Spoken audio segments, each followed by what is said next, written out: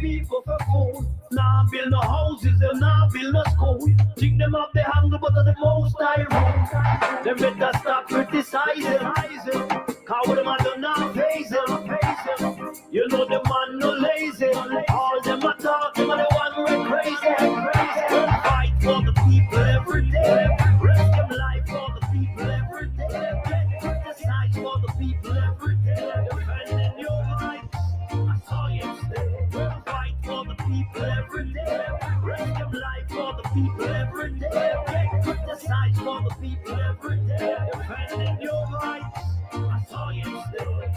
The problem say what all eyes on him. I defend the people, them set spice on him.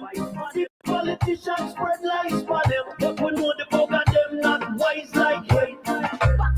Them not no ties on him. Them know say that the people rely on him. You know say them bring out them Christ through him. That's why all the people them respect him. Just like St Lucie and Marcus Garvey, the man who hold the order of the Trinity. A real strong soldier in a army.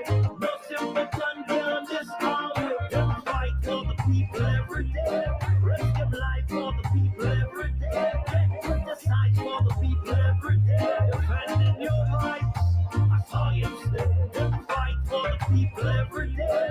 Risk them life for the people every day. Get criticized for the people every day. Defending your rights, I saw you stay. Them fight for the people every day. Risk them life for the people every day. Get criticized for the people every day. Defending your rights. As children, we learn the true meaning of being a hero. Being a hero requires great sacrifice for others, not just ourselves. We learn about the heroes of Jamaica's past and how much of themselves and their lives they had to give in building a nation we should be proud to call home. They believed in a Jamaica that was more than just a country, more than just an island, more than land surrounded by water. They believed in a dream of a free nation of people. A nation built on the foundation of their sacrifices. A nation of many people working as one. A nation that would continue to produce legends and nation builders that serve towards that vision. As children, we were also taught the National Pledge, a solemn promise, an undertaking. I would like to believe Sir Hugh Sherlock, while writing this pledge, understood the vision and dreams of our heroes. It's clear being a hero is too much to ever ask any one citizen. Luckily, the pledge does not require heroics of any of us. It merely asks that we honor our heroes by striving to advance our nation and ultimately inspire the world, like they and many Jamaicans have done. It's important we remember those words. These words.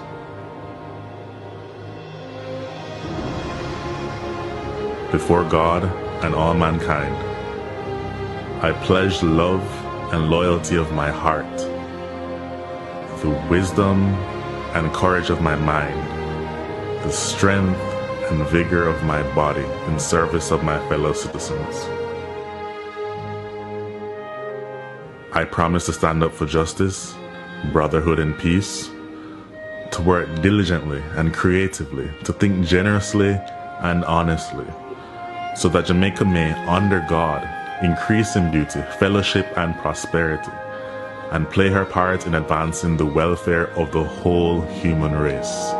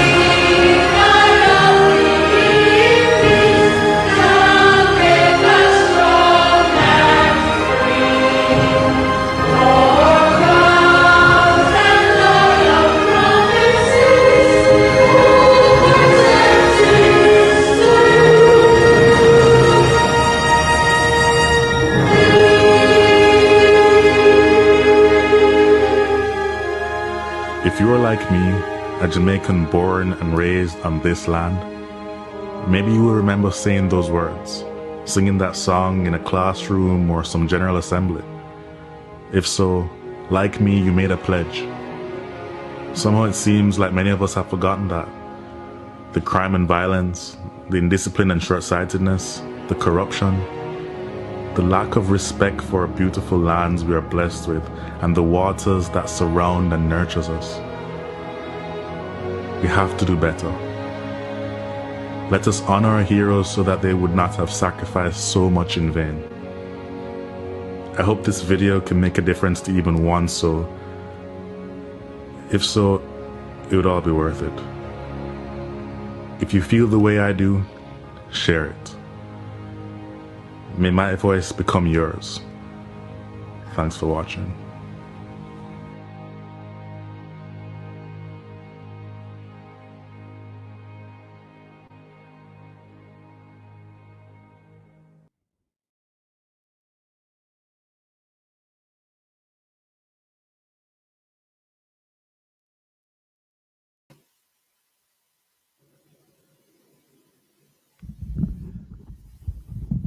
Family, welcome to Reason with Rattigan and Rattigan University.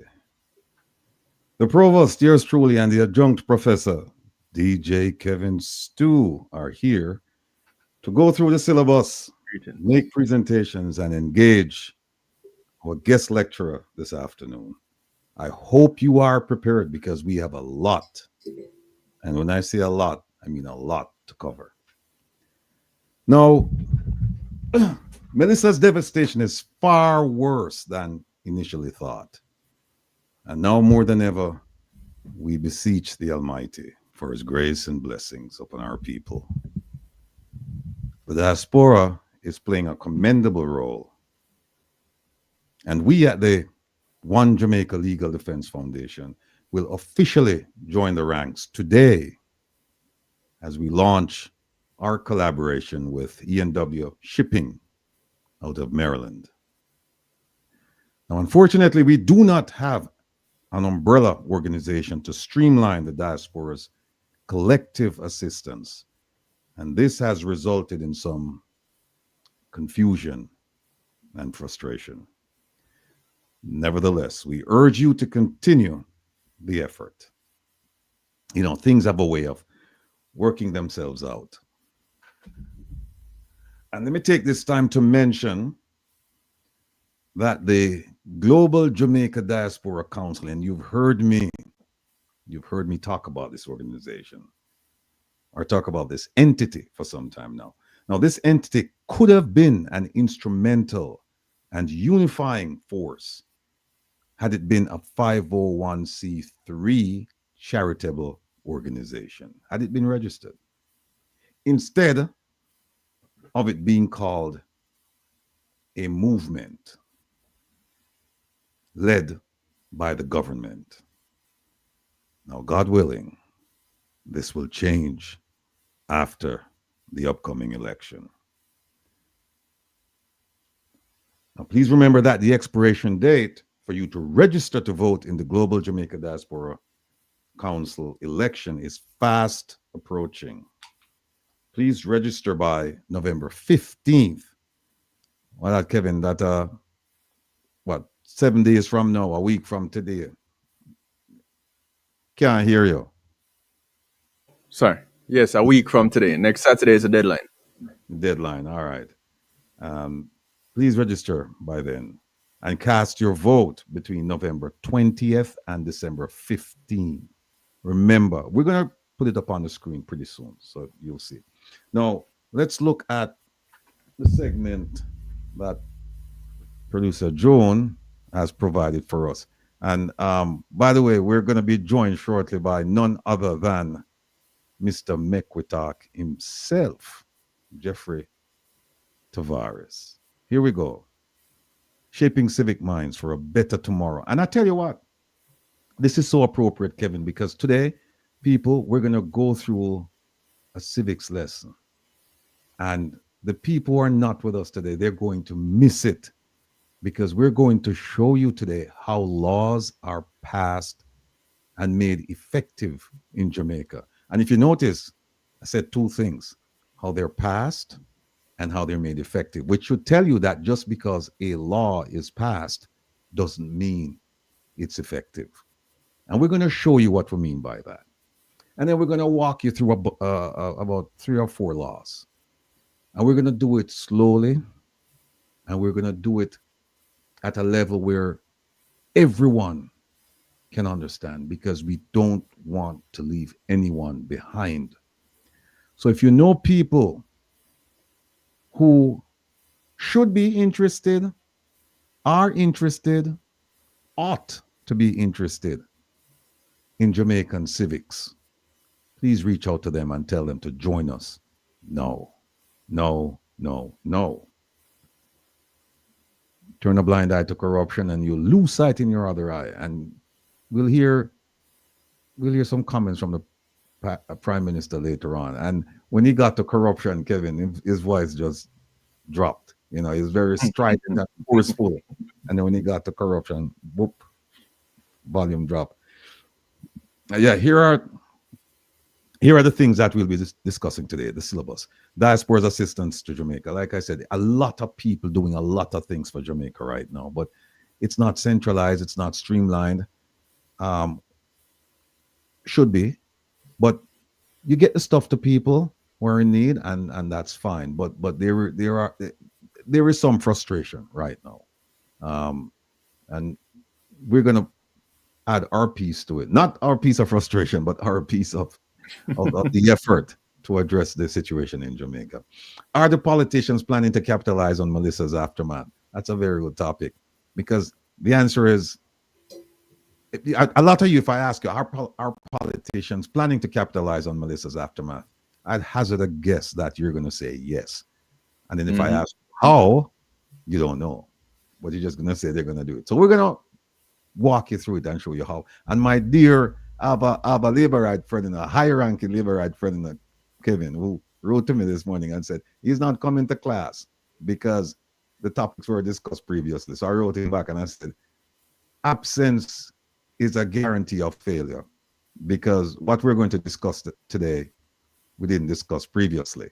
And so you won't be able to pass the exam. In the right in the back. So you, Mr. Big Time Labour, I'm going to say big time, is a high ranking Labourite. This is not just a supporter or a member. This is somebody who's in the inner circle. So Mr. Inner Circle, I guess that's what we can call you from now.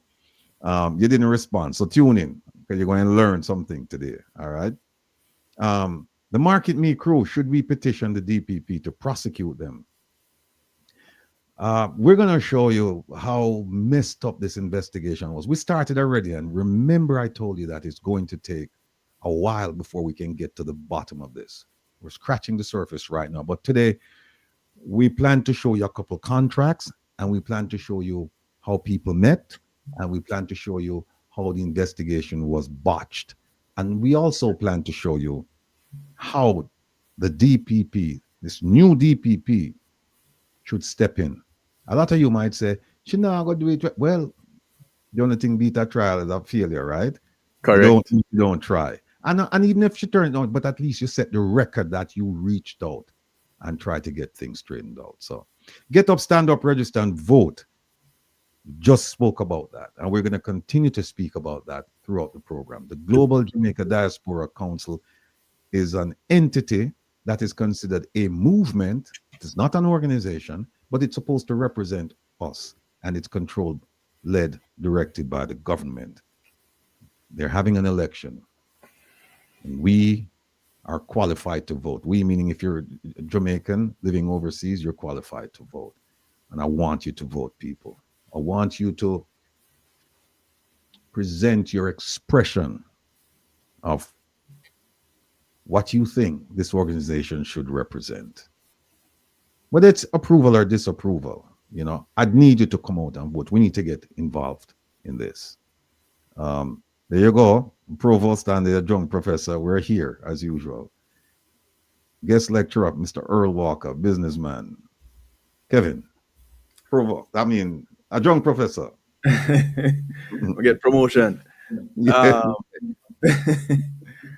Greetings again. Greetings and salutations, everybody. As we normally attempt to do, to raise awareness as it relates to our engagement norms, we want you to be active listeners. How about this as the first exercise?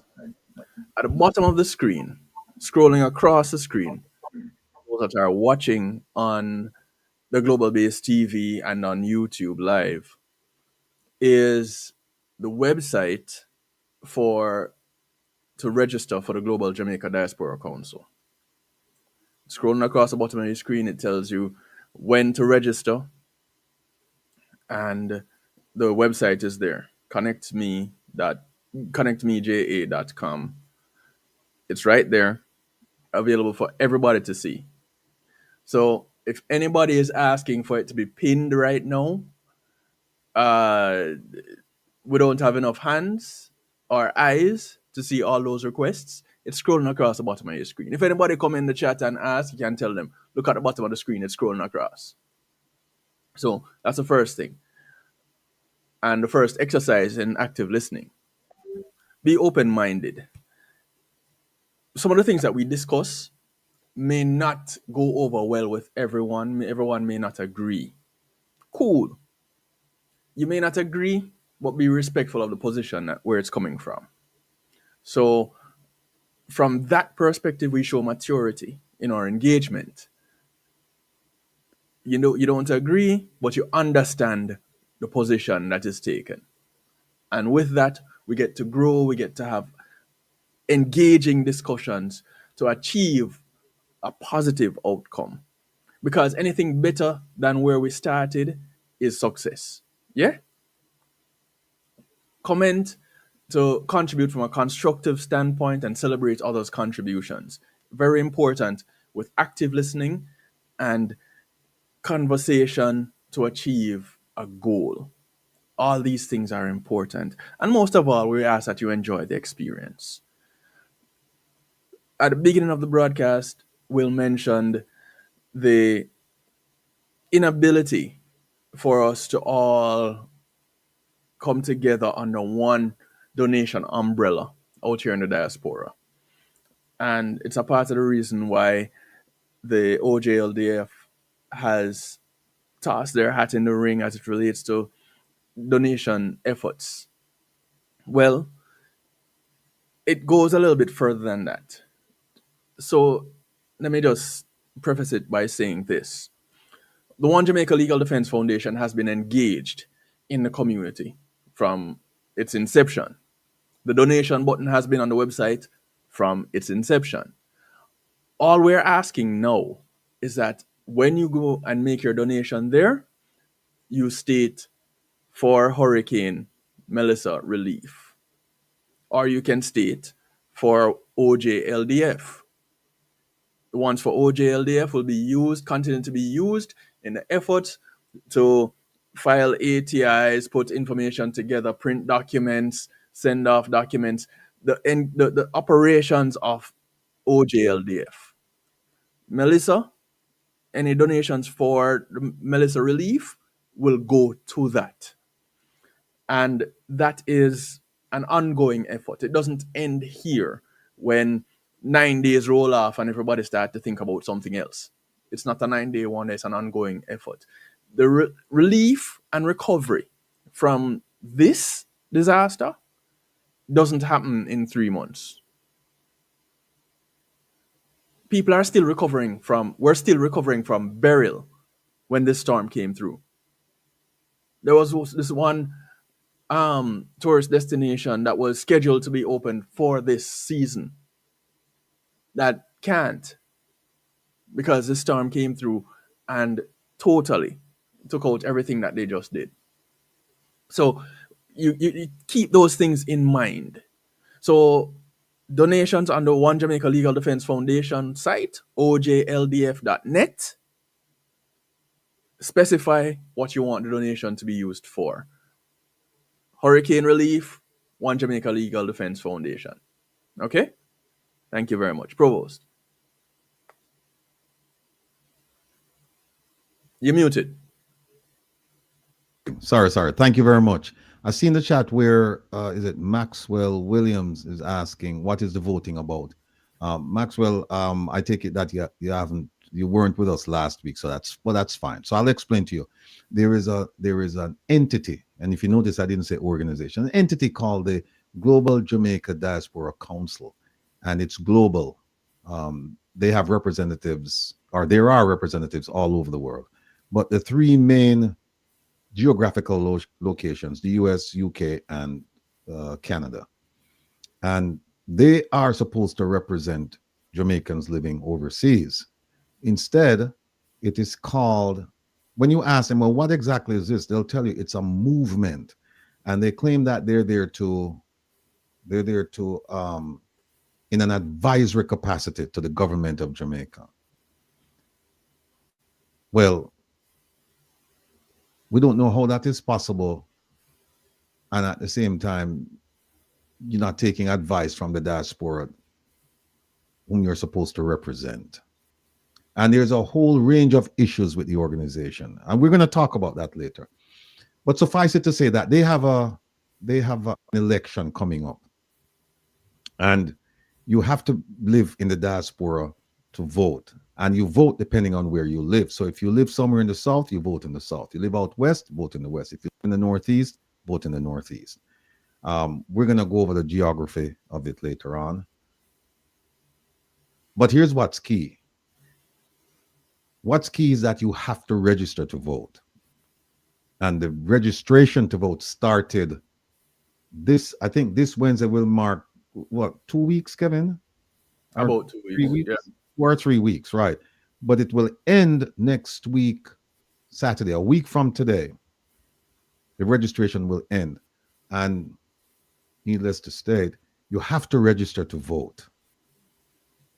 So I hope that answers the question, because I really don't want to go into that segment right now. We're leaving it for later on this afternoon. All right. Let me see. Disclaimer. The opinions that you hear belong to the individual presenters only and are neither endorsed nor promoted by Reggae Global Radio or the host. So we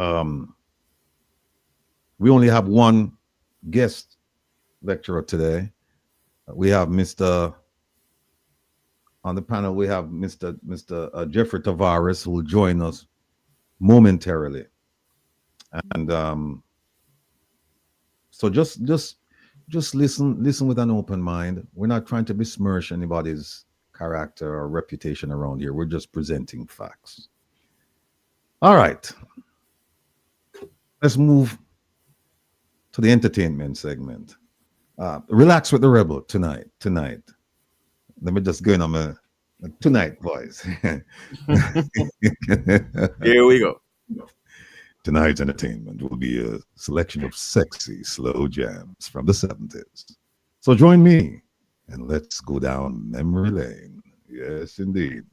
Tonight at 10 sharp, from 10 to midnight, I will be playing smooth, sexy slow jams from the 70s. So if you're that kind of person, just tune in. And if you're not, just tune in anyway, just to see what it's about. Be curious.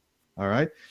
Easy like Sunday with the Rebel. Stay tuned for more information regarding that Sunday program. We haven't decided yet when we're coming back. Come reason with Rattigan, as DJ Khalid would say, and another one. Yes, indeed. It was another one of those impactful programs. Thanks to our supporters, the callers, and of course, the lady who keeps me in line, producer, OT. I'm going to say, oh my gosh, OT. Big up yourself, OT. Now, thanks to all of you for your support, your continued support. And those of you who are supporting us for the first time, thank you. Financially, morally, and otherwise. And again, prayers for all of those, our family members, our neighbors, our friends, even people that we don't know. who are affected by Melissa. We should continue to talk about the comprehensive efforts to address the issues and the plan forward.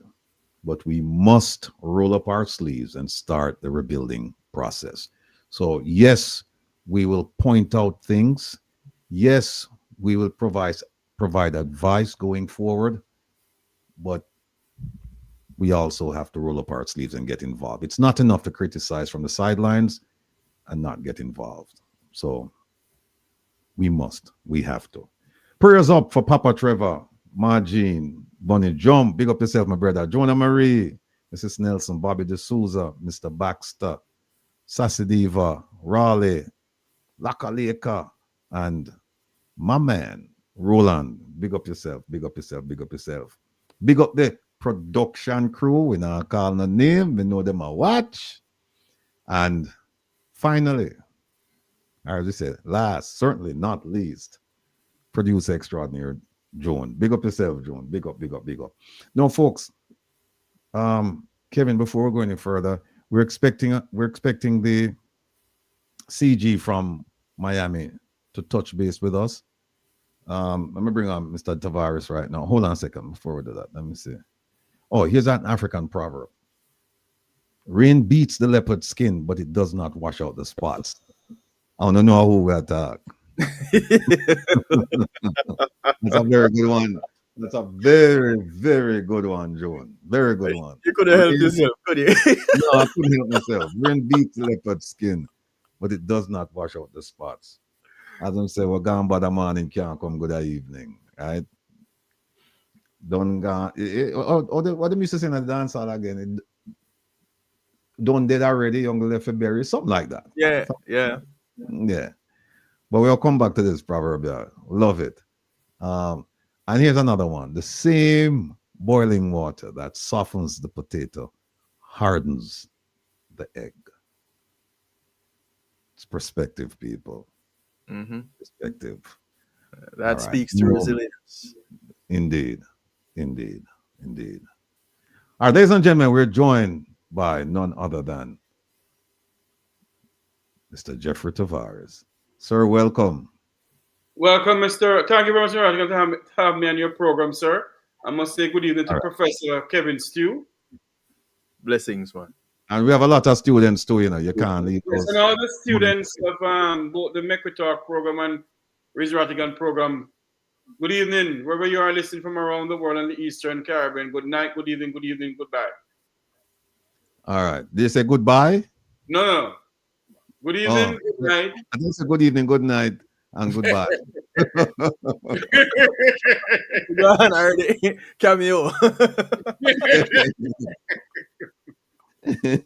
Oh my God. Like, Kevin, it's more like carry him out and a cameo. Carry him out. All right, folks, listen. Let's take a moment of silence to acknowledge the life and the works of C.G. Alcyon Roach Wilson.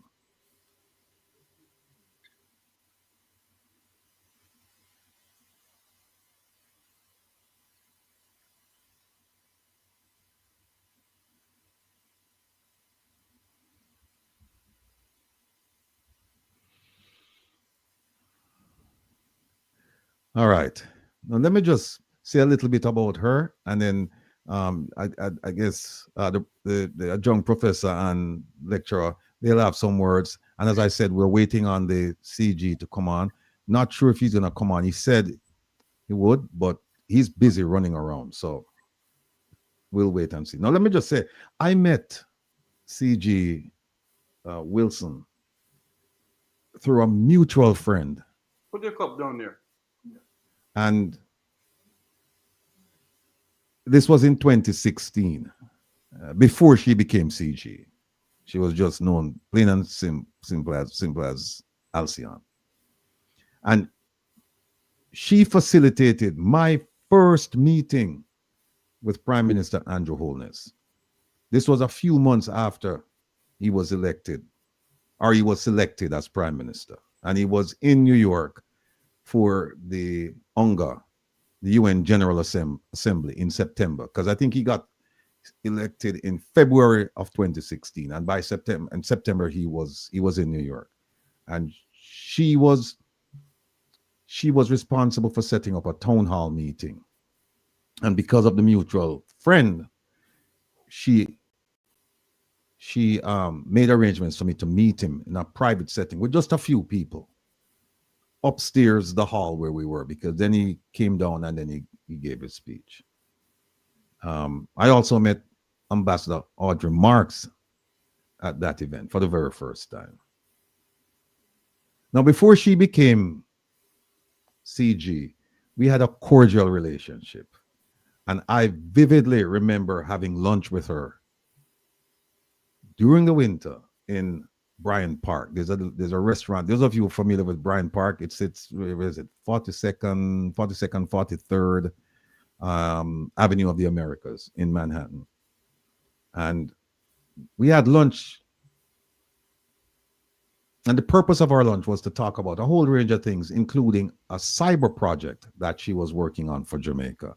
And she wanted me to join her in that endeavor. Unfortunately, I had interests elsewhere, so that didn't work out. Then she became CG. And to be clear, we had our fair share of differences, but it was always in the spirit of trying to hold the government accountable on behalf of all Jamaicans. From all accounts, she was a vivacious spirit. And I know that she will be greatly missed. So, my countrywoman, CG, Alcyon, rest in peace. Turn it over to you, Adjunct Professor. On behalf of the Make We Talk team, we express our deepest condolence to Consul General Alison Wilson. Excuse me, sir. Excuse me. Oh. Excuse me. Look, we hear from Adjunct Professor. Oh, I thought you were talking about me. I'm sorry. Go ahead.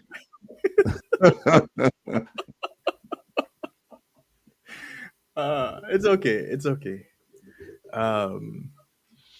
As I say, in diplomatic circles, all protocols observed. So. Yes. I've heard a lot of things of CG, Alcyon, Wilson, and to her family, to her friends and well-wishers, we do express condolences. The advent of illness and ailment is one that we can hardly say, let us sidestep. It affects us all, and we're greeted at the end of it by a moment to meet our Maker. Those of us that remain with many memories, some good, some bad, some indifferent. Either way, we're left with the memory. The woman did her work the best way she knew how, and as such, we recognize that. And we reach out to her family, we reach out to her friends in this moment, expressing peace and comfort and the hope to meet once again in a better place at a better time. Rest well, C.G. Wilson. Lecturer Jeffrey Tavares. Thank you very much, sir. On behalf of the Make We Talk team, we express our deepest condolence to Consul General Alison Wilson and her family. During their time of sorrow, we share your grief. We lift you up in our thoughts and prayers.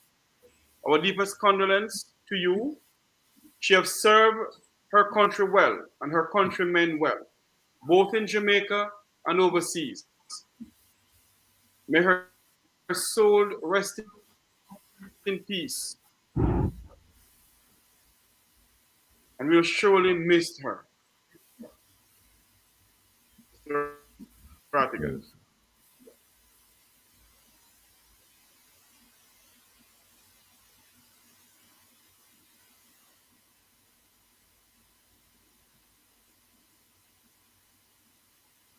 Mr. Rattigan? Yeah, I can hear you. No, we're just putting up the CG's photograph. Yeah. It's a sad day. When I heard the news, the stomach just dropped when I heard the news. You know, because she had her whole life ahead of her. You know, this was and like I said, folks, you know, this is a woman that we had our differences, but we were united in that Jamaica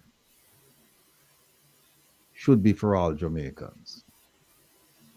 And it came as a surprise to me that she left us. I say so soon. Especially now that we have Beryl, we have Melissa, and you know we're looking to her to spearhead the effort coming out of New York, and that's why we didn't hear. I was curious because we didn't hear much about her. Now we know why. You know, so again, condolences to her family on her passing, and we'll pray for the Almighty's blessing and strength upon the family as they go through this period of mourning. Rest in peace again, CG. All right. I'm trying to reach out to the CG from Miami, but I don't. He's not answering his phone. He's probably busy right now.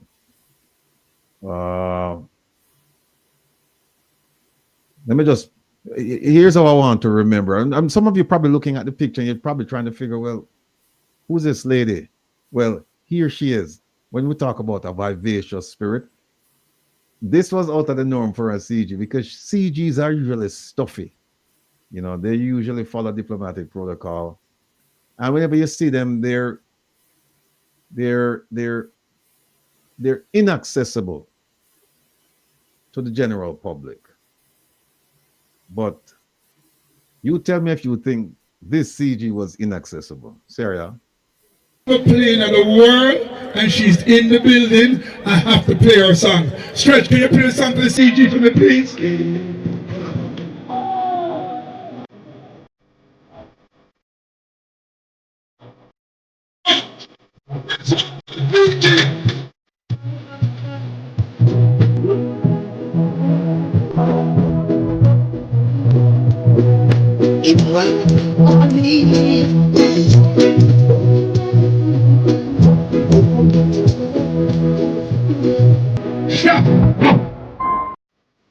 Yeah.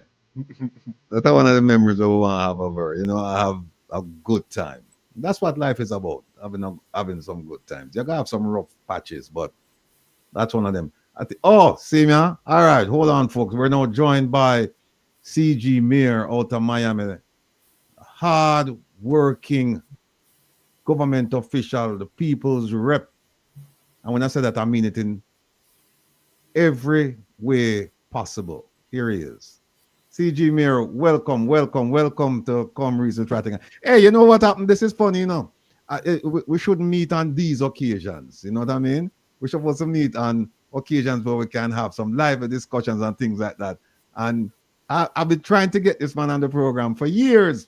And he was on last week or so because of what? Because of Melissa. Disaster. And here we are again, having him on now, talking about the passing of our beloved CG. But you know what? Either way, we're happy to have you on, sir. Share your thoughts with us about your colleague, please. Yeah, just want to first of all extend my deepest condolences to, with the passing of Alcia and her family. Her many associates, her community, and many people who loved her. She was indeed a stalwart, hardworking, always found a way to get things done. And, throughout the years, whatever challenge there was, she always brought an innovative approach to her work. And, she tried to ensure that she found the solutions. I mean, even when she was sick, we were... We can hardly hear you. We didn't hear the last few seconds. Oh, your audio was cracking up. Yeah, I hear the crackle. Yeah. Okay, hear me now. No, you wanna jump out and jump back in?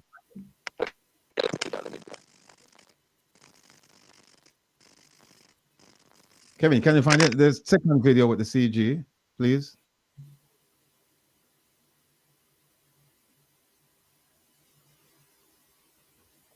Mr. Rattigan. Yes, sir. As we get there is a CG mirror. You go back to him. Oh, he's back? No. Not quite. You're still breaking up, CG. Not sure what happened. Yeah, you're still breaking up. Come out and return, please. You have to come right out. Yeah. Move him to Kevin. Just hold on a second.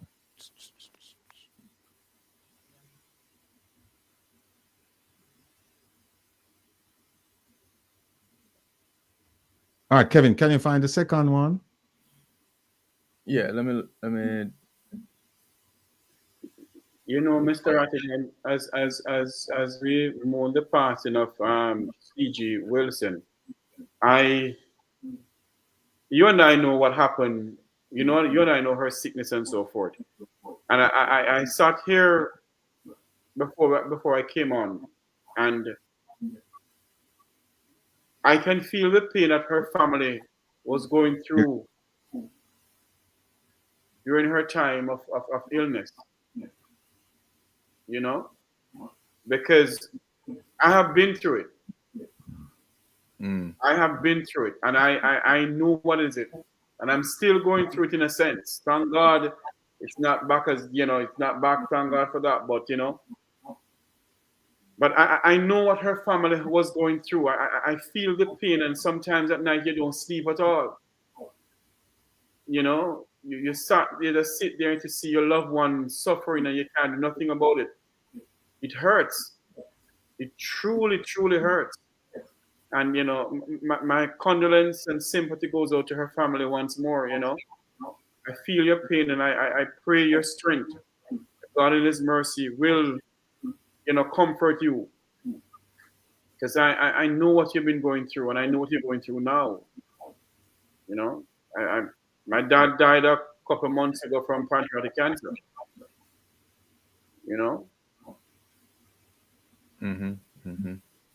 All right, let me put up this video. Let's see.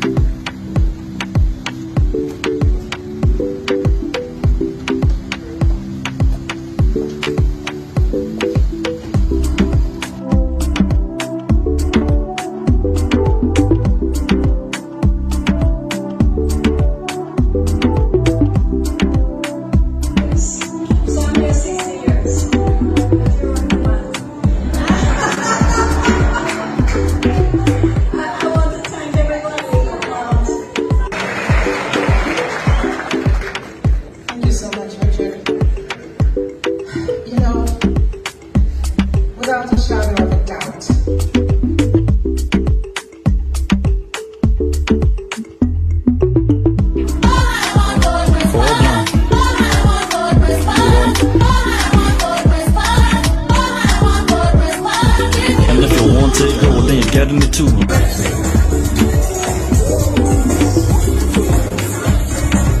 Hold up, we got people all over the place. People all over the place. So dance with me. Come dance with me. Come dance with me. Ready? Ready? Go there, Mansi. Yes, Mansi.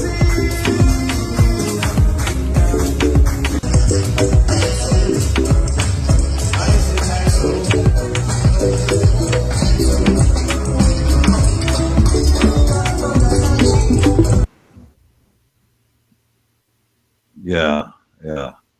That was her, you know. Sadly missed, sadly missed, sadly missed, sadly missed, sadly missed, sadly missed. The CG is still trying to come on.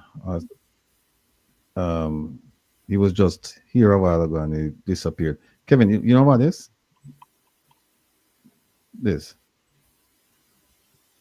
We played that already. This?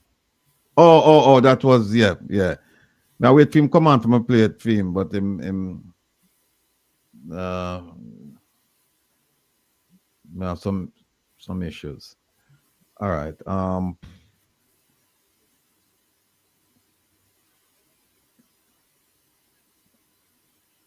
Today, folks, with us, I could just again we'll focus on Melissa. And we're gonna do some other things. There's so much to talk about. Let me start with. All right, let me start with this.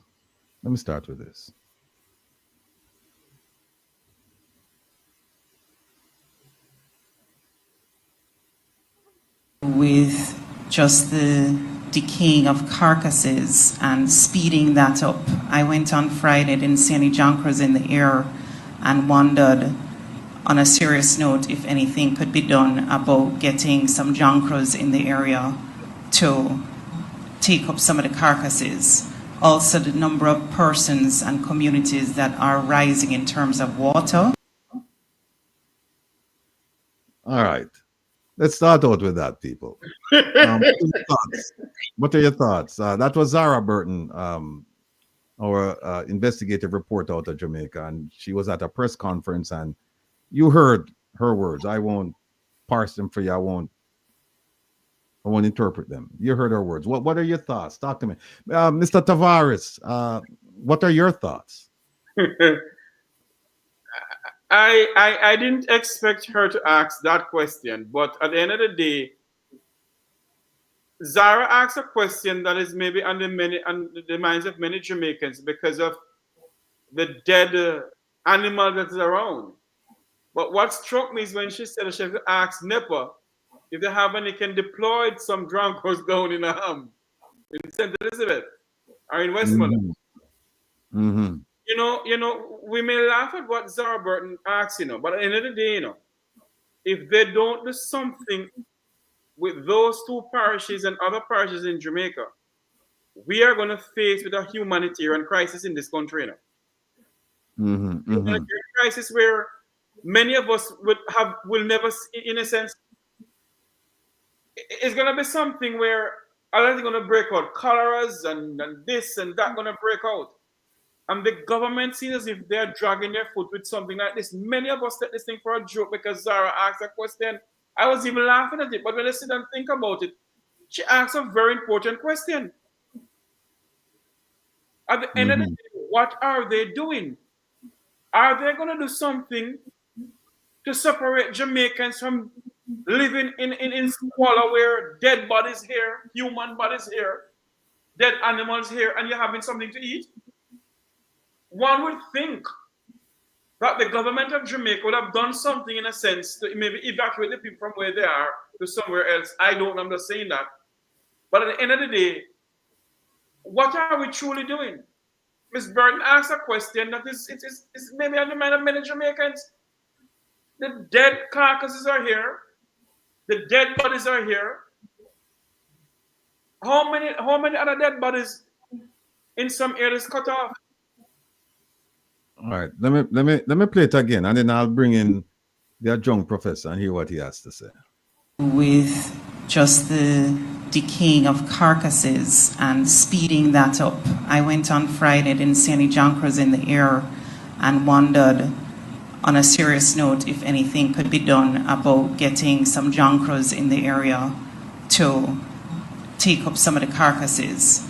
Also, the number of persons and communities that are rising in terms of water. All right, so Jeffrey raised a very serious and solemn point just now. On the face of it, you wonder, what is Zara thinking? But look beyond that. Here's the reality. There is death and a growing number of deaths in Jamaica right now as a result of this disaster, this natural disaster. In addition to that, some of these deaths are happening in places where we have not gotten reports on them. So you have to take these things into consideration, that there are people in places that have not yet been reached.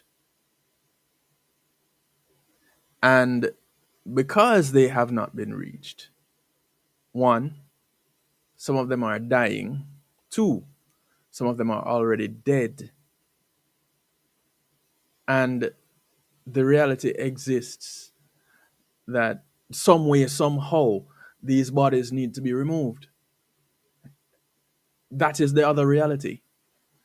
People that have died, animals that have died, are just sitting there and rotting in open spaces. There are some families that have dug holes on their properties to bury people just because they don't want them decaying out in the open. I've gotten stories of that. The deployment of junkers, as we know them in Jamaica, buzzards, vultures,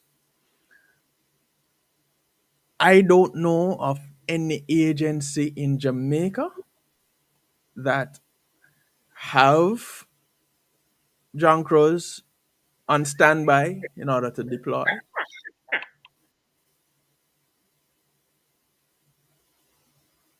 Jeffrey. I don't know of any agencies that have any that are on standby to deploy or can corral any to relocate them. As far as I know, these are free-flying creatures, and they're so specialized that they can find these carcasses wherever they are to take care of them. So I don't think there's an issue where they need to be deployed. They can go to where they are needed. The issue is that there's death. That is the real issue. There's death, and there are communities that have not been reached or reported on, that death is rampant. So that is my take, Provost.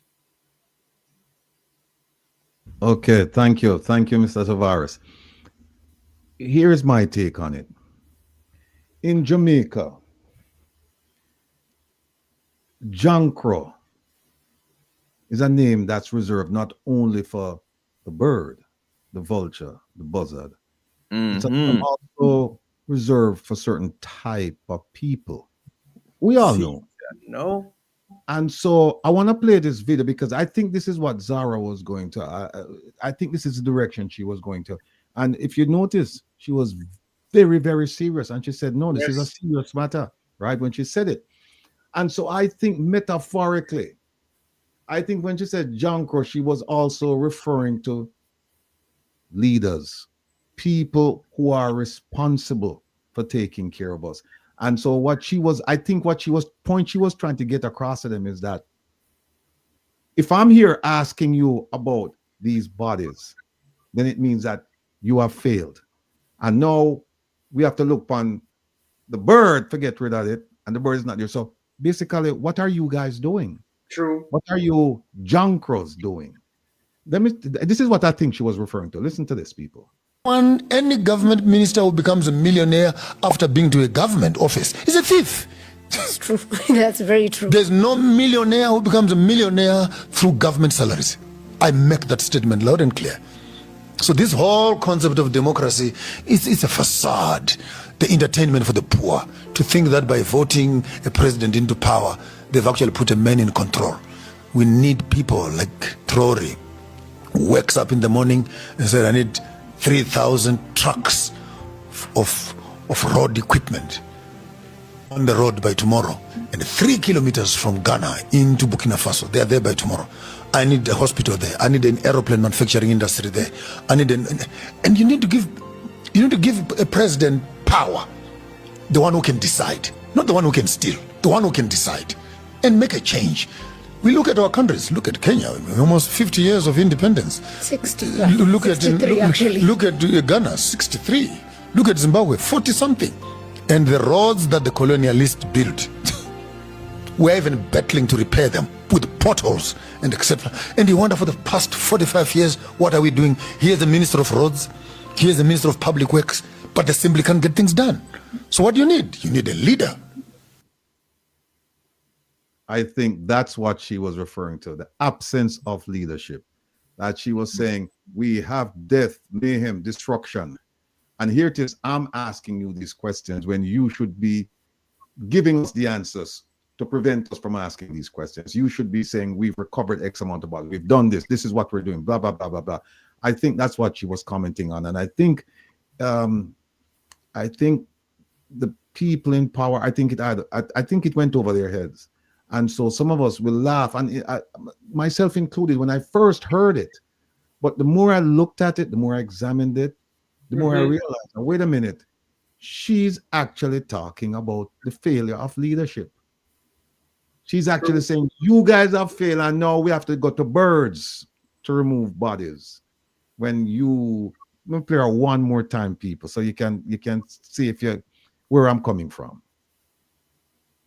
I may not be right, but I'm correct. How about that, Kevin?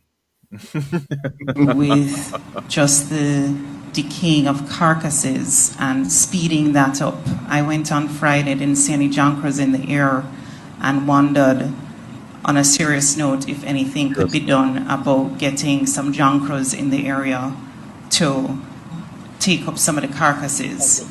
Also, the number of persons. See, she said, I wonder if we can get some junk. Like she said, I wonder if UNO can go and do it, because we're not doing it. So maybe we need to deploy junkers. And obviously, she knows that, you can't just corral junkers and carry them, go there. She knows this. So I think she was speaking on a different level when she was talking to them. But at first blush, it sounds like, wait a minute, Zara lose a screw. That's what it sounds like. But she's not losing no screw. She's not losing any screw. I think she's right on point. And also the another thing to Kevin is that this statement has garnered so much attention now that, look, we've played it 3 times already, and it's been all over TikTok, all over the place. People are talking about it, and people are rendering their opinions about what was meant by her when the statement was made. So we're gonna leave it there. Remember, anybody in the chat have anything to say about that? And I understand. Oh, somebody, Lindell McCormack said, I watched a press conference and I understood exactly what she was saying. Okay. And right. you know the funny thing, Mr. Rattigan? Neither the Minister of Information, the Prime Minister, nor the Health Minister did not address the situation. They said nothing. Yep. Zara, big up yourself. Hopefully they're watching the program, and so they'll get at least one perspective of what you were saying that they didn't understand. All right. Here's something else we need to put up, Kevin. Sherry Baby, most of you would recall that my dear friend, sister from another mother, Sharon Gordon, was here a couple of weeks ago, and her book was being considered for a Grammy nomination. Well, she was advised last night that it didn't make the cut but she wanted me to put this up and just thank everyone. She said, being considered for a Grammy was a tremendous honor and privilege for Sherry Baby last month. Although we didn't make it to the final nomination list, we are incredibly grateful for your outpouring of love and support. Thank you. And so the book tour continues. Continued success, Mrs. Bless up. All right. Are we joined? No, he's not back yet, right? So sometimes people hear some things and at first blush you want to laugh and you want to say, yeah, that don't make no sense. But then when you kind of sit down and you kind of get a moment to reflect, you can see the meaning of what's being said. And I think Zara hit the nail right on the head right there with them not doing what they're supposed to do. Kevin, the two charts from producer Jones, she said you have them. Let me just look here. I'm bring down. Let me just drag down something else so that we can talk with our people. And the thing with the Prime Minister, the what is it? The press conference. Because folks, we have a lot of things up here. I'm looking at so many of them. Just bear with me. Let me see. So the press conference is this one right here. Where is it? Where? Put it up for me, please. We could just play and just comment on that.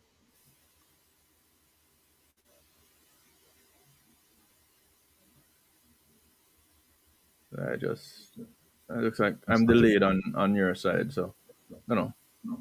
So it's the one that says reference to the foreign aid. Oh, okay. All right, fair enough. All right, let me get it. Let me grab it. Mm-hmm. All right, here it is. All right, folks, here's what we're going to do now. We're going to play a part of the Prime Minister's speech made in Parliament this week. And we're going to comment as we go along. And if you don't know, you will get to know that Jamaica was not prepared for Melissa. Despite what they tell you. And we're going to play your words coming out of the Prime Minister's mouth. And we're going to play you some other things as well. And as most of you know, he's moved ODPEM, Office of Disaster Preparedness and Emergency Management, into his office. Resources are flowing into ODPEM. And you start to think, well, why didn't he make the change last year after Beryl? Why didn't he make it before Beryl? Why didn't he make it before Melissa? Why does he make it now as we're going through this difficult period? This is the Jamaican version of FEMA. And if you notice, it says Office of Disaster Preparedness. It's the first thing they're supposed to do, prepare. And right. Kevin, one of the things I did, this week was I went to look because I'd heard the Minister Minister Vaz on CNN said that Jamaica had 881 shelters. Correct. Nobody asked him if they were hurricane proof. So I went and I checked to see if Jamaica have any hurricane proof approved shelter. The answer is no. We don't. We have what they call safe zones. And you know what they are? Schools, churches, community centers. We don't have a single hurricane-proof certified structure in Jamaica. We're going to talk about that later, about the approximate cost of something like this and what should have been done, because going forward, we need to have it done, because guess what?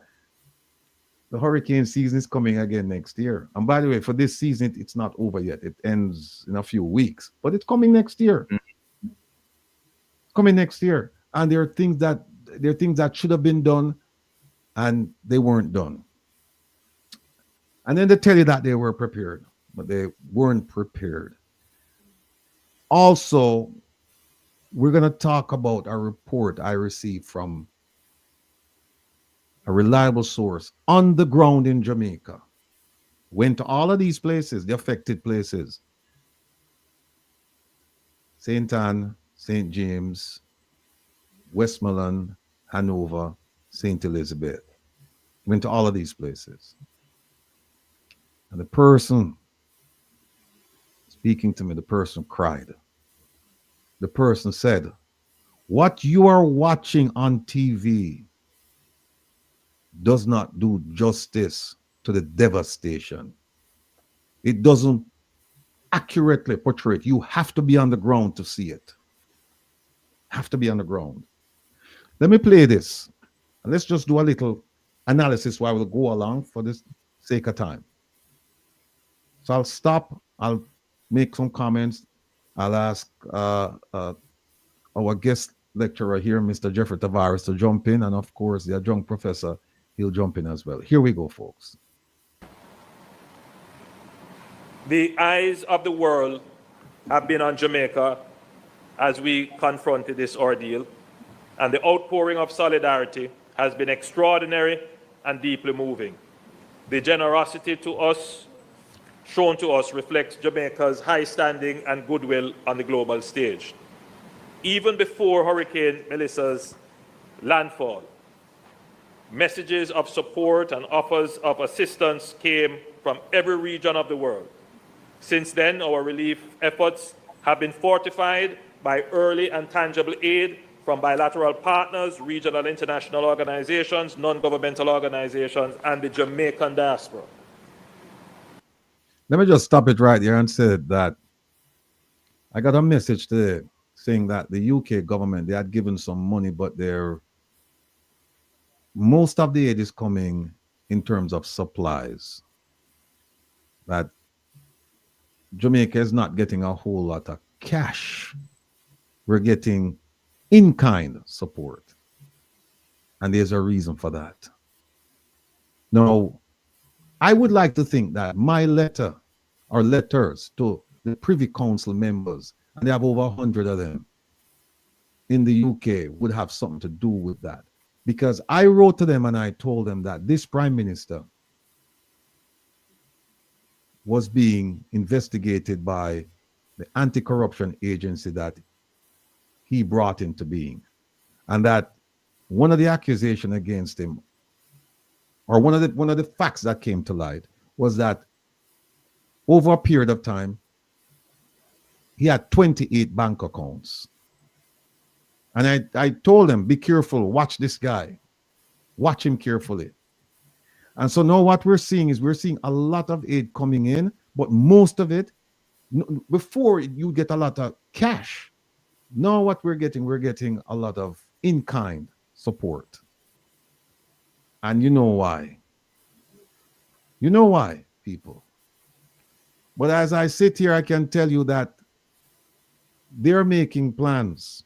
Remember the question we asked about the politicians and in the aftermath of Melissa?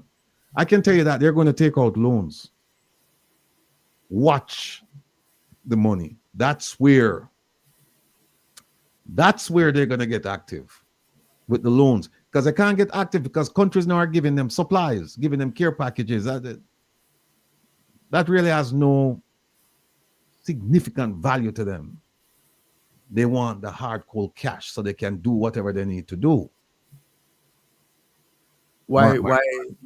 Yeah, but why take out loans when, one, we have a cat bond, which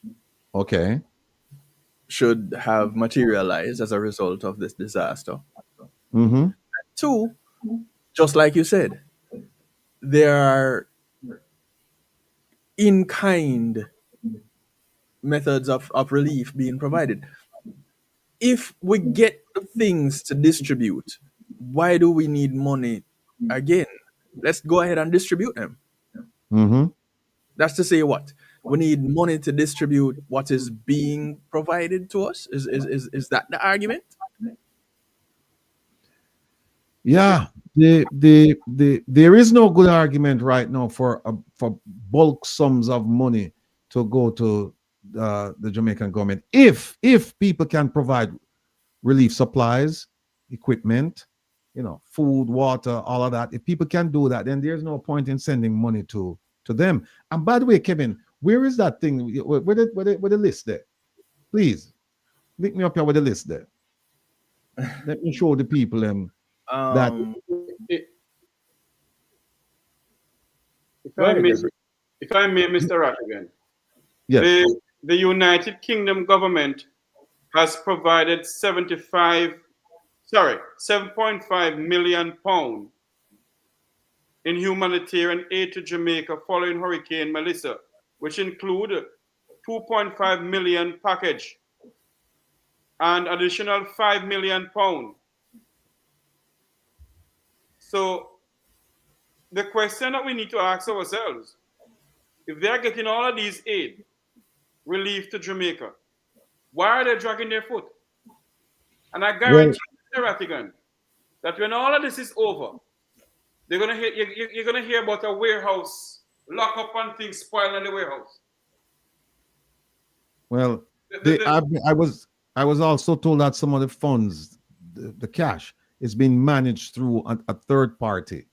So it's not coming straight to the government. I'm hearing that it's going to a third party. No, we have a dear listener and a friend, a long-time friend of mine, Doreen. I know Doreen is watching, and Doreen was saying, why is it that the UK is not providing more? And Doreen was saying that in respect to reparations. Well, Doreen, it's a different conversation in terms of, because here we're talking about aid. Reparation is, based on my understanding of it, it's not aid. It's compensation. It's for harm done by the UK. With this now, it's for harm done as a result of, a disaster. Yeah. So the amount of money they're getting, you can't really square that argument with reparation. And the second thing is this: they're aware of our prime minister's proclivity for being involved in questionable financial arrangements. They're aware of that. They're very aware of that. And if you don't know, Doreen, let me just tell you that it is true, because I've written to King Charles, and I've written to many members of the Privy Council, and I've told them that watch out for this gentleman. And I've sent them copies of the Integrity Commission's report where he was accused of certain things. I've sent that to them. So that's why I think they're saying we will give, but most of our gifts will be in the form of in-kind assistance, not cash. And where we give cash, we'll have some monitoring of it. So that's where we are with that. People, how many of you remember this? Let me remove this and put this up. How many of you remember this? You remember this? This is burial. This is what the government of Jamaica, this came out of the CG's office. Government of Jamaica, how many of you remember this list for burial? Remember this? They have here, remember we were calling attention to some of the things, like, where is it, Kevin? The one with the boat. Oh, here it is. It's in the list. It's there. Oh, here it is. See this one here? We'll get to Kevin's favorite color. See this right here? Inflatable boats, rigid, equipped with engines and equipment. And then there's another boat request over on this side. Steel hull, I believe they were asking for. Where is it, Kevin? We miss it. Hold on, folks. Oh, here it is. Metal hull rescue boat. Right. They were asking for all of these things. You know what's interesting? We don't get an accounting of the things they received and how those items were used, and the ones that weren't used, were they secured someplace for another disaster. We didn't get any of that. If I may, Mr. Rattigan, the same way, the Cayman Islands government came through for Jamaica with some generators. And the Prime Minister either stood in the Parliament or at the news conference and said that the generators will be given to the people as a loan. And I'm saying to myself, if the Cayman Islands government is giving you generators to help with the people, why are you loaning the people generators? I don't understand this. Cayman has a company like Home Depot named AL Thompson, and they help to generate, they help to give generators to Jamaica. And my question is this: why is the Prime Minister loaning generators to the Jamaican people? What is going on? They're getting them to give to the people. Why alone? Well, those are the questions that the reporters and the journalists need to ask when they go to those press conferences. That's what they need to ask in person, because if you write it, they're gonna, you know, who knows what kind of response, if any, you're gonna get. But you need to ask when they're standing there, so you catch them with them pants down, so to speak, because you never know what answer is gonna come out of their mouth. Well, let's get back to the Prime Minister here. We are especially grateful for the outreach of His Majesty the King, the United Nations Secretary General, and many other heads of government who have conveyed their solidarity with Jamaica. We extend heartfelt thanks to our CARICOM brothers and sisters and regional agencies such as SEDIMA, CARFA, and the Caribbean Development Bank for their immediate engagement. Our bilateral partners from Belgium, Canada, Colombia, El Salvador, Venezuela, the European Union, the Dominican Republic, France, Germany, Luxembourg, India, Mexico, the Netherlands, Peru, Spain, the United Kingdom, the United States. A list that is, I have not exhausted.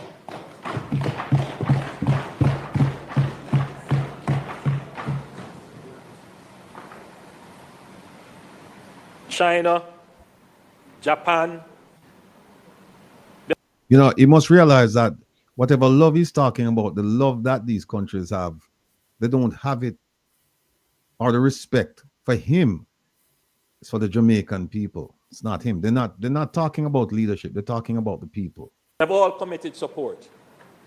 And Madam Speaker, what we have to do, in addition to the NGOs, which I haven't even mentioned, there are so many of them, but permit me to say the World Central Kitchen, Doctors Without Borders, Global Empowerment Mission, we call them GEM, Direct Relief, Samaritan's Purse.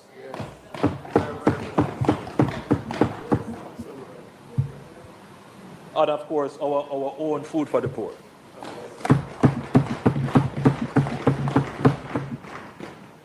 You know, let me stop it right here and say that this is not a good picture. I was talking to some folks, including producer Joan and producer OT, and one of the things that we talked about, people, was I think it would send all the production crew to, I think it would be a very strong message if they move the parliament, if only for like 1 or 2 sessions, close to where the disaster center is. And instead of having them wear suits, them come in a work clothes and water boat. And they go out and actually help. Now, the Prime Minister did say right here that at some point in time, him said it would be a day, but it could be more than a day, where more politicians get involved with the constituencies and all of that. But I think it would send a very, very strong message to the people that we are with you. We are united in this effort to rebuild Jamaica. If they could just move the parliament and come dressed for work, not like this. But it's just a thought. Just a thought. Madam Speaker, on our support jamaica.gov.jm, which was built in record time by the Amber Group. This is the same Amber Group. This is the same. The people hear me and hear me loud and clear. This is the same Amber Group that built that website for COVID that was hacked and people's personally identifiable information went out. This is the same group that they're getting access to certain things in Jamaica that regular Jamaican business people can't get access to. This company Amber is run by an Indian person. Nothing against Indians, but he's an Indian from India, migrated to Jamaica, and all of a sudden he's supposed to be this cyber guru. And we can't see anything that he's done that we can say, well, yes, this has really gone a long way to enable Jamaica to progress in a meaningful manner and in a fast way. But we don't even know how much this man paid for it, because if you recall, it was he did the COVID thing also for free, and he was supposed to get some money on the back end. Some funny arrangements, not quite sure about it. But this one, we don't even hear anything more than it was built in record time. Let's continue. Which is the central hub for donations to Jamaica from the diaspora and the world. We have so far raised 170 million. By the way, you see how diaspora is now playing a significant role in the way he speaks. Meaning, he talks about the diaspora. His speech was peppered with the word diaspora, diaspora, diaspora.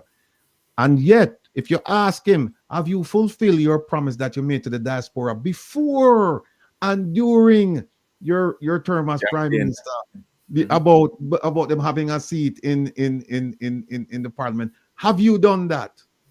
No. And privately, I'm telling you, I'm getting it from the inner circle. Privately, these people, they have no intention to do anything with the diaspora as far as having a role to play in the governance of Jamaica. They're like, no, only live overseas, only shut up on the mouth. Don't come here to come tell you what to do. We are going to do what we need to do. We'll promise you stuff and we'll take stuff from you, but we're not going to fulfill them. But somebody need to ask him that question. Journalists, I hope you're listening to me. And Jamaican dollars in contributions on that platform. And I encourage Jamaicans and our friends all over the world to give. Support jamaica.gov.jm. All contributions go centrally to ADPEM, which is the government's official disaster management agency. And it's not in your office. People, pay close attention to what he just said, because we're gonna get to another point further down in this clip here. Hear what he said. Just stick up in right there. He said, all contributions coming into the country will be going to ADPEM, right? Now, the contributions coming in, they should actually go to PIOJ. At some point, I think they should, the Planning Institute of Jamaica, because that organization is the clearinghouse for loans, aid, and technical assistance coming into Jamaica. Everything is supposed to go through them.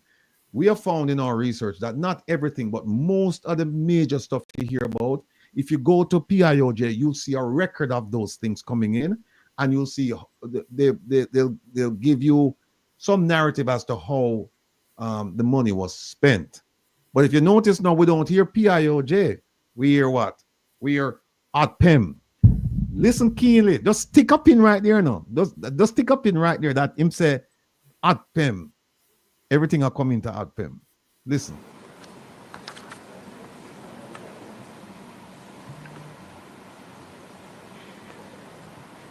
Madam Speaker, I wish to make some important announcements as to how we are going to be managing the disaster. Madam Speaker, the Office of Disaster Preparedness and Emergency Management, ODPEM, is the central agency for the government's disaster response. They work with all the critical agencies across government, the private sector, international aid agencies, and multiple governments. It is, however, clear that the response to Hurricane Melissa will require significant logistics experience. It will also require significant coordination. Hold on. Hold on. You hear him say? It is going to require significant experience and significant cooperation or coordination. You mean to tell me him never know this before now? Him never know, say, ADPEM are going to require all of these things. So who did he have working at ADPEM? And remember, he came out and said, we're prepared. We're prepared for Melissa. Melissa, come. We have the crew. We're ready. So now, hear what he said. ADPEM now is gonna, all the resources coming to Jamaica will come through ADPEM. ADPEM will be the clearinghouse. Second point, ADPEM now have really strong leadership. That's what he's going to say. You're going to hear him say, because you hear what he said, it is going to require, meaning that we don't have it now. It's going to require significant experience and significant coordination. So, logically, we don't have it now. So if we don't have it now, what are you going to do, Mr. Prime Minister? Listen. The Jamaica Defense Force is currently assisting with the logistics support to both ADPEM and the Ministry of Labour and Social Security, especially given the fact that many communities are situated in difficult terrain and several have been marooned. Given the nature of the response needed for the current relief effort and the coming reconstruction effort, it is important that ADPEM and the JDF have even greater levels of collaboration. As such, effective immediately, the Office of Disaster Preparedness and Emergency Management, ODPEM, is reassigned to the Office of the Prime Minister to strengthen logistical collaboration with the Jamaica Defense Force. Madam Speaker, the Jamaica Defense Force is already under the Office of the Prime Minister. Madam Speaker, this move will ensure that the relief effort is well coordinated and coordinated across government. The best place to achieve that, given the nature of the crisis and the speed with which we want the recovery, is for it to be centrally positioned in the Office of the Prime Minister, which is what the Office of the Prime Minister does. It coordinates all the entities. So people, open understand now what's going on here. The support coming in to Jamaica will go through ADPEM. And ADPEM doesn't have good, this is the Prime Minister's, I'm paraphrasing what he just said. And ADPEM doesn't have strong leaders. So we're going to put ADPEM now in my portfolio so that it can coordinate with the military.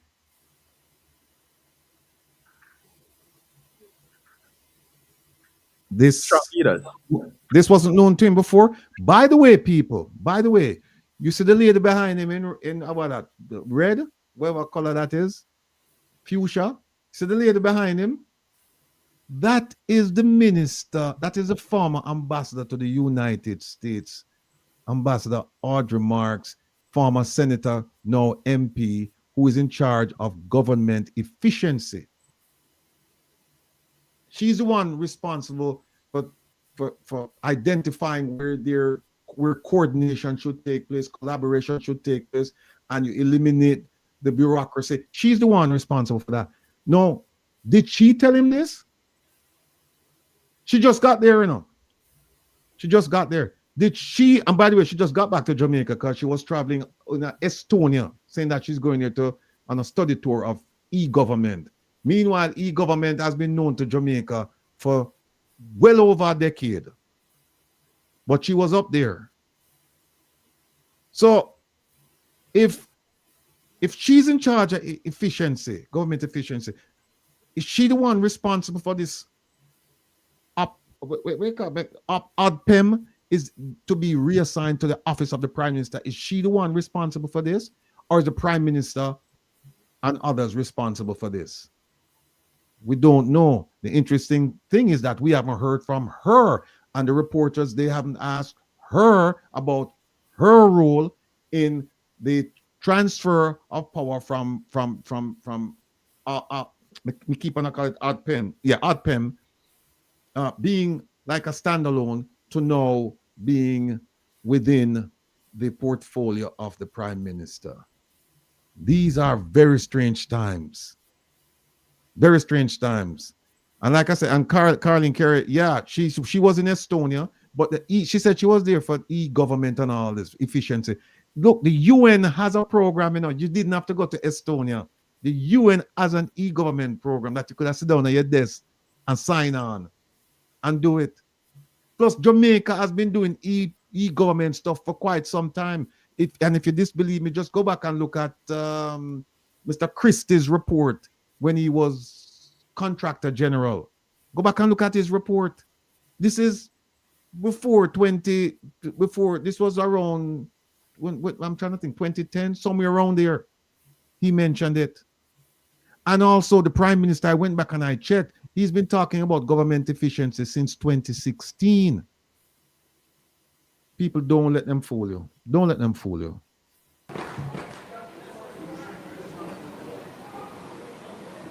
This realignment establishes virtually a single point for emergency logistics and further tightens coordination with relief partners.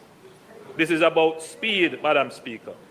The new arrangement will accelerate the distribution of relief supplies in the aftermath of Hurricane Melissa, better serve the most affected communities, and restore normalcy as quickly as possible. Madam Speaker,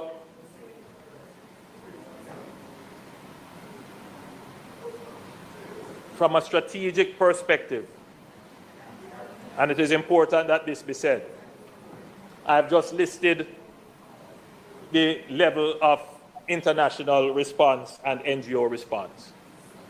One of the things we don't want to happen is any fumbling. So logistics and coordination is absolutely important. Hold on a second. Kevin, listen to this. We don't want any fumbling. Was there any fumbling with Beryl? I don't recall him coming out and said there was any fumbling with Beryl. So why is it now him saying that we don't want any fumbling? And look, he must say this after the house gone through the gate. Melissa came and went. And now he's saying we don't want no fumbling. But yet he said we were prepared. Now he's saying that we're ill-prepared. And so we're making changes in midstream. Kevin, give me your thoughts before I move on with this. So he didn't mention that there was any fumbling, but clearly he's telling us now that there was some fumbling. Mm-hmm. What he hasn't told us is where the fumbling is. And who responsible. Yeah. Who fumbled? And is this a move to make sure that any future fumbling can be aptly and adequately disguised and disposed of? So we need to know the full story, because we only get bits and pieces. Why, when history has taught us that division of labor leads to an optimal result, you want to consolidate everything under one head to give one direction, which if him go left, and left is a disastrous road, everything going left. That is not the purpose of government and the structure of government as we know it. Well, what we know it as is what is regarded in some areas as autocracy. Now, if that is the direction that we're going, then albeit, let's go. If we're going there, then everybody needs to know that we're going there. It can't just be you that know and taking us there by your roundabout means. And I'm not saying that that is where we're being taken. I'm just saying that if that is the intent, then we can reach and then find out that that is where we're going. Because I don't think people sign up for that. So this whole let me put ODPM under the OPM and make sure that everything is streamlined. No. People are put in place for that. Meetings are kept to make sure that that happens. And division of labor, a part of that is to make sure that each individual agency is held accountable. You have taken that away, sir, by putting this all under the office of the Prime Minister, which, I might add, does not fare well in the eyes of the community, the global community. That is my take, Provost. All right, thank you. Well said. Going back to the optics of it, people, when I was saying that the Parliament should move closer to the devastated areas and the politicians should roll up their sleeves. Another idea that came to mind is the salaries that they're collecting. It would be nice if they say, look, we're going to donate a part of our salary, the millions and millions and millions that we're getting, we're going to donate a part of it towards this effort. That would be a strong signal, in addition to the workloads, and move, at least have one session of Parliament close to where the devastation is, so that people can you can actually feel the suffering. Not only just hear about it, but you can see it and feel it. It's palpable. That, I think, will soften your heart. Make you go back and say, boy, we can't thief them people. We can't thief the people in money. This money are coming to do this with them. We can't do it. But when you're far removed from it and you just see a video or whatever, then it's fine. Let's continue. And what we will create, Madam Speaker, is a plug-and-play system. Government can't do it all. We are the first to recognize that. We don't have enough helicopters. Go ahead. You're muted. Government cannot do it all? Then why is it being placed under the office of the Prime Minister? Because he can do it all, I guess.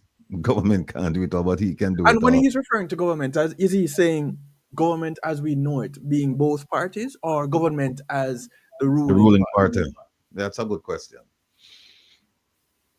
It's a good question. Brethren. All right, let me continue. We don't have enough social workers. We don't have enough engineers. We don't have enough doctors. But what we want is a coordinated system where all of the goodwill that comes, whilst we get that benefit, but we must get one other thing from that, and that is synergy. All right. Somebody in the chat said, Rattigan, don't give him any ideas. No, please forgive me, bear with me. Not beat me up on this one. Yeah. But I gave this Prime Minister, I gave him an idea a while back. Kevin, my camera, all right, fine. I gave him an idea a while back. And you hear him just talk about one central area where you can coordinate all the efforts. That, Mr. Prime Minister, if you remember, Wilfred Samuel Rattigan gave you that idea. I think it was back in 2018. That is called a fusion center or an intelligence center. We laid it out for you. We explained to you how this thing would work. And if you had implemented it, you wouldn't have to be worried about all of these things, being centralized under your office. It wouldn't be, because essentially a fusion center is a coordinated effort of the major agencies in a building where everybody bring them information, it's piped in, and you have your analysts, you have your investigators, you have your commanders, and they respond to the crisis, be it law enforcement, natural disasters, whatever. And if you want, Mr. Prime Minister, I can take you. You talk about, what you call it, study tour, the lady behind you, full thing that's waste, government waste. Should never have to do that. I can take you to a functioning fusion center and let you see exactly what should be built in Jamaica. By the way, the one I'm taking you to, hurricane proof certified. I won't tell you where it is. Call me and I'll take you. I'll take the opposition. I'll take anybody who wants to go. I'll take you there and you'll see a functioning fusion center, intelligence center. That is what you need in Jamaica. No, you claim that you had one with the Tourism Resilience Center. Nonsense. You claim that you had one with the JCF. Nonsense. We hear that they had one with MOCA. Nonsense. And we hear all of these things. What you have bits and pieces of it. It's not synergized. And if it's not synergized, it cannot be energized. So stop fooling the Jamaican people, or stop fooling yourself. Because what you're talking about, that idea has been around for quite some time. Talk to the right people. And you can only get synergy where the sum of the parts are greater than the whole, when you have coordination. And that is the one thing that this... That what he just explained to you people is an intelligence center. You can use it for anything. Not just hurricanes. You can use it for hurricanes. You can use it for earthquakes. You know, it's multi-purpose. You can use it for law enforcement matters. You can use it for anything. You can, in fact, what you can do, you can even use it as a tool for emerging trends and threats, because you have your analysts there. They can look across the globe and see what is happening in Asia, in the Middle East, in Africa, in Europe. They look anywhere and they can see trends that they say, look, this is something that is likely to come to Jamaica. Let's be proactive and have something on the shelf to deal with this problem. But see, folks, I've said it before and I'll say it again. Jamaica is largely a reactive society. It's not a proactive society. Something affair happen for something happen. If them don't see it happening, them don't move. And when I said them, talking about government. Let's move on. Administration has been good at is the management by the way, crises ladies and gentlemen, we have hold on, I just said that we're being joined by our brother who no call me the other day. I call him, but him too busy right now. I'm done moving star. So let me bring on. You know him, you love him. Him not need no introduction. See me, huh? I'm gonna turn it this way. Sir, Mr. Don't MP, tell how are lies you? on me. Greetings all. Trying to make Let me move the prime minister. Let me move the prime minister off of this thing here, sir. Let me move. This is a surprise, ladies and gentlemen. But this is our brother. This is how we work, you know. We work mysteriously, and sometimes him just these are the things him just jump on. And but you say if him jump on, him have something to say.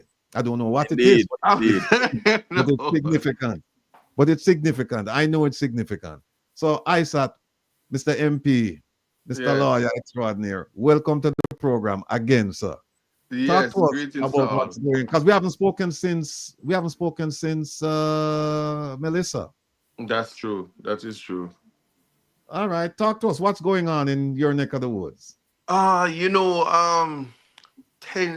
probably have a million things that I could say, but I just have to speak on what I know, I realize that I think Constitution, I think human rights. It has become a part of my existence now, so much so that because I'm always concerned about the least among us. And it's even in a disaster, you have to stop and ask who are the least among us. 1 second, Isaac. Hold on. Yes. Kevin, could you just put him center stage for me, please? Oh, yes, man. Yeah. So because of that reality, I think I coined the term equity in distribution. And I had what I believe to be a decent exchange with the Prime Minister about considering equity in distribution. So as I'm talking to you now, there is honestly what I humbly believe, and I don't want nobody. People have a tendency to always be ready to be angry at me for speaking my truth. What I'm observing is that persons are being selective in the assistance that they give to this natural disaster in just on the surface. And usually when you have the means to do so, you find the benefit in it so that it looks good on social media. But we're dealing with people's lives in real time, and your charity can become an inconvenience and can make the situation worse if you don't consider equity in distribution. So much so that as the member of parliament for Portland Eastern, it is my duty to advocate for Portland. I'm in no way saying that persons are to not give resources to other parishes, but to understand that when we sit back and have mature consideration in real time, those who sit at the table is to say, what can we do to ensure that all across Jamaica persons are okay? Where are they? Where is the natural disaster? Where are the places that are affected in small pockets equally as places that they have considered to be the disaster areas? For instance, in Portland, and I can even go back to borrow from Dwayne Vaz, Central Westmoreland. If you build board houses with zinc tops that are fastened by zinc with no hurricane straps, little breeze blow, you might lose your entire existence and all that you have. So you have to, and I'm using the term from the doctrine of causation in criminal law, that but for the Hurricane Melissa, persons wouldn't be saying that they're homeless now, because they would have had a little roof over them head and they was happy with it, even if it wasn't the best structure. And then the doctrine of causation, the principles, the eggshell rule is we are to take the victims of Melissa as we find them. So because I don't live in a big mansion in Upper St. Andrew where the lights didn't get cut off, it doesn't minimize my experience in Portland, where I live in the valley in Fellowship Division, or I live in Mansion Hill in the Reach area, the Mansion Hill Division in Reach, or on the seafront, where I lost everything, including crop. 6,000 hectares of banana and planting destroyed. Portland is a significant contributor to food security in Jamaica. And so I'm not gonna say I'm disappointed. I mean, I'm the member of parliament in Portland Eastern. Of course the media is going to say nothing has happened to Portland.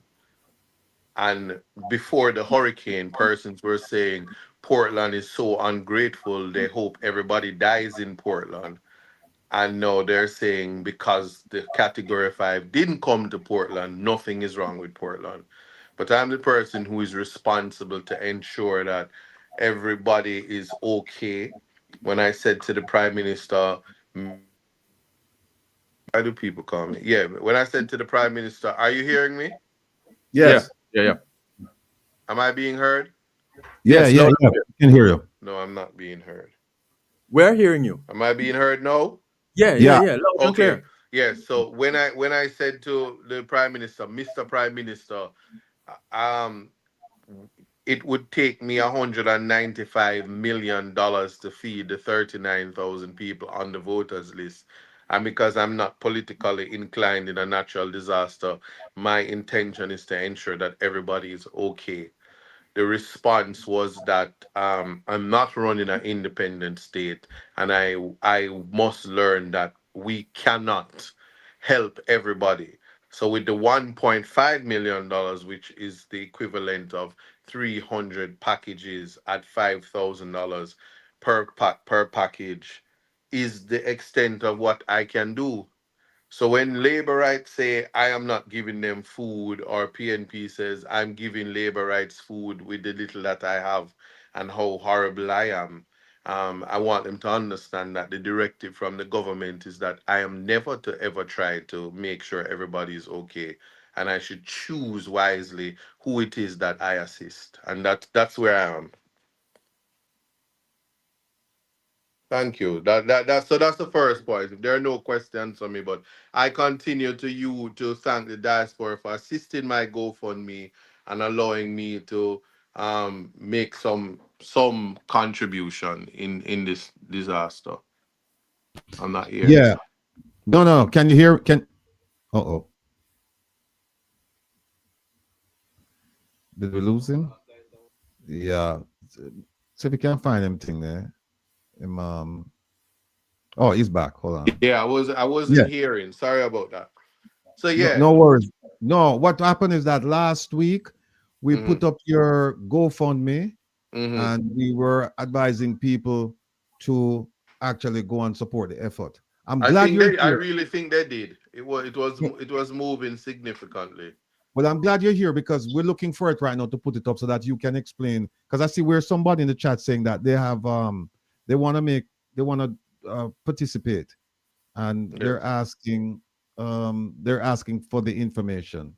I don't know if Kevin still has it, but it's on my Instagram. No, he has it. No, he has it. Okay. He's gonna pull it up. Yeah. Okay. Keep going, Kevin. No, that's not it.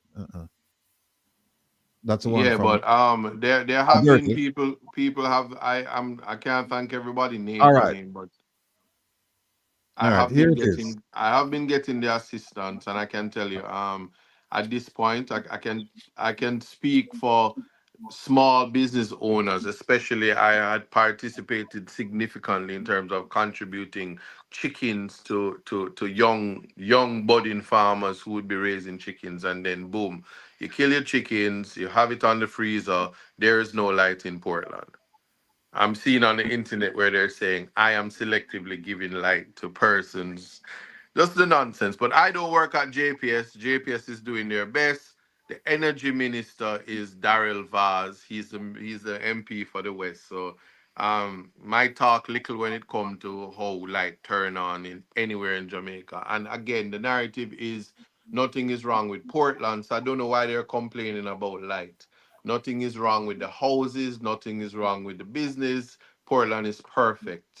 So nobody should be complaining to the MP because nothing is needed in Portland. That's the narrative. I'm actually saddened by it because I know what the reality on the ground is. And in my office, I have the basics.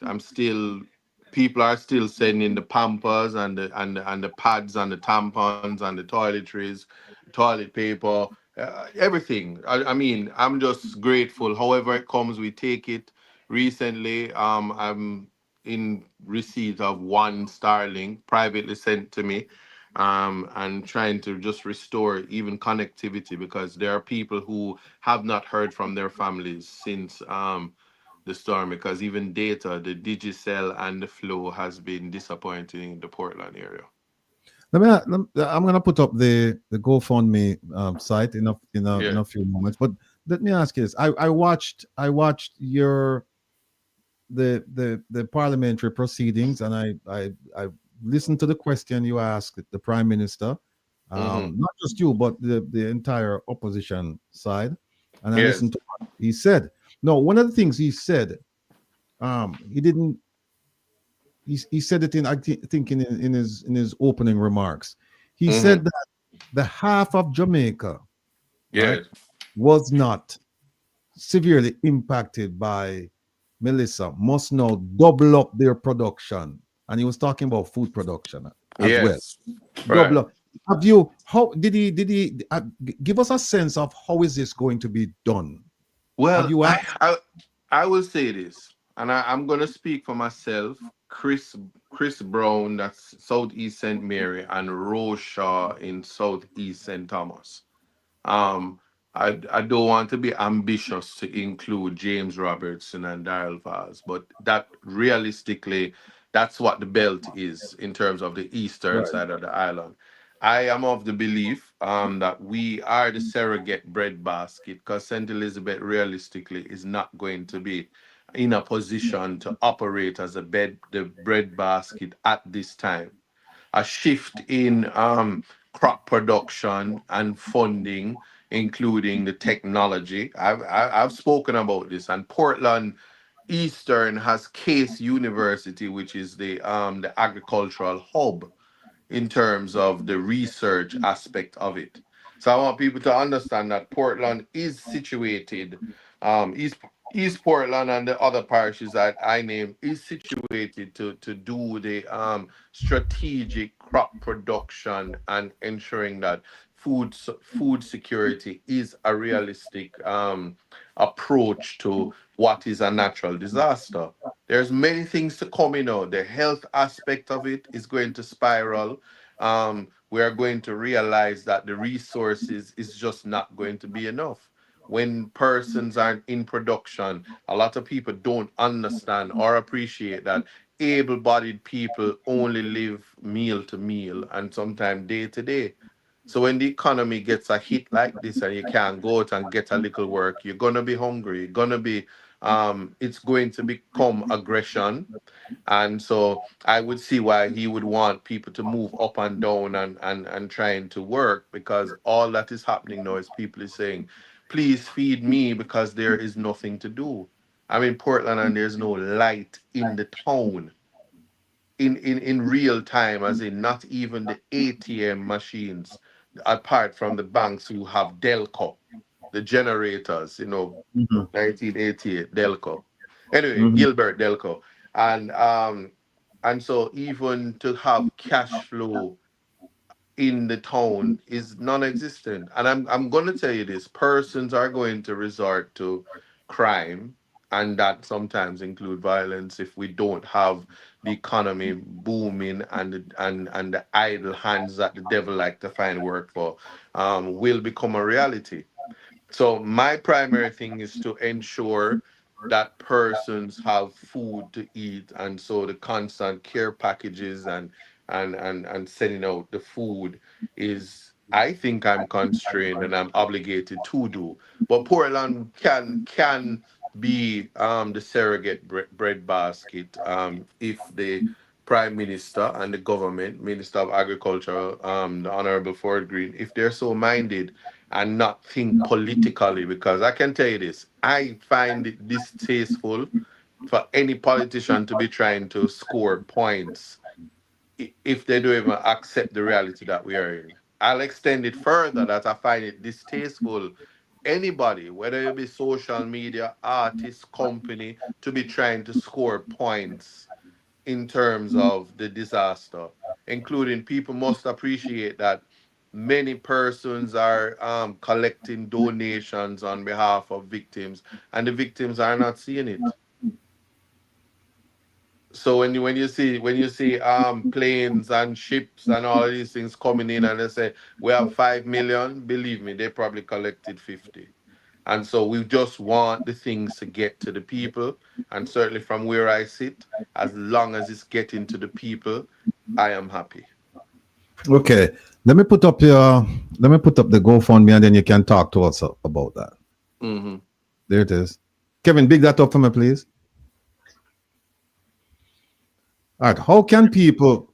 Bigger? because somebody asked me last week, and I was telling them to just, I was telling them that they should just go and go to the GoFundMe site and put in like your name or something like that, and that should take them to where they need to go to make the donation. Talk to us now. Right. So the target is 100K. You can say we're 14% of it a week later.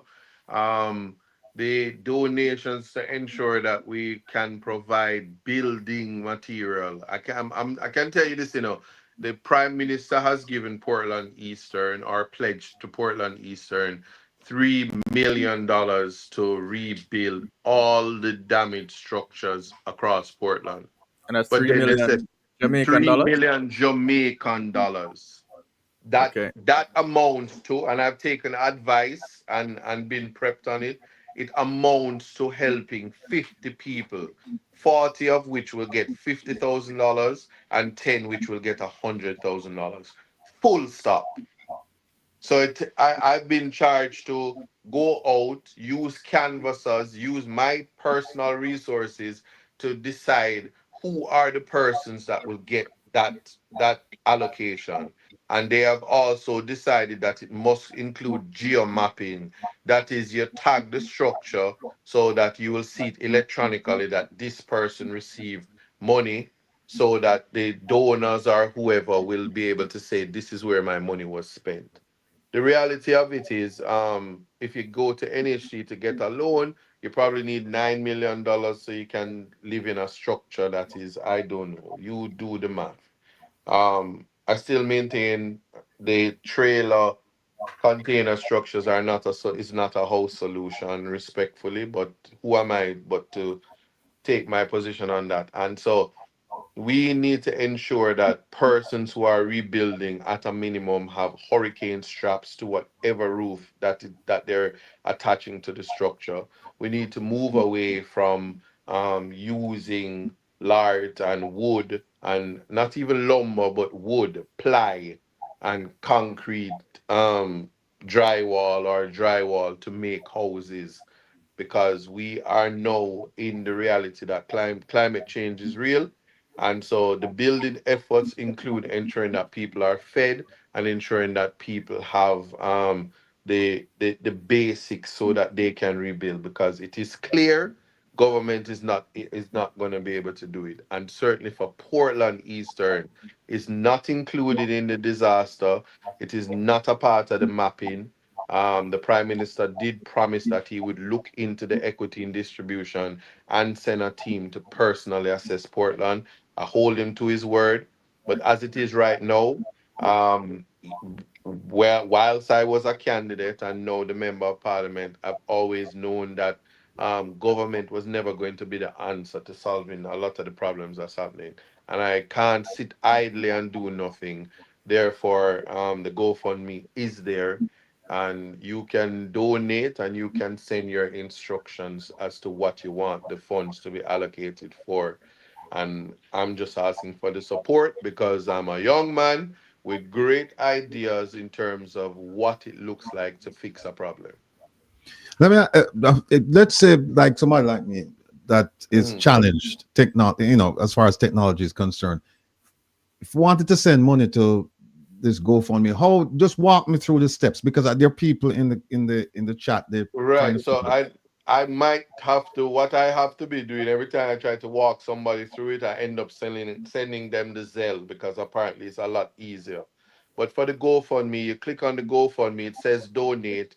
When you click donate, it invites you to use your debit or your credit card to pay. You donate the amount that you want and you click it, and the bank will send you the email. It will send you the email that the money is withdrawn from your bank. All right. How do they get to the GoFundMe then? They click the link, and that you see this the very link that Kevin used. Yes. No, but what I'm saying is that somebody at home, them not have no link, them not have nothing, and them say, Isaac, just tell me. The thing about it is, you would go on the GoFundMe and you would try to search for Isaac Buchanan building fund. Okay. So folks, you hear that? Relief. It was up there. And that's right. So you have to look for the one that says it. But just look for the picture with me on the tractor, And that should tell you, because one of the things that's dangerous with the link is, support Isaac Buchanan's rebuilding efforts. Ensure it's the one with the picture and the tractor, because I have heard that there was one from last year that's still subsisting, as well as it directs you to the Bob Marley Foundation. It directs you to many other foundations. You just have to make sure that it's that one, based on what persons have told me. Before we turn it over, because I'm not sure if you're aware, I said we have a university now, on Saturday. I know, and this class done, so the two kick me out. I understand. No. Other That's lecturers will arrive. Mr. No. Tavares, you must take my link to and put it up and make we talk. No. Indeed, I will. But you normally listen to me, don't send things to me anymore, Mr. Buchanan. You know, the life of a MP / lawyer / YouTuber, advocate, so many things. Here's a question I was planning to ask. Sure. When I said to you that it's a university, Mm. there are at least two resilience or catastrophic bonds, whatever you want to call them. One is from the Caribbean and one is through the World Bank. The one through the World Bank is 150 million, and I believe the one through the Caribbean is about $70 million. Mm. Have you heard about the payment? Do you know if Jamaica has received those payments yet? And do you have any idea as to how the payments will be disbursed once they? I don't know how it will be distributed, but certainly the one in relation, $70.8 million have been paid out to Jamaica from the catastrophe bond. There's another amount that has been paid out. Listen, it's so much of them. There's flood damage money that would have come in a large sum. I don't want to misquote myself, because you have some stalkers that like to put your stuff on internet to say we did say. And you see, because them is some mumalashi, them know themselves, you know. So I'm being mindful not to misquote, but these are things that these are a part of the insurance. Remember last year we were saying that Nigel wasn't so wise in terms of paying insurance on such a the amount of money he was paying out to access whatever returns and the requirements. That's a different conversation. Save except to say that yes, they have been paid the 70.8 already, and many other they have access monies already from the Caribbean Fund as well as the flood, and we could have conversations about clauses that should have been negotiated by the very erudite and brilliant Minister of Finance, including ensuring that relief clauses were in place to suspend the budget in such a way that would benefit or could have paid out at a minimum $1.5 billion if it was properly drafted and considered. But I am not the one to critique, because I'm not the Minister of Finance. I don't go around saying you can buy a PROVOST, so I'm going to leave that one alone. Right. No, you're right. The conversation we had actually, and we're going to play the clip on Wednesday. I don't think I think we have it prepared, but we probably don't have the time to play it today. Is the one where Richard James, a mathematician, and then you were on the program as well, when he said about $10.5 million based on the calculation, we should have gotten twice, if not three times, the amount of insurance that we paid for. Exactly. Right. But I'm just never gonna be in the business of doing the math, because like I said, social media for social media, everything is surface, and I think that life is the lived human experience, and I'm glad that Parliament is also a forum of record, because the Prime Minister, he had boast about using the infrared technology to say which areas are the disaster areas. And I was very happy to have the conversation with him to say that the lived human experience can never be replaced by technology. It just can't. Human suffering cannot be substituted. And nor can social media say to people, this is what a disaster is and this is where the catastrophe is. This is bad, but when the bombing in Gaza take place, that isn't bad. Or when the United States blow up a boat in the middle of Caribbean waters, that's not a disaster. So however the media tells you, just like the media come here and says Portland is okay, even after interviewing me, and I said, no, we're not okay. Intelligence is a fickle thing in the Jamaican space. Believe me when I tell you that. And we substitute sensationalism and big headlines for the reality. The truth is we little but we tolerable. We are a resilient people. And the last thing I'm gonna say is we're an island. Anything that happens one place affects us everywhere. You don't believe me? Murder was taking place in Kingston. The Prime Minister for 2-3 years called state of emergency and lockdown everywhere. And people's lives were hell. So you see, just those things can tell you the reality. There's a push to open schools. I support it 100% because education is the great divider. But at the same time, there are going to be children left behind again. Last year, I was saying to people, send me the tablets. You remember, now we're here in Portland and the people them have tablet, but then don't have light. And technology will continue to fail us. And there are kids who don't have tablets and don't have light. And while I was doing it, the government was not even saying, little boy, go and go sit down. You put out 500, I'm going to put out 50,000. They didn't do it. And so to see the Minister of Education now steps to a podium and says school have to open back and no contingency plan in place to say schools open and here we're going to supply generators and we're going to supply the technology so the ministry can remotely teach the curriculum through whether it be through PBC, whether it be through a YouTube channel. There's nothing in place with a disaster such as this. So I heard a voicemail with a 15-year-old saying to our older brother that school now go open for now, me have to go look at work, otherwise life will go be bad for me and I might not be able to pass my subjects now. That was the worry of the average child who is in the situation where they know that things won't get to normal as fast as how this country has pretended that we're back to normal. So that's I hope I answered your question. How is the rural school bus program in your neck of the woods? And the reason I ask you that is because there's a report that just came out. Actually, the Minister Vaz was at a press conference and he said that children are getting sick on the buses. They're bleeding, they're fainting, all kinds of issues with the buses. So I'm just, given the weather conditions now, I'm just curious. Have you seen the buses on the road or no? Listen to me. I don't talk about the magic school bus. I don't have no conversations about them. In fact, I won't be on any record when the reality hits Jamaica. I have no comment.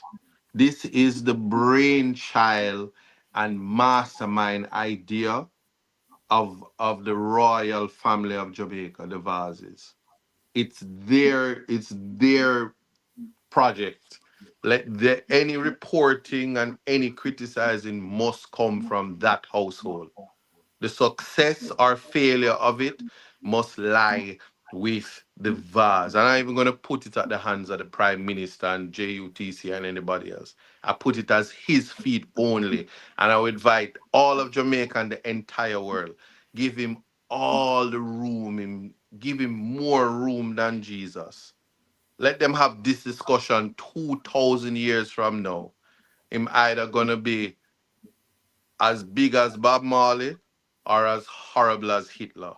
Whichever one it is, I don't have no part in it. All right. Don't say anything more. But as if Freedom was asking, the children sick. Yes, the children are sick.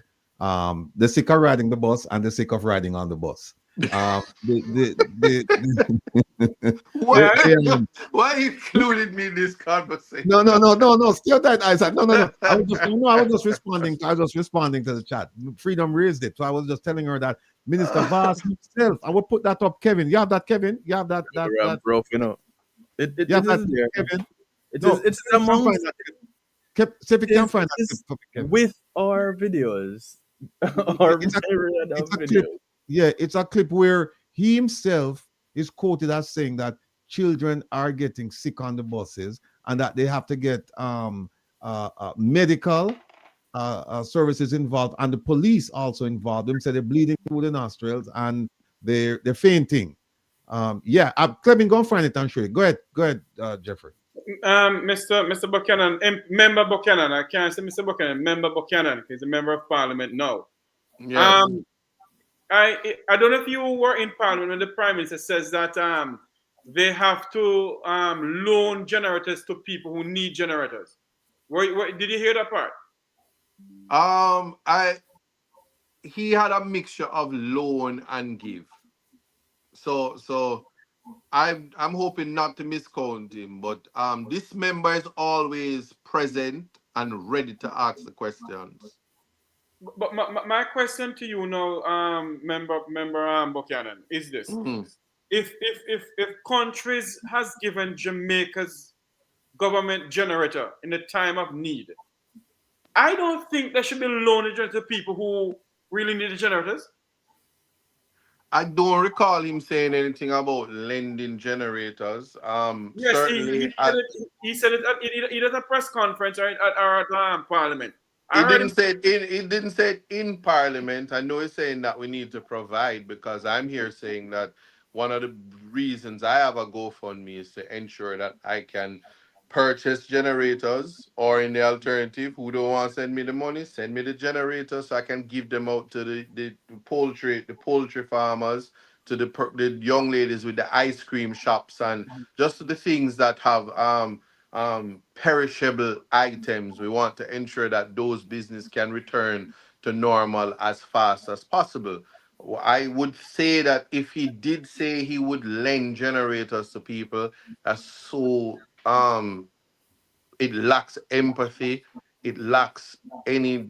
Boy, I don't even want to begin to criticize what that is. I don't recall him saying that.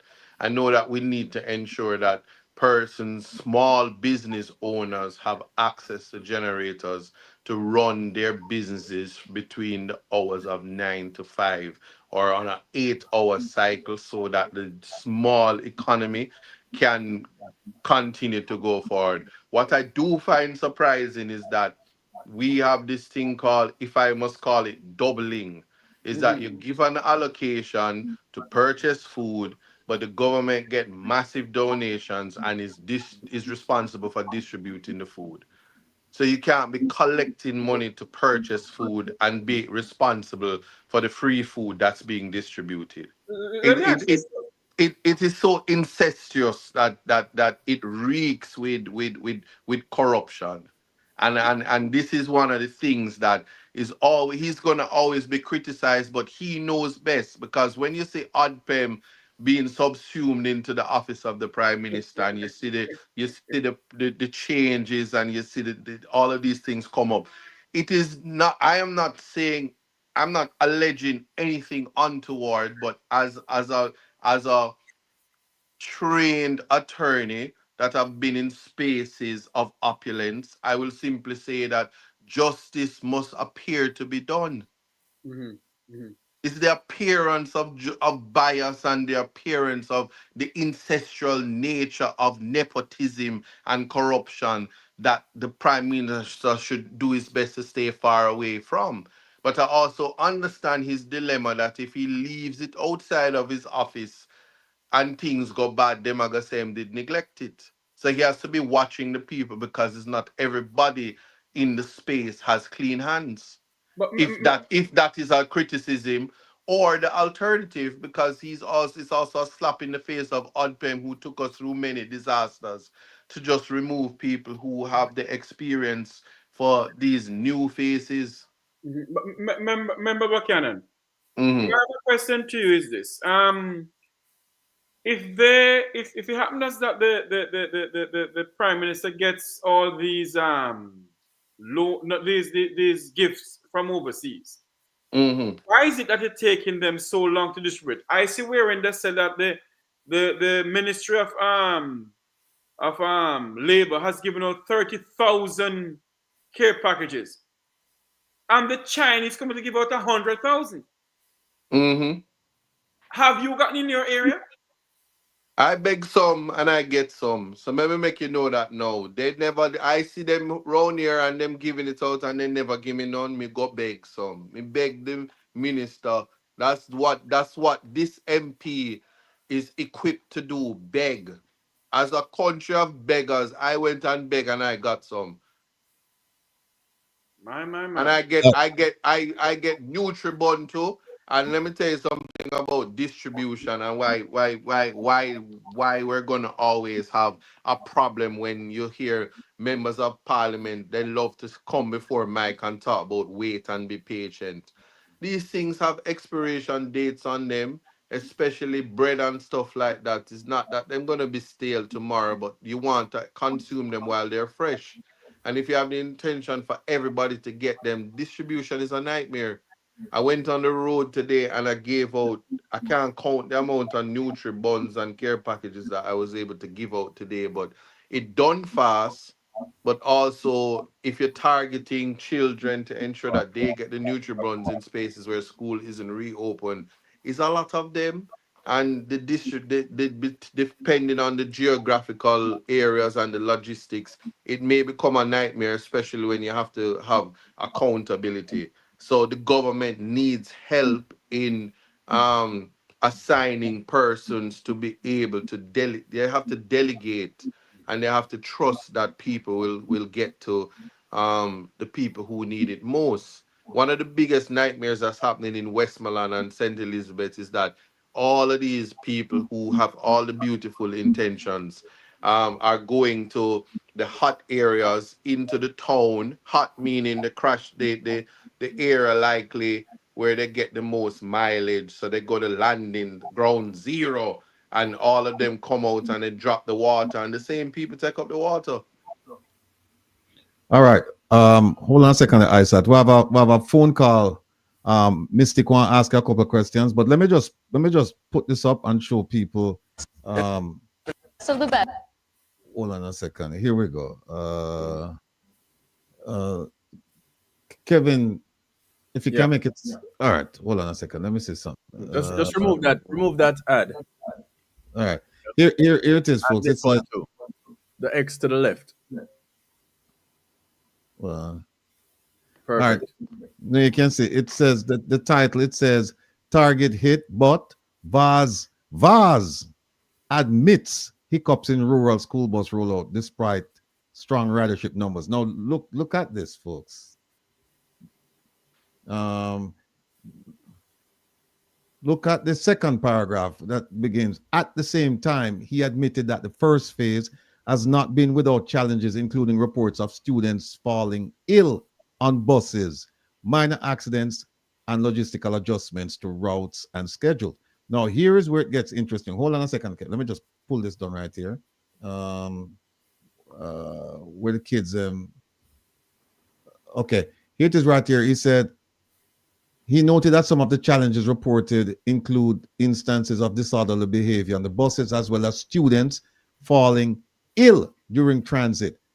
And then he goes on to say right here, I want to say it's not limited to the spats between the students. We have had medical incidents on the buses where students have passed out. Students have started to have bleeding through their nose. Different things that have come up.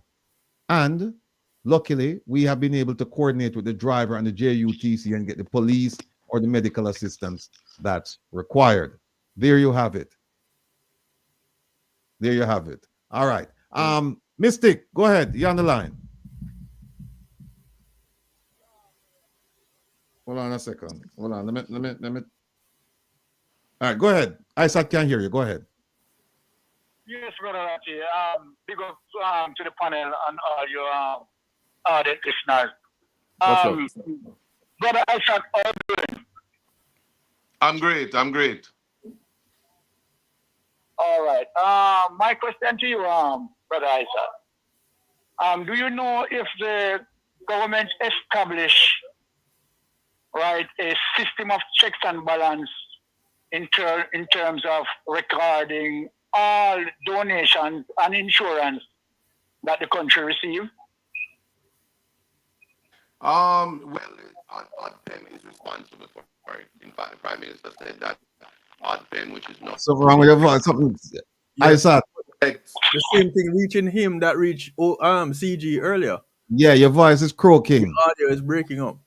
Me, I thought voice is breaking No, up. you're fine. No, you're fine. No, you're fine. Yeah. Go Right, ahead. and I'm saying the Prime Minister has said that ODPEM is responsible for collecting all donations. So much so that if you have 10 air freights and pallets and stuff, if you say ODPEM is to collect it for ISAT, they'll collect it, look at it, log it, and then I get it. So they have a system in place. What I can tell you is that in the past, they collect building material and the zinc rust. They collect food and the food after dash away.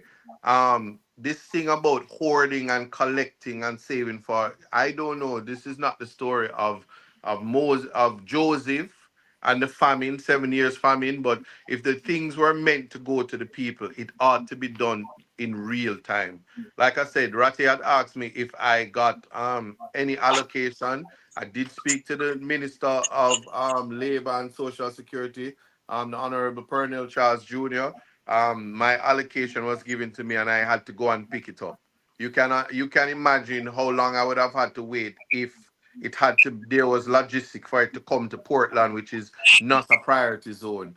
So MPs just have to work with the government, and the government have to work with the MPs, and the people have to work with everybody and take politics out of it. Otherwise, the people are going to be in a lot of problems.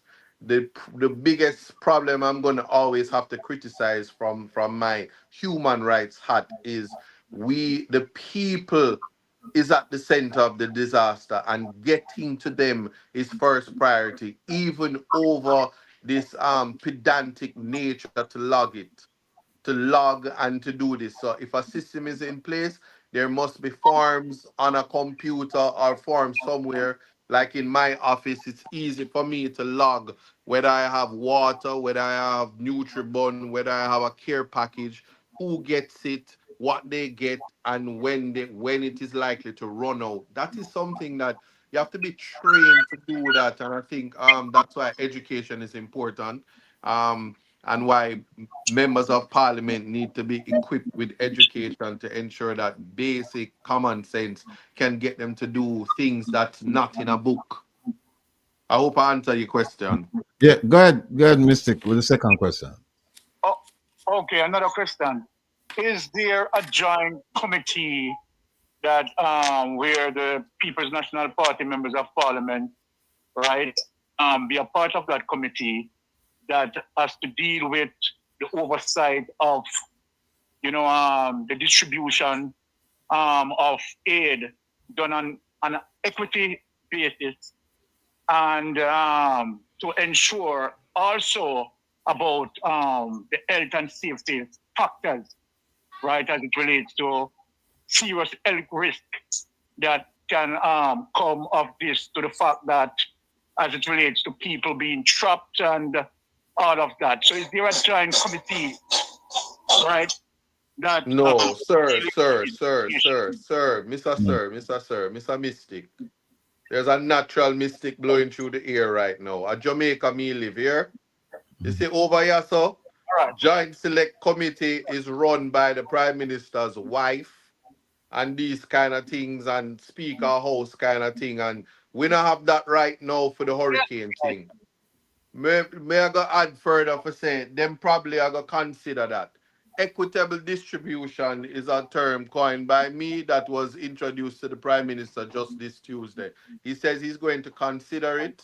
And so I'm hoping he's considering it and it will come to the table. Either way, whether it's considered or not, it is a reality. Either you want everybody to be okay, or you're going to choose whether it be your party or which parish you have an interest in. But all parishes are affected. There are communities marooned. There are persons in the diaspora that still haven't heard from their families, and the days are counting down. If this was a case where somebody was missing or somebody was murdered, 48 hours is the maximum time before you start to realize that you ain't gonna solve this crime no more. So if you treat it, as I said earlier, that you take your victims as you find them anywhere they are and in whatever conditions they're in, whether old, young, healthy, unhealthy, sick, disease, um, disabilities, strength, education, poverty, rich, wherever it is, you have to take them and meet them at at their level.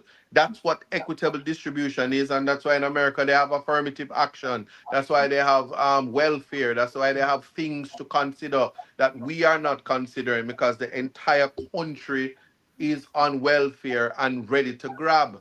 Things as simple as Starlink. Big Starlink when me are telling about long time before we turn MP. Eh? We are a Starlink man. Elon Musk gives 600 Starlink and not one Starlink was sent to Portland. Not even for the health center yet. Not even for community spaces so that you can use your phone to call 9119 or to get in contact if there is an emergency. There are communities that cannot communicate. I have to drive there with the private Starlink that I have. That's attached to my private account to try to give assistance. And to be honest with you, I don't have an S on my chest and I'm an opposition member of parliament. There's a million things I could have done if my party was in government. Well, you don't have an S on your chest, but you may have a B on your belly. So I be. I thought, even a Mystic, you have any more question before my hang up? My final question to Isaac, something that I would want him to think about deeply prior to answer. Now, as it relates to the situation with the economy, and knowing that roughly we are talking about we had lost over 60% of our GDP. And so then the economy at this time is more than feeble. I will use that word to define it. However, we have not heard anything in terms of the Prime Minister looking on the current impact and to see how he can try to inject, some benefits back in the economy. So the question that I'm asking, as it relates to the current salary package that the Prime Minister had approved and his size of his cabinet, do you think, Isaac, that it would serve the country good interest for the government to look at it and have a cutback to at least inject some energy in the economy? All right. Your answer. All right, I'm going to hang up now, Mystic. So listen up for the answer. So, but you're going to hang up, so Mystic now I get for laugh, but I'm going to say this. No, if you want me to stay, all right, Mystic, stay upon it. Because because I want to hear if he's going to laugh, because the irony, Mystic, is that I know the MP, them have to work. They're out there. And I just want to make this clear, because I'm never one to just play politics or take jobs. None of us are sleeping. And if you are sleeping and if you're not doing anything, then you should be fired. Because I can't think of any member of parliament on either side who is sitting down doing nothing. That is the reality that we're faced with. So if it's any time, those ministers are working 24/7, and if any time in Jamaica history that they're ever gonna deserve those salaries that they're getting is now. I'm just putting that out there, but in terms, I think we missed the mark by talking about that overhyped and over pumped up executive. But me allow them, because me have to beg them, so don't try to set me up. What I will say to you though is we should be considering how the insurance that we are collecting is going to be spent. Huh? Go ahead, go ahead. Make the comment, Mystic. He's laughing. Mystic is laughing like you I predicted. know you would. I know you would. Brother, that's why I said, think carefully before you answer. But I love the answer. It's okay. Yes. All right. All right. Yeah, but I'm just gonna go on also to say, Mystic, that we are to consider the accountability meter that we should be having up now, including whether it be private persons, whether it be entertainers, whether it be everybody that says we are collecting funds and we are giving it. Who are you giving it to? How much you collected? Did the people receive it? When it comes to insurance and cat ban and catastrophe ban and flood insurance, breeze insurance, meter insurance, economy reprieve, add up the total amount. Because if you're saying 60% of the GDP is gone, how much billions of US did we get, and how much of the GDP does that supplement? So we need to know where we really are, so we can have the conversation that, are we gonna grow? No. But why are we gonna suspend the budget and make emergency allocations that's realistic, because $10 million is an insult, because NHT is giving one individual 9 million, sometimes 13 combined to build house. What are you doing with 10? And is who you look pan and I try to get $3 million. Me can beg that. Me have a GoFundMe right now and I beg it. So Hold on I a try to second, show guys. people the magnitude of that is that a government is looking at an MP and say, here's $3 million for a constituency that on the voters list has 39,000 people. What $3 million can do? But anyway, I digress. Hold on a second. Jeffrey? No, I was just to make a joke to Isaac to find out if there's any way he can find out if Never can deploy some drunk down in Westmoreland. The drunk of them dep on this live because Wildfire 112 I say a money me want and now get. Wildfire, my grandfather is James Samuel Porteous, may his son rest in peace. Don't mix me, you take a reggae. I want you to connect JPS to your mother's umbilical cord and don't call me name. All Full right. stop. Period. So Moving on. where we think them there? Where we monitors them there? Where we monitors No them man, there? you don't need no monitor. My mouth don't fix pan spring. If you want it today, I will give it to you. Don't bright yourself. Don't come on this show and bright yourself. All right. No, I call the monitors them because if you see it, we just a see it now and some things, some action And I supposed will to be add taken. to my father is Manly Augustus Buchanan, aka Big Youth. I don't get where I come from. Don't bright yourself. All right. Here's something now, Isaac. Yeah. When do you foresee getting, because now we're talking about assistance and it looks like all right, let me back up and say, when I heard the Prime Minister talking when he was trying to answer your question, what I was thinking about, somebody mentioned this to me one time about in terms of justice. They said justice doesn't have to be everybody starting at the starting line, because some people have been disadvantaged. If it's 100 meters race, then it will be, you have to make it a handicap race, because some people, they never get the training and all that, so them can't start at the starting line. They have to start at the 50 meter line for go down. Exactly. So having said that, because it sounds like it sounds like it's a one size fits all approach that they might use, and if they use that, then you're going to have a problem. No, it's not a one size fits all approach, because they give $10 million to Westmoreland. And then they have my constituency say, what are going to do with the $10 million? But they only gave my constituency $3 million because they says nothing is wrong with it. So you cannot, it's not one size fits all, but it's also a situation where the wrong narrative is being put out. Mature consideration is not being had to the lived human experience. Remember, the MPs are not the ones suffering, It is the human beings in this country that are in conditions where death is knocking at their door. Let me just add this to say that we were planning on doing a piece using Minister Tufton's, the IC's investigation of Market Me, Minister Tufton, Miss McDonough, and the rest of the crew to illustrate how laws are made in Jamaica, how they become effective in Jamaica.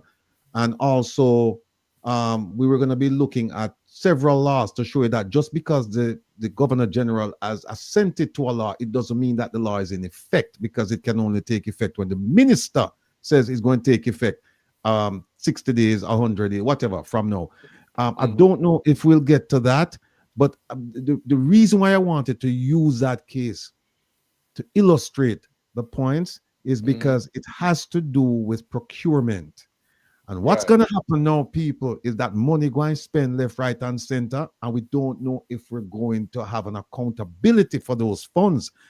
Keep in mind, we still haven't received proper accounting for all the money spent during COVID, not to mention burial. And now here we are with a disaster that's even bigger than those two combined. And money, your money that you pay in taxes are money that's coming into the country for you, but going through the government will be spent. And what I don't want is, I don't want us 5 years from now to look back and say, where did this money go? Where did that money go? As we're doing now with COVID money and burial money and the other monies, right? I want us now to be right at the starting line with them and said, okay, we are going to petition PIOJ, Ministry of Finance, PEM, whoever we need to, so that we can now start from the beginning to figure out, where is this money coming from? Where is this money going? Who, when, where, why, what, how? I'm in full support of that. That's what we're trying to do with that thing. And I have it right here. I don't know if we'll get it. Plus, we also want to get to the Global Jamaica Diaspora Council, because I believe if that entity was more than a movement, if it was a registered 501c3, we could have been raising funds throughout the year. And so when we have something like this, we wouldn't have to struggle, and then you have 50 million people trying to raise funds from different sources, and then you have confusion and all that. Because here's one of the things that I'm concerned about, ISAT. I'm concerned that Black River, Falmouth, Santa Cruz, the areas hardest hit, they're going to get resources. But I'm concerned about a place like Myersville, Northampton, places that you don't even hear about, small communities that they don't register in the PR world. And so they won't get anything. We are trying to get to those communities. And at 6 o'clock, in about 13 minutes, and I want you to stay on if you have the time, because we're starting an initiative today. The One Jamaica Legal Defense Foundation with a shipping company here. We're trying to put together a 40-foot container and send it down to Jamaica. And we want to focus on small communities, the communities that will be largely forgotten. I'm sure you have some of them in your constituency. So. I want you to stick around, and he's coming on. I just spoke to him. He'll be on in about 12 minutes or so. But folks, that's why some people are saying, well, why is it that you want to talk about Tufton? Well, ask yourself this. Why is it that we shouldn't want to talk about Tufton, Minister Tufton? Why is it that we're not talking about the drill? You see, because we're not programmed to see things through their logical end. Because what we do is we follow the headlines, and a story come up, and then it's replaced by another story, it's replaced by another story. And after 3 stories, you forget that there was a drill. You forget that we overspent on a drill. You forget that we overspent on buses, school buses. You forget that 1.4 billion was earmarked for buses and for 110 buses. And so far, we've gotten far less than 110 buses. And nobody's asking, where the money gone then? If we don't have the buses, then show us the money. Nobody's asking. And that's why we can't leave these stories out there, because for every dollar that is subject to fraud, waste, abuse, corruption, is a dollar that is not spent on the Jamaican people. It's a dollar that not buying resources so children can go to school and get an education and be properly fed. These are the things that we're talking about. We don't want to forget these things. We do not want to forget them. So we're going to talk about that But I think we might as well continue the conversation because I don't want to jump into that conversation because he's gonna come on in 10 minutes and I don't want somebody to keep on him. Yeah, and that's why we keep talking about these issues, because we want your mind to be trained not to lose sight of the real issues, not to go after the shiny object or the latest headline, but to remember these things and say, but wait a minute, what happened to all the money? How come nobody's talking about the 750 million that Jamaica received in loans for COVID from IDB, World Bank, and where else? How come nobody's talking about that? Right. And you know what? You know what, Kevin? Let me put this up before I come on. Let me put up this, and this illustrates the point better than anything else. This one here. Take a look at this, people. With all due respect to the member from West Central, this is really the minister, honorable minister. This is really not what Jamaica wanted to hear from him today. With a spate, well, if we are in tune to social media, member, we would know that there are questions hovering around about an Integrity Commission report. There are questions as to how we are really dealing with mental health in Jamaica and the renaming and rebranding of a hospital that has leaking wards, overcrowded patients, and no capital budget for about 5 years coming from the Ministry of Health, with previous announcements about destigmatization going back as far as from 2019 by the Honorable Minister, where residents are not growing their food at the Bellevue Hospital because of therapy, but because of sustenance, because the food budget has been cut. All right. So in my talk about that, let me show you now something else. All right. See how my brethren here now, how our boy it is. See me now. Minister, my simple question to you is in relation to dengue. Is there any communication with local government in light of the fact that garbage collection has been next to none, certainly is there any communication with local government, the local government minister and the ministry in relation to garbage collection in light of the fact that you're highlighting dengue as a problem now and the prevention aspect of it being garbage is a breeding ground for the mosquito. So is there communication, and will you use your power in the ministry to ensure that garbage collection takes place, especially in Portland Eastern? Thank you.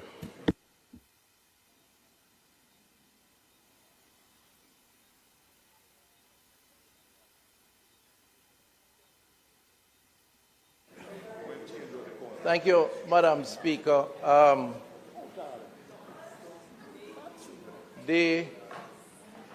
I'll take the second question first. The Minister of Local Government and myself sit in a particular place every Monday, and there is no decision or announcement coming from me that doesn't involve his participation. So the answer to your question is, he and I communicate and we work together as we do as a government. And I know he's very approachable. So if you want to approach him, I'm sure he won't rebuff you. If you have a concern as a representative of the people of East Portland.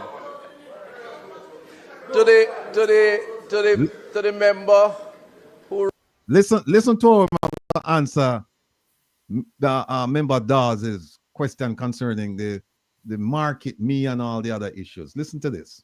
Raise the other issues. I'm not sure if it was a question or a statement. Statement by ministers. Minister, I hope you stick to the statement. It is a statement. Because as much as I allow the opposition member to go on and speak about other things other than the statement, in the strictest appreciation of the standing orders, it should not be so. And I hope we do not descend into that type of an arrangement. Member, if Minister, if you're finished answering the questions from the member, then I would like to know. But, Madam, if you will indulge me just for one line to say that, the members seem to be practicing for the next general election. This election is done. The people have spoken, and we're on this side. Okay, you hear that? No, I hope you understand now why. I hope you understand now why I said that we have to continue with the fight. We have to continue asking questions because you hear the reasoning and get the election is over. So therefore, anything that happened before the election, Market, me, Cornwall, regional, no. Them things are no matter. I remember he's a marketing genius. He said that in his thing, he's a marketing expert. That is what he's saying to all of us, that look, the election over, let's not talk about all these things that happened.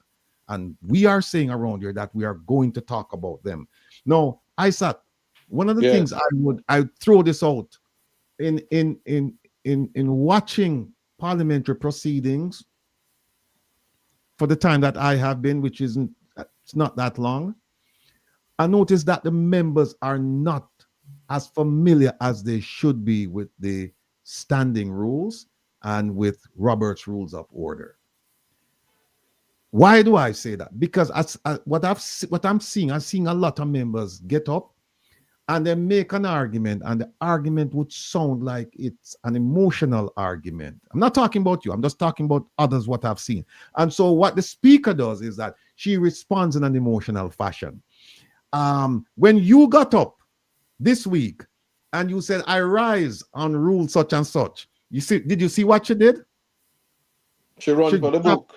Exactly. And then she was able to say, well, the rule that you're standing on is not an appropriate rule for the purpose for standing. And then you said to her, well, I tried, right? But that is what I would suggest. If I could just suggest to you, for you to share with the others, to share with them that they need to familiarize themselves with the standing order, so that when they rise, you force her to read for the book and then have to make a determination. But if they rise and it's all emotion, then that's when she turn off the mic and she can shut them up. But once you come with the rules, she can't shut you up. She have to listen to you. And that is what I find lacking in Parliament, that a lot of the people there, they're not familiar with the rules. The one person that has displayed some familiarity with the rules is Mr. Warmington. I've noticed that with him. When he gets up, he can quote chapter and verse of a particular rule and say, this is why I'm standing. And you might not like him or his views or whatever, but I'm just talking about procedural now. Procedurally, he's very familiar with the rules. And so I am trying myself to be familiar with the rules, because I have the rules. I'm going through them right now. And I give myself like a month to be completely familiarized with them, so that when somebody stand up, I can say, oh, yeah, they're standing on the wrong rule or they're standing on the right rule. And part of this is because of my experience in watching the South African Parliament, because those parliamentarians, I mean, if they don't know anything else, they know the standing orders in the Parliament. Your take? And no, I'll agree with you. I have every time. Certainly when I'm in the house, I don't stand without knowing what rule I'm guided by, as well as what is in it and what are the possible ways out from the person who is answering, the member who is answering, or anticipate what the speaker will say. So I don't need to ever take an emotional response, because we're guided by the rules. Where we will have healthy discussions is the interpretation of the rules. When there is a situation where I know what I'm saying is right, and I feel that whether it be the speaker or a member has a different interpretation, we will take it to the standing orders committee and ventilate it. I'm not going to go back and forth. I'm a trained attorney, and I've always said that in a perfect world, persons would become affair with the law. If it were me, everybody would be lawyers, and then we'd be having different discussions, because it would be law and fact and not emotions. So nobody don't have to feel like they're my mother. Nobody have to feel like me and them did there one time, or me name them boom a white fowl, because Yes. we it's too I'm not even going to say it's local because I've seen other parliaments where the people are more crass than ourselves. You guys know that I like the Speaker of the House way before I became a member of Parliament. We know. She's my queen of the house in terms of I am happier for her achievements as a black woman, and I really feel if she were a white woman they would cut her some slack. But I'm gonna leave that one alone. Or a woman of a different race. Let me not say white. And so persons just need to become au fait with the standing orders so that she have to draw for the book a lot more. Yeah. Kevin, let's reach out to you. Skip that. The chart from June. You can find them from the one with the while we're waiting on Mr. Earl Walker to join us. And then Isaac can weigh in on it because he's a parliamentarian now. So sorry. Yeah. So folks, since we're waiting on Mr. Earl Walker to come on, we're going to just show you a quick little chart and kind of, oh, I see it. Is this it, Kevin? You want to put this one right here? Is this it? Yeah. The one that says okay. All right. The two charts are side by side. I think I'll only get to one. So let me just explain something to folks. Folks, listen. If I ask most of you, how do laws get made in Jamaica? How many of you would be able to tell me step by step how laws are created in Jamaica? How many of you would be able to do that?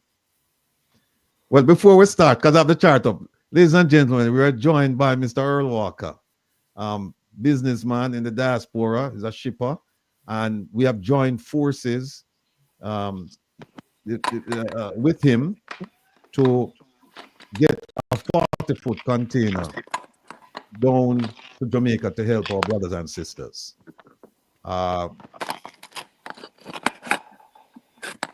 In SIM, no, you can't vote by mail. They're gonna send you a token and you have to vote online. But thanks for registering. Ladies and gentlemen, I want to meet my brethren here from long time. He's a firehouse man too. Mr. Earl Walker from, what is it, E&W Shipping? There he is. Mr. Walker, welcome, sir. Mr. Walker, can you... Well, the program, listening to your program, and sometimes when I have the time, but no, I mean, like you finally get me this time to get on your program to tell the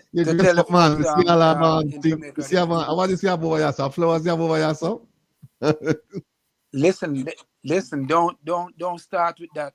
Don't start with that firehouse, man. Okay. All right. Ladies and gentlemen, what we have here. You see me dress up in a jacket just to come on the program? I see you, son. It's greatly appreciated.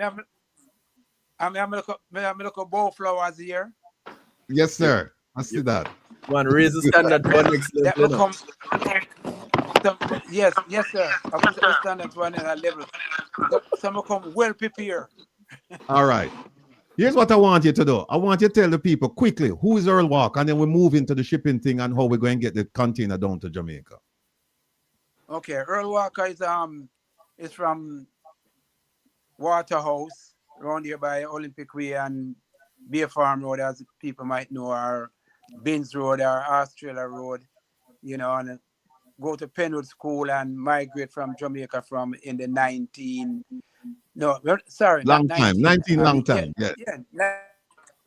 Yeah, 1989, 82. So I've been in a foreign country here for a very long time. Know Mr. Rattigan, before him even go law school when I'm a little boy.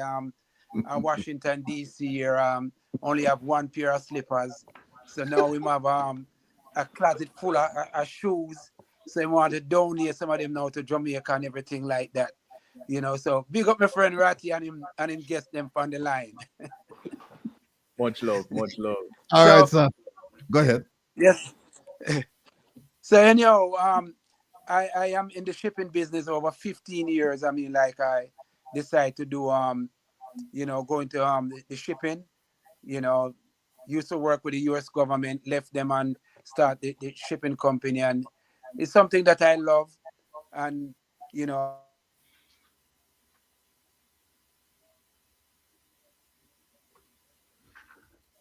You freeze. Bone man, you freeze up, bone man.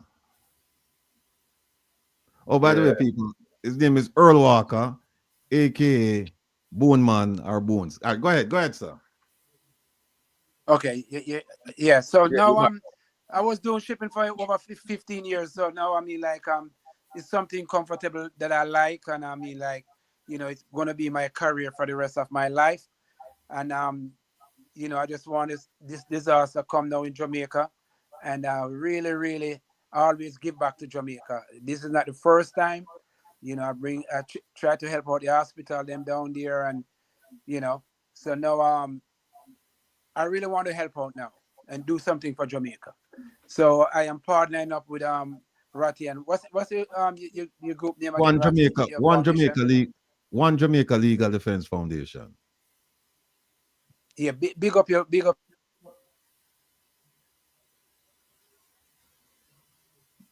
you freeze again? The signal unstable. Yeah, the signal unstable where it is. Yeah, the Lady General Fergie, him soon get the name of the company and the location. Because what we're gonna ask is that we're gonna ask you to send cash to the One Jamaica Legal Defense Foundation earmarked for this disaster, and you send supplies to his warehouse. Or if you want to buy some stuff off of Amazon, you can have them delivered to his warehouse, and the container is gonna be at his location. And we're gonna pack the container, and he's responsible for shipping the container. And then we're gonna get people on the ground who will be responsible for distributing the supplies. And then the money, we're gonna come to you and let you know how we're gonna spend the money. We're gonna give you some options. But again, the focus should be on the small communities that are being overlooked. See me, huh? Yes, yeah. Sir. You think I work now properly? Yeah, I don't know if it's my internet freezing up. Yeah, I don't know if it's my internet freezing up or yours. I mean, but no, yours. Mm-hmm. I am here to okay, am I in? All right. I am here to help, to do a great help by getting whatever the people them need, with the foundation, Jonah Rattigan Foundation, and send these things to Jamaica. So we are need some clothes, and in the future, I mean, like I always put on like the concert them here in Washington DC. I bring Del Cita, and I bring Glenn Campbell, which I mean, like most of the players them I bring them here, and sometimes I partner up with a couple of folks in New York and Atlanta. And next year I want to do something greater, but I can't speak about that now. I want to speak about what we're gonna do now for the people in Jamaica, what we can do to help them. So I mean, like I am here to provide a container to ship it off, whatever the donation it is. I mean, like I can take some in my warehouse here, and Jonah have some other plan where some other things is gonna drop off, and we would like to fit full a 40-foot container, high cube, to send to the island of Jamaica to help out our people. Okay. What we need to do also is, and I'm sure Bim and Bam are watch, and they have promised that they have some medical supplies, some medical equipment, some wheelchair and some things like that, because we have people on there who really can't move around, and them going to need some wheelchairs and things like that. And I know, Mr. Walker, you are affiliated with several hospitals in the area, and sometimes through your connections you get certain supplies and things like that. Yes. You get beds. Line freezing. Go ahead. There's a delay. I have many connections where I have many connections where I can get these things. I mean, like I'm in my office right now, and if somebody can see at the back of me right now, there's all these boxes here of medical stuff for the hospital in Jamaica. I mean, like that we need to send them down there to relieve some of the the stress that people are going through in Jamaica. Right. And I remember that one point you took down a whole bunch of, You know, you took so down I can sheets. get You took down sheets and wheelchairs and all kinds of walkers and all of that. all kind of things. Yes. So I can get those things to send to Jamaica. All right. Tell the people, where you're located. That's not the problem. Tell the people where you're located and Well, how they should go about getting in touch with you. Okay. Well, I am in 4607 Emerson Street, EMERSON, and that is Hyattsville, Maryland. HYATTSVILLE, Hyattsville, Maryland. And the zip code is 20781. And the phone number, if they need a phone number to call, they can call this number 301-440-6132. So if they want to come by and drop off the stuff here, we're going to load the container from here and send it to Jamaica. And whatever Ratty, the stuff is in New York, we're going to get it down here, load the container here, and send the container back to New Jersey to be shipped off. Okay. And at the same time, I am in the business. I am not trying to make a profit off this container. All I'm doing is helping. So whatever money comes in, that would have to pay for the container and pay for the driver to take it to Jamaica, and the broker in Jamaica gonna need a little something. So the government said they are giving it to us duty free. Well, let's see what's going to take place. Yeah, the duty free though is only, I think, until December 31st. December 31st. Yes, Did they which is extend not it? enough. Oh, you know what, Mr. Walker? Let me bring in MP Isaac Buchanan here, because Mr. Buchanan, MP Buchanan, given the nature and just the devastation of this hurricane, we find it reprehensible that the government would seek to say, we're only giving you 30 days to bring supplies in free from customs, duty, tariff, taxes, and all of that. Now they've moved it now to 60 days. We believe that this devastation, in order to get Jamaica back on its feet, is going to take years.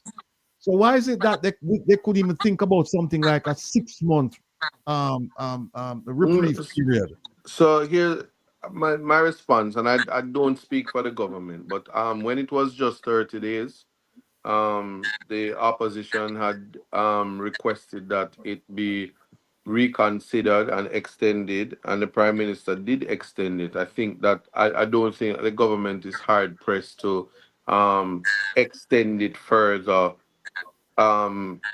if brought to their attention that more time is needed.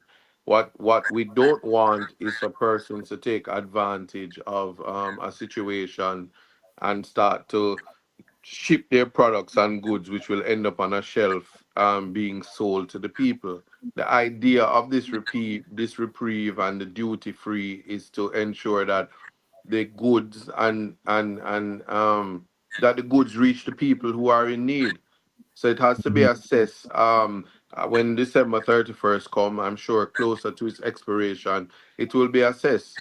What was important is that the Prime Minister did say something to consider is that if it's shipped before December 31st, when it gets here, the applicable stamp to say that it was off, you still get the benefit.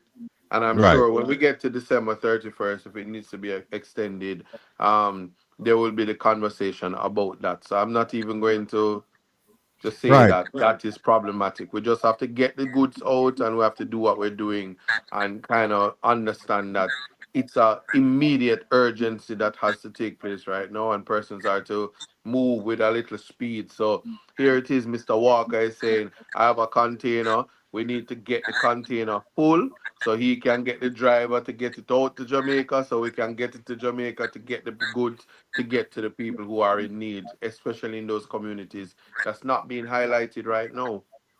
Right. Yeah, I remember the question was asked about what if it's in transit, and the answer you gave is exactly what was what was conveyed to members of parliament and the public.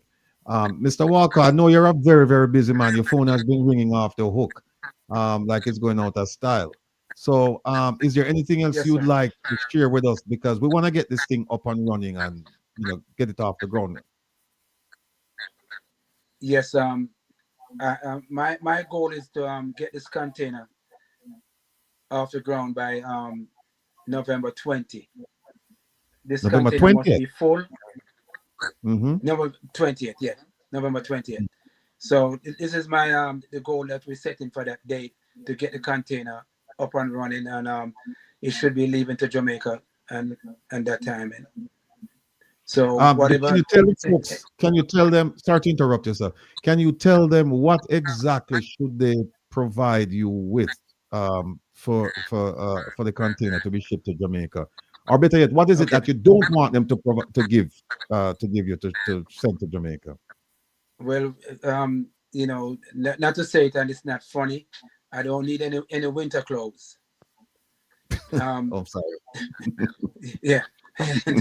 I don't need any no winter clothes or anything like that. It must be tropical, and they must be in good condition. I mean, like, if they can even take them to the laundry, wash them, and bring them to us, that would be suitable, instead of you bringing something come to us. And I mean, like, some people just pick up all kind of clothes. The arm is yellow. We don't need that. If you bring a t-shirt and the arm is yellow, no, we don't need it. If it's full of spots and all those type of things and dirt, we don't need it. We just make sure that it's clean, so it's suitable, that we can give the folks. Because the same thing that you want for yourself, the same thing we want to give to the folks in Jamaica.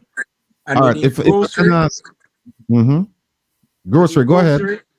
And we need a little funding.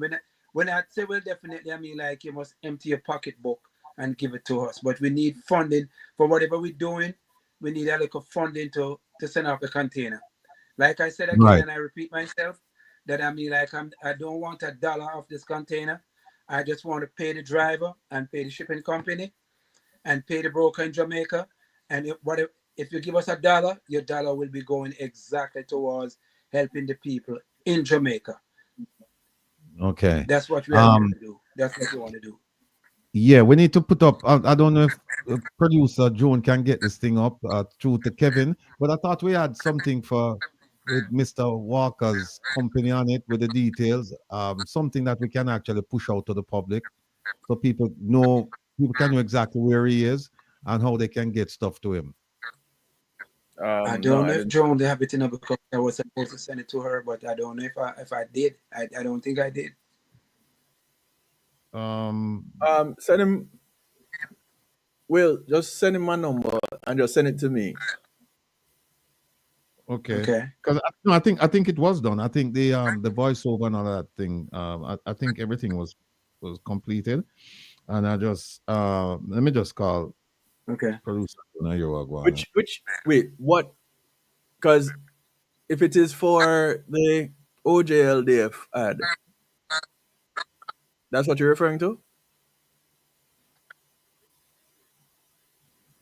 You're muted. Oh, I'm talking about the one with Mr. Walker. I'm talking about.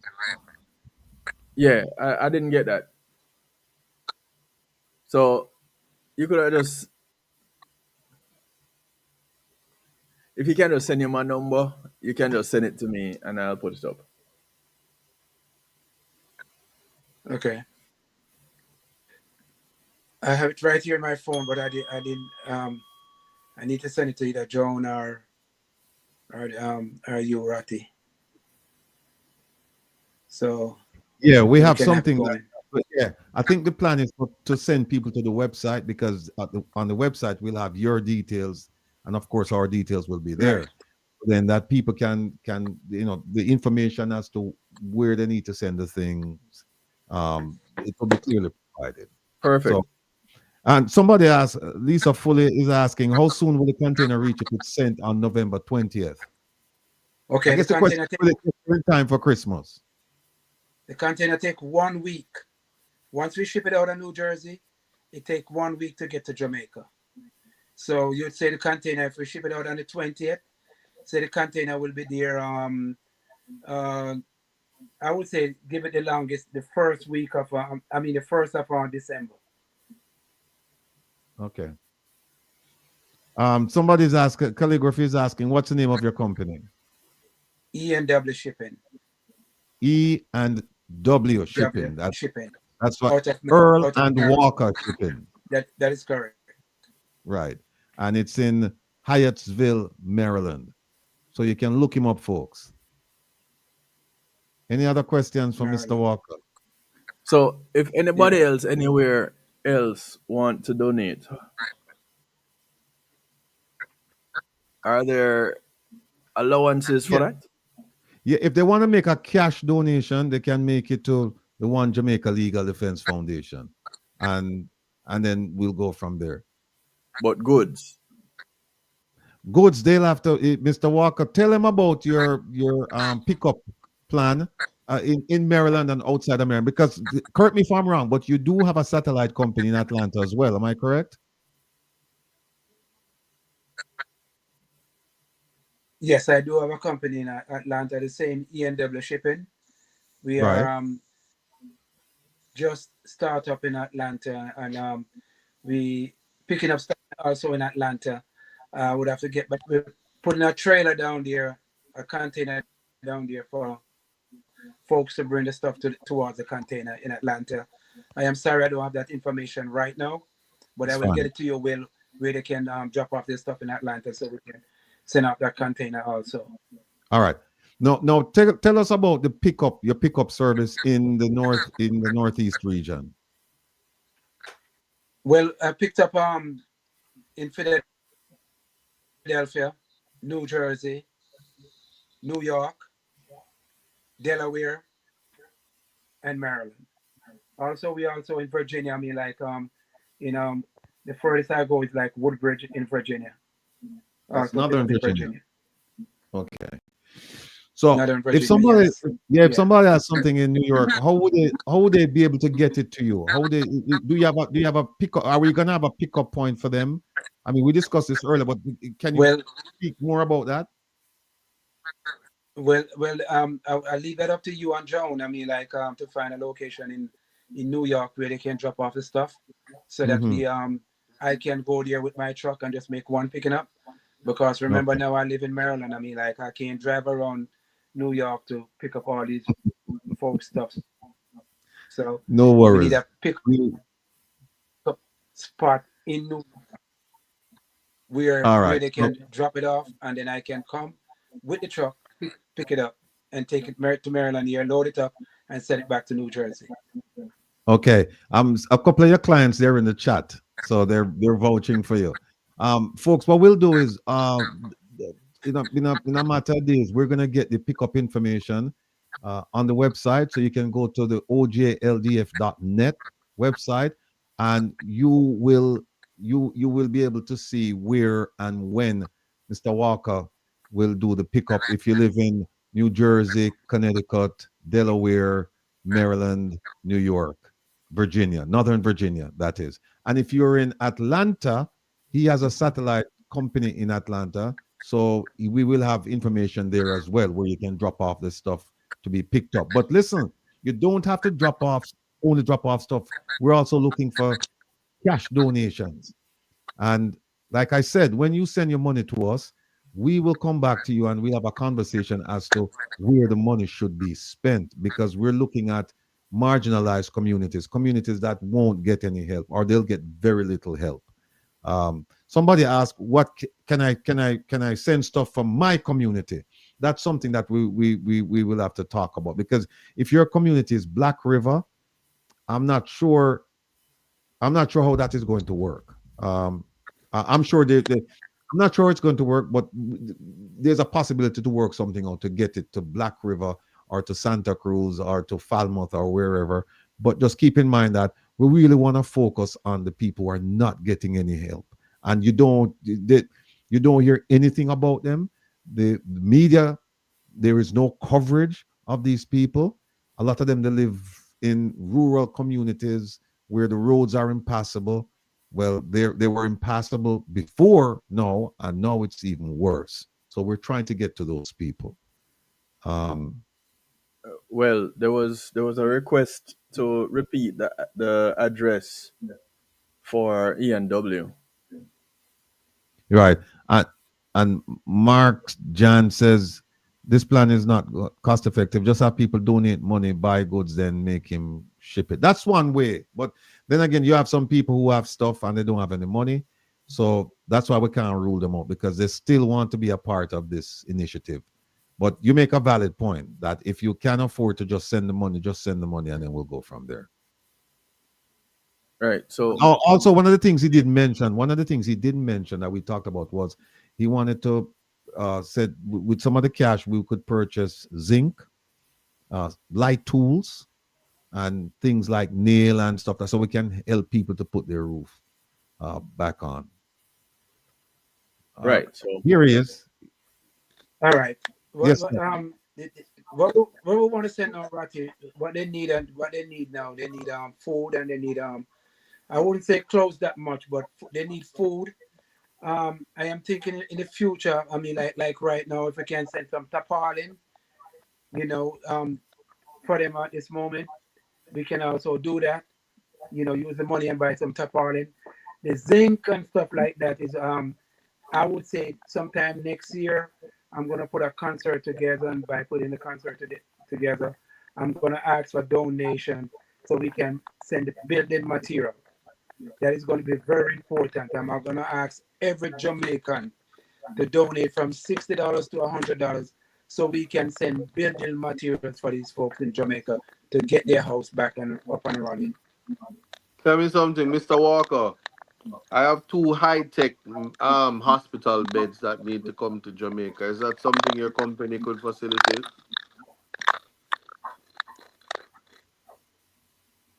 Oh, we'll lose him again. I can answer for him, yes. It's something that can be done. But let him come out there. Let him come back and then tell you. But I can tell you. Well, I'm making a plea to the One Jamaica Legal Defense Foundation to get those 2 beds. What kind of beds you need? No, I have the beds already, 2 hospital beds, but it's the one that moves with the remote.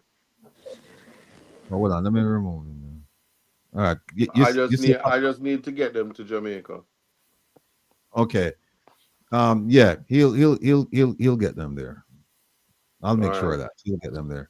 And then somebody was saying right here about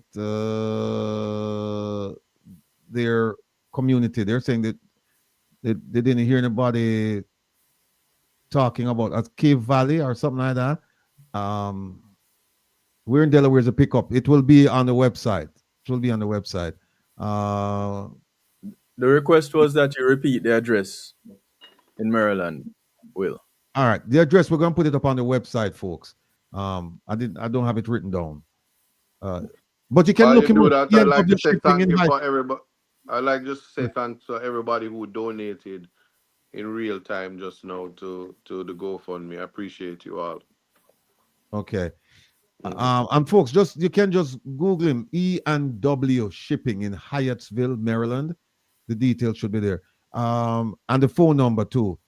Here it is. The humble lady Unstoppable said, I don't hear anyone saying anything much about Cave Valley in St. Anne, and I think some places they are still underwater. That's exactly what we're talking about, saying that there are small communities that you hear nothing about them, but they're people. They're people too.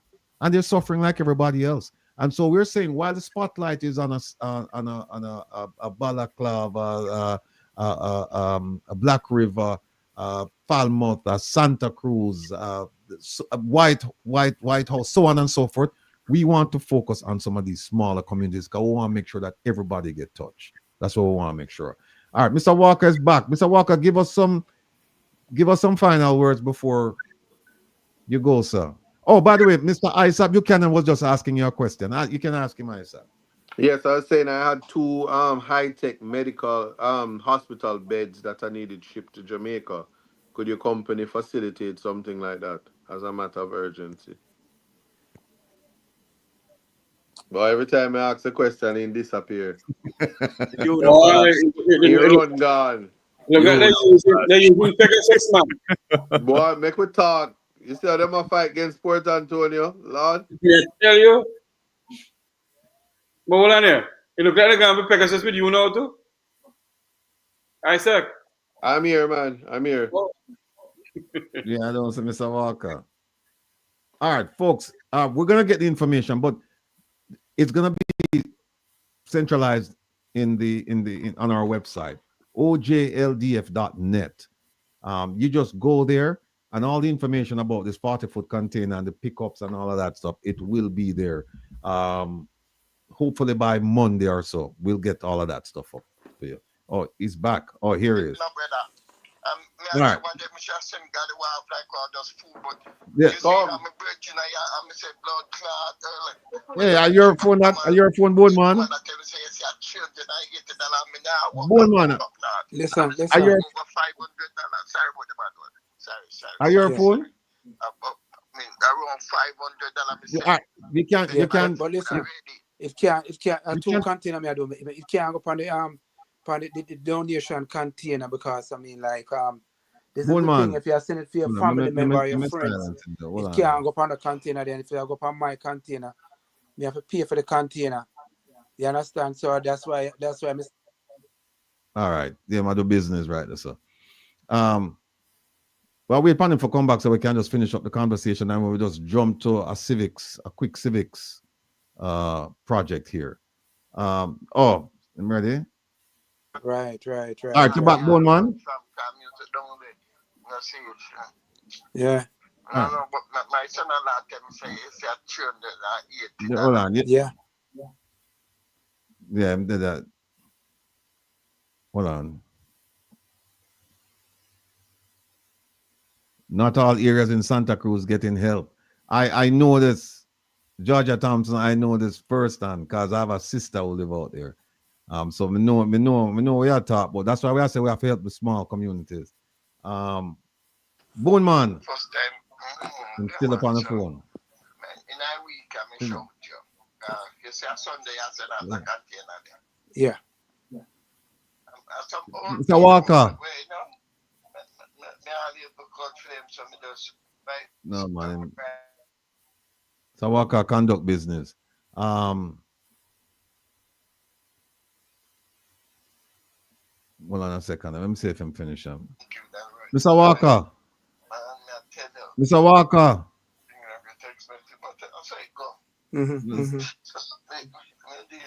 I think he's listening on the broadcast while he's on here, so he's delayed.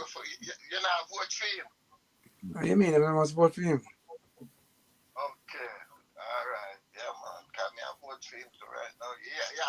So, all right, I think him there on it. No, I'm not, but I'm still up on the line, so maybe. Yeah, he's on a. All right, Mr. Walker. Nah, you're my man. Mr. Walker. Mr. Walker. Hello, sir. How are you doing? All right. No, man. I'm out of business, man. I'm out of business. All right. Make we move to the I said I want you to tell me. if I said the No, go ahead. I'm hearing you. Okay. All right. The question I'd asked before Mr. Walker came on, I was asking if I asked this audience now to tell me if they know how laws are made in Jamaica and then how they become effective in Jamaica, how many of you would be able to say, yes, we know, and to be able to explain it so that everybody would understand? The reason I ask is this. In looking at the Minister Tufton case, the marketing case, I started looking at things like the Contractor General's Act, the Public Procurement Provisions, the Public Procurement Act, the amended Act, the Procurement Handbook. I started looking at all of those things. And it was a learning experience. And so I just want to share it with you. And fortunately, we have with us the erudite Isaac Buchanan. MP as well, because that's part of his responsibilities now, to pass laws, right? Now, here's what. Let me see if Mr. Walker. Let me see if Mr. Walker. Mr. Walker, Mr. Walker, Mr. Walker. I'm not here. All right, fine. I'm gonna put up a little chart. Where y'all off, Jeffrey? Why is that gone? Everybody run, we're gone. Yo. All right. Let me what are we voting for? Mike Reed. No, Bridget Foster. What are we voting for? All right. Let me ask a question and just see how many of you it's a quick question requiring a quick answer. Can anyone in Parliament submit a proposal for a bill? Can anyone?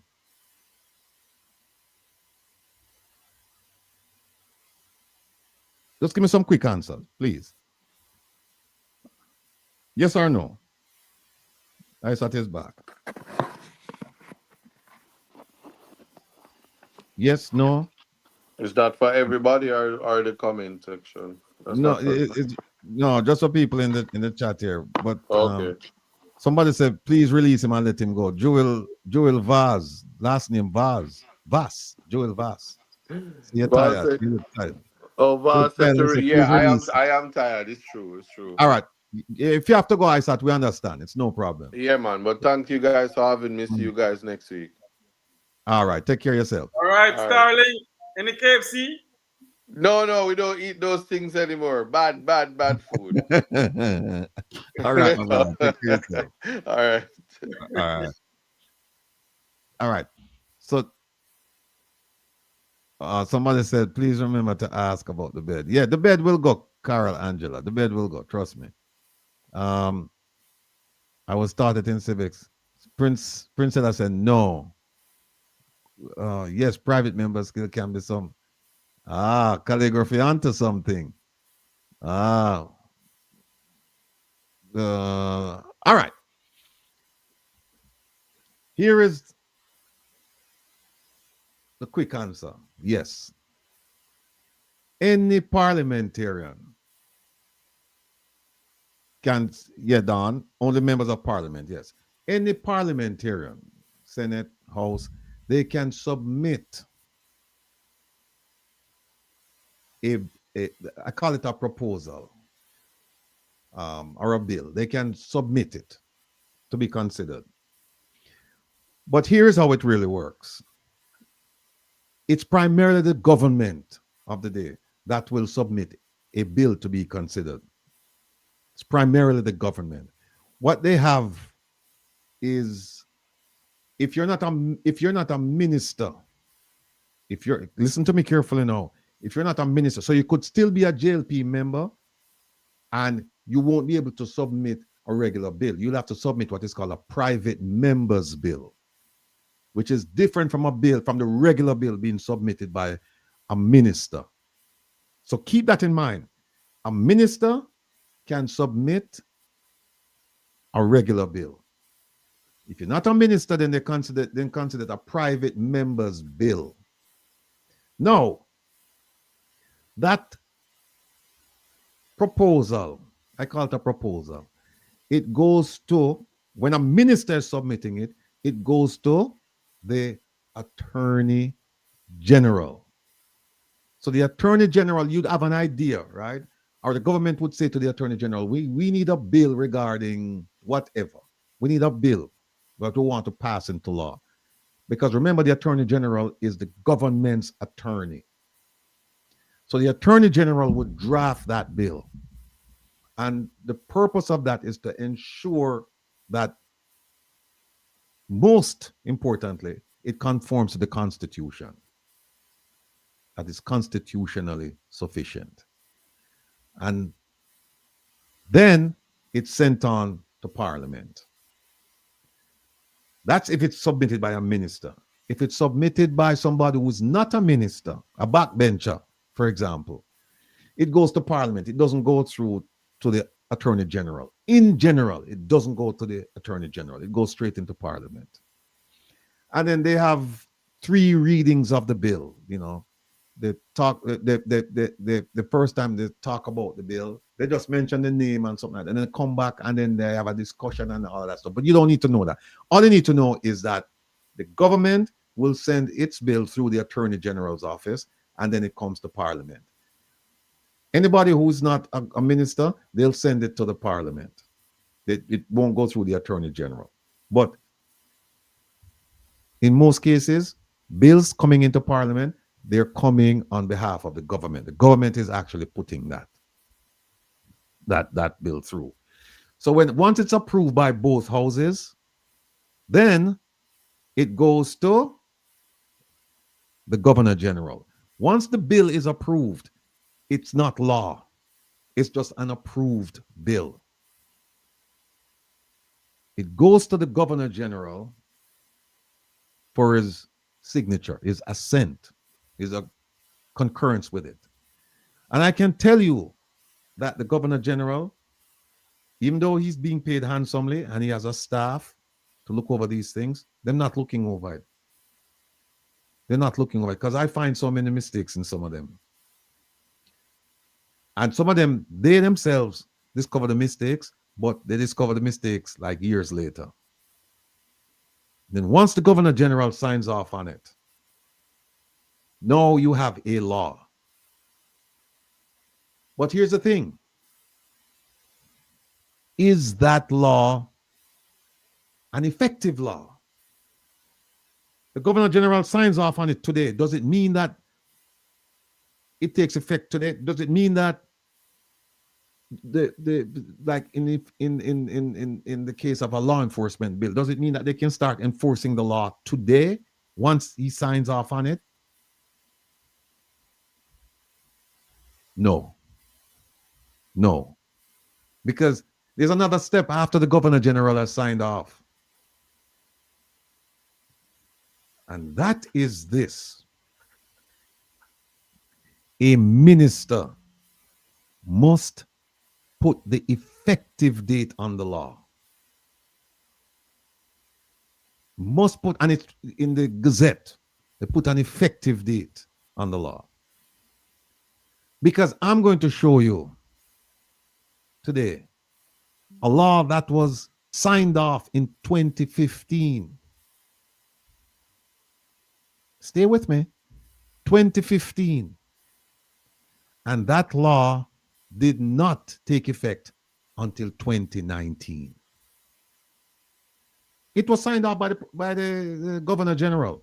The Parliament did its bit. They approved it. They sent it off to the Governor General. He signed off on it. And that law did not take effect until 2019. So what happened between 2015? And here's where it gets interesting. The law in 2015 was getting rid of a law that was written in 2008. So they had a law in 2008. In 2015, they passed a law saying, we're trying to get rid of this law in 2015. In 2018, they amended the 2015 law, even though it was not it was not in effect. They passed amendments in 2018 to a law that was passed in 2015, a law that was not in effect. And so what happened in 2019, the 2015 law and the 2018 amendments to the 2015 law took effect in 2019. And so you might ask, what could I go so? Let me show you a chart just to make it easy.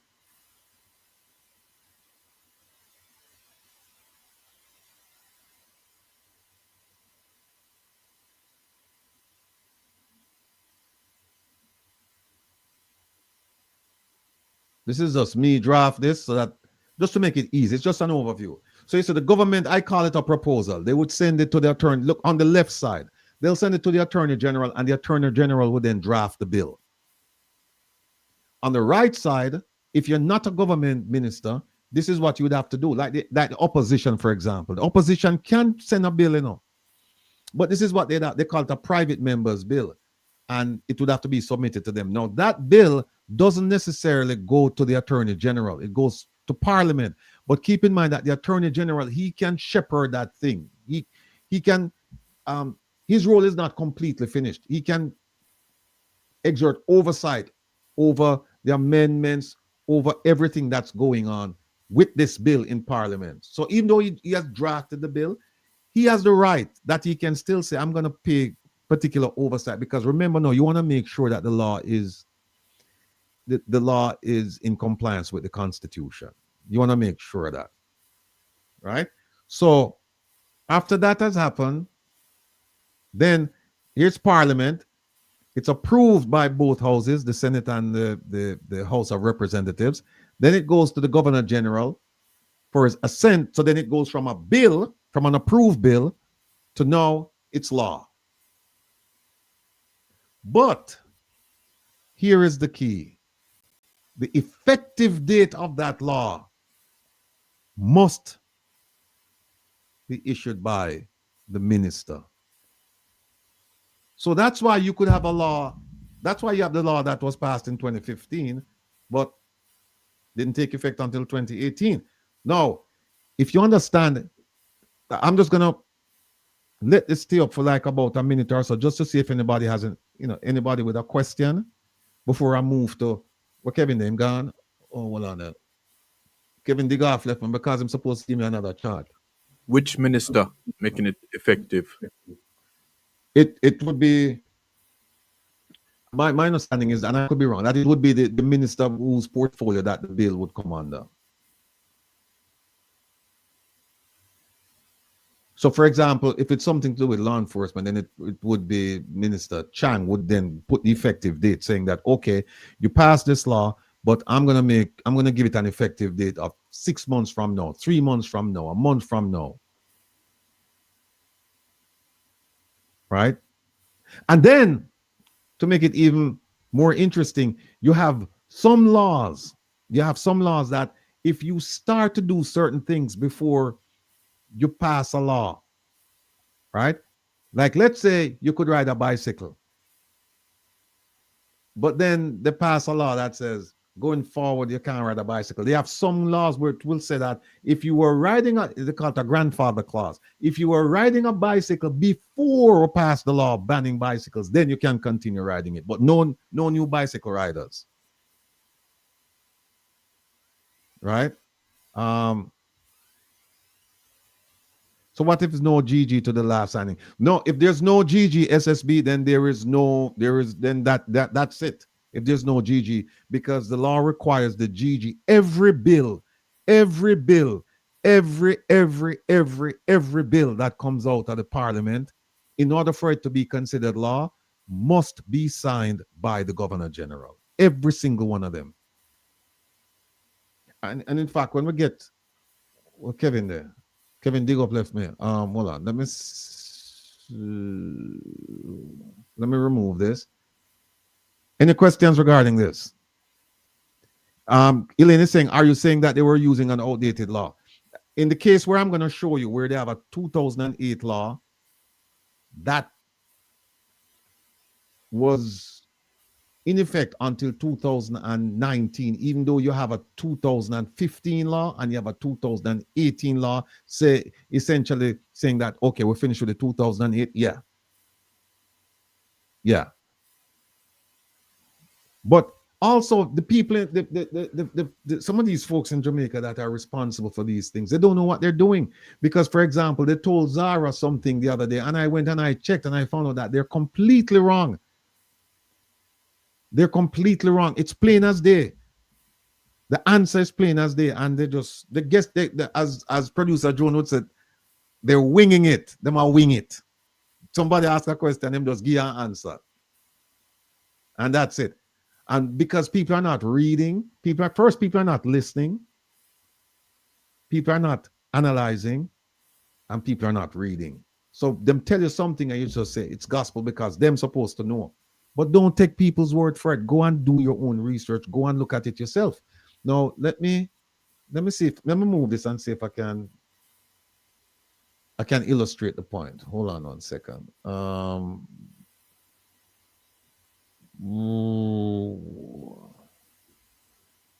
don't see it here. I see the bill to chart. Procurement regulations. Okay, procurement chart. Is this it? Hold on. Let me see. Here we go. All right. Now everything I just told you, I'm going to illustrate it for you right now. All right. Here we go.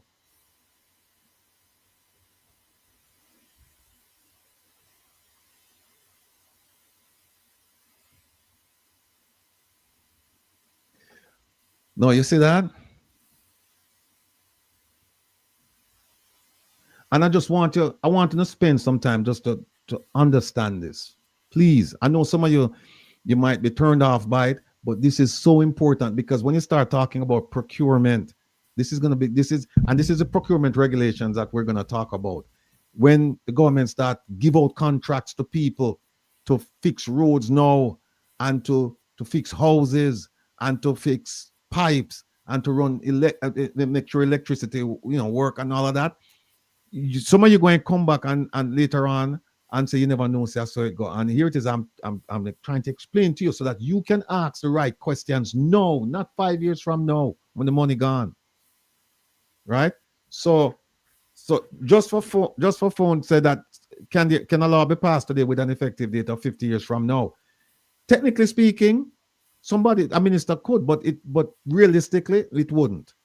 But technically, somebody could say, yeah, I'm not going to make it. No, but it would come under some scrutiny as to why is it that the law passed and you're going to wait 50 years from now? It makes no sense. But if somebody, what they do is this. They don't give a date. The minister doesn't give a date. So it will sit on the minister's desk saying that the governor general has signed it, but it's just sitting there on his date. Before I put this up, let me show you exactly. Let me show you something what I'm talking about. Hold on a second. Let me see. Public procurement 2008, 2015. All right. Here we go. Let me show you. This is what I'm talking about. This is what it looks like. See that? Where it says I assent right here. That's the governor general. This is when it's passed in parliament and now they send it to him. Right? And see it right there? Governor General Patrick Allen, 5th day of October. Look carefully at this language now, my people. Look carefully. Look carefully. So let's go back up top. It says, I assent. Who's assenting? Meaning, I'm signing off on this thing. Essentially, that's what it says. Who's signing off? Patrick Allen, Governor General, right? And look here. He signed off on this 5th day of October 2015. Look at what it says. An act to consolidate and modernize the law relating to the public procurement of goods, works, and services, and for related matters. Look what is right below that. Put it up so you can see it.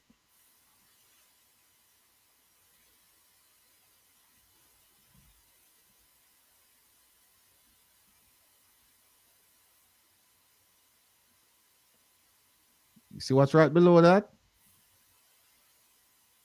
Let me bring this down a little bit. Oh, sorry.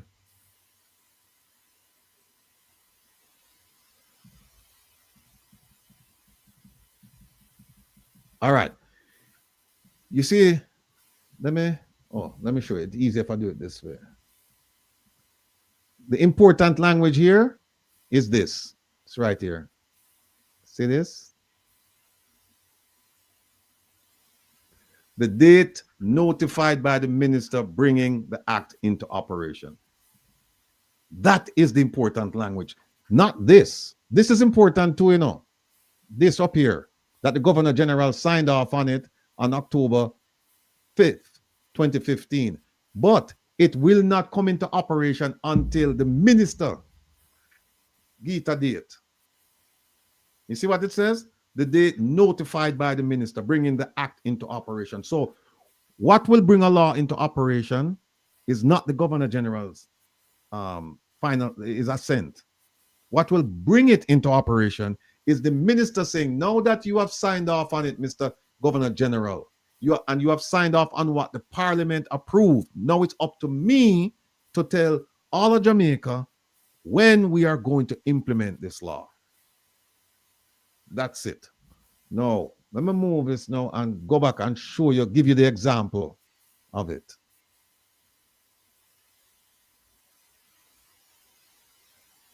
Oops.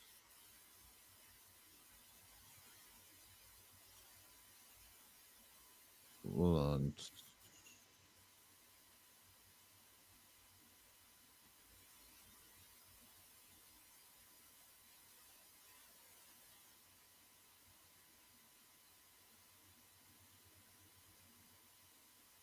How do I do with it?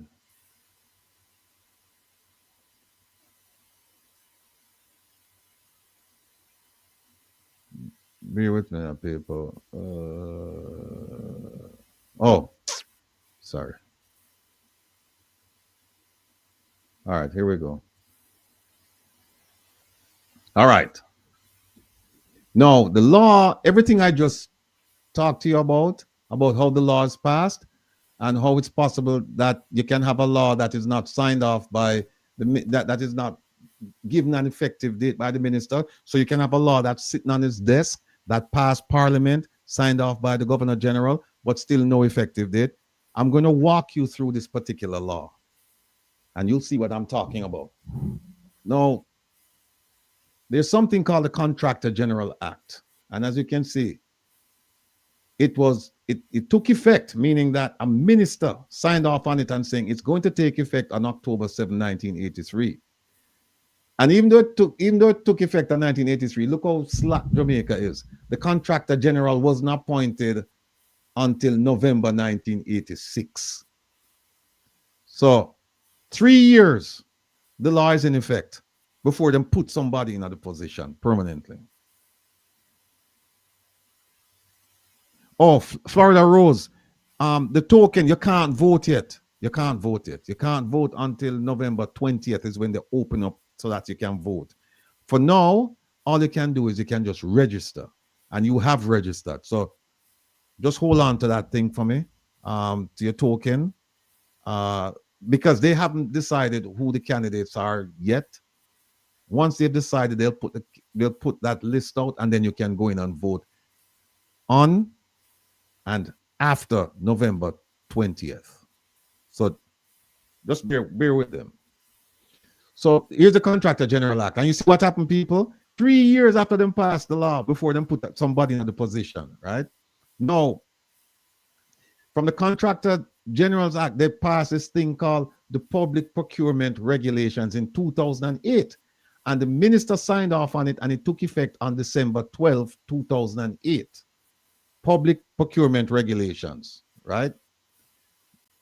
Then they come with this Integrity Commission Act in 2017. It didn't take effect until 2018, February. Forget this thing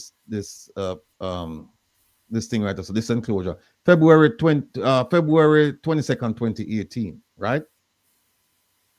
So now, what Integrity Commission would have us believe, and I can prove that they're wrong, is that this law, this public procurement law right here, this one right here, Public Procurement Regulations of 2008, that this law, this one right here, the Public Procurement Act of 2015, got rid of it, right? Actually, they were saying that their law, the 2017 law, got rid of it. But be that as it may, they passed this law in 2015. Then they amended this law. Look, follow me carefully now. You know what they're trying to do. You know, they're trying to get rid of this law. This is a law they're trying to get rid of. This 2008 law. They're trying to get rid of it. So the Integrity Commission is trying to claim that, well, we got rid of it in 2018. And I'll show you something where they actually said they got rid of it in 2018. It's a damn lie. It's a lie. They didn't. So, but this Public Procurement Act was supposed to get rid of it, 2015. Then this same law, this 2015 law, they amended it in 2018.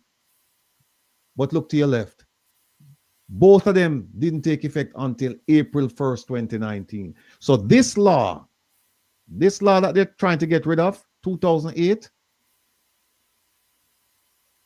the laws that they're claiming to get rid of it didn't take place until 2019. So from 2008, this law that they're trying to get rid of was there in 2017, was there in 2015, was there in 2018, and didn't take effect. Wasn't and actually, yeah, it wasn't repudiated until 2019. They didn't get rid of it until April 2019, right? And now I'm going to show you. Everybody with me so far, tell me what if there's an area you don't understand, because now I'm going to show you the law. And the reason why I'm going to show you the law, I'm going to show you how Minister Tufton, Miss McDonough, the permanent secretary, I'm going to show you how the Integrity Commission let them go. I'm going to show you. And I defy them to tell me that I'm wrong. So please tell me if you don't understand what's going on here. Just tell me. I know it's late in the what time? Yes, late evening. And I know. Hold on one second.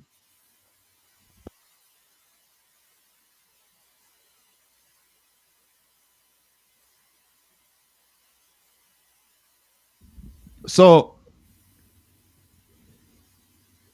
the Integrity Commission, I'm going to show you something now. Let me take this off. Any questions? Any questions? Any questions? Any questions? Any questions? Any questions? Or if you don't want to ask me now or you want to ask me later, that's fine. I'm available. All right? Yes, Elaine, they got caught with their hand in the cookie jar. Let me remove this and let me go back now and show you the all right. This is a contractor general. This is what it looks like. This is a contractor general. You know why this is so important, people? Remember now, Minister Tuft, Miss McDonough and Market Me, they got their first contract in 2017. That's right. That's right. That's all. Hold on.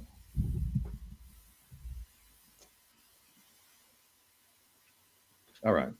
They got their first contract January 2017. So what we're looking at now, we're looking at which one of the laws will govern these contracts. Which one? Because they have different penalties. So which one? Right?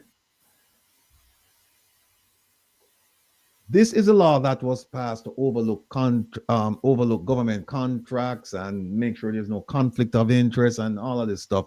This is it, 2008, right?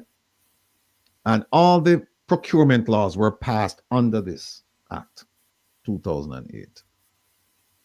Let me remove that. Let me get to the second one. Remember, that was the Contractor General Act. No. Here's another one.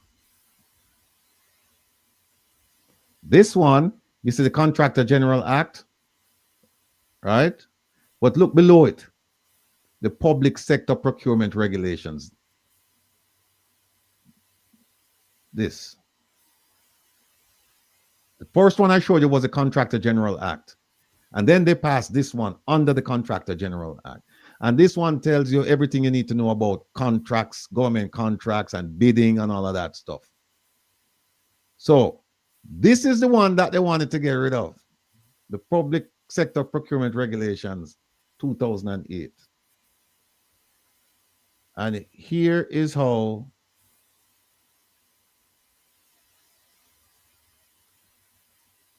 hold on.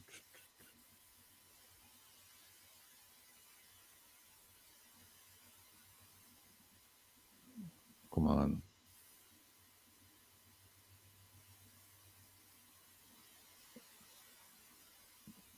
I remember I just showed you this one. This one now, the 2015 one, right? This is the 2015 one that the minister didn't put a date on it. And if you look right here, you see what it says right here?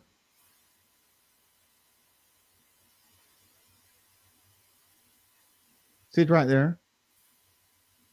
This act may be cited as a Public Procurement Act 2015 and shall come into operation on a date to be appointed by the minister by notice published in the Gazette.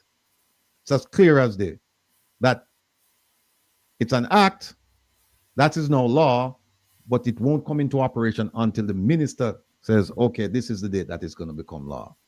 And so they have the 2015 one. And now let me move and show you the 2018 one.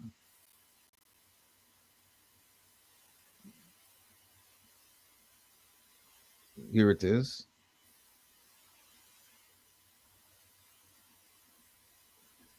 Sir Patrick Allen sign again. I ascend 28th of August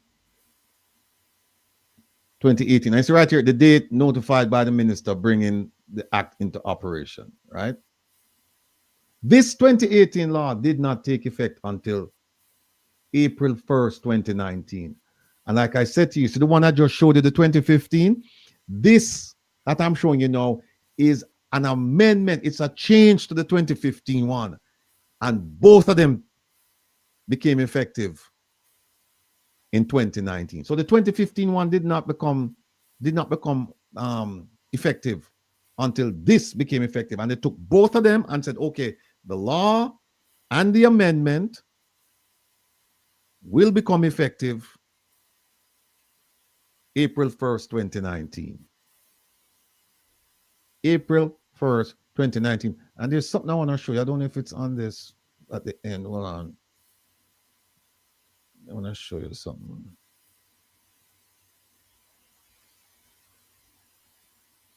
Okay. I want to show you something. Section 67. Look here, people. Look right here.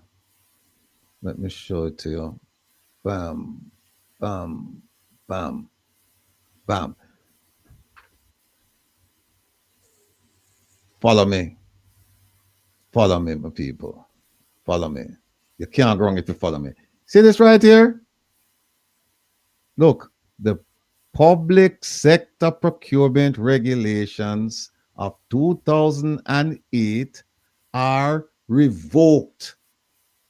The 2018 amendment is saying the 2008 law revoked now, but not right now because this was signed in 2018, but it became effective in 2019. So what happened? The 2008 law, when this was signed, it was still in effect, and it was still in effect until 2019, when this was given effect.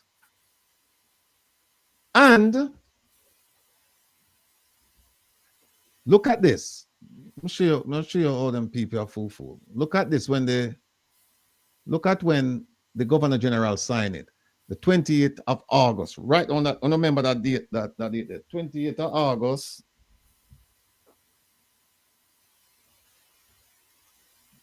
August 20th, 2018, right? That's when the Governor General signed it. It did not become effective.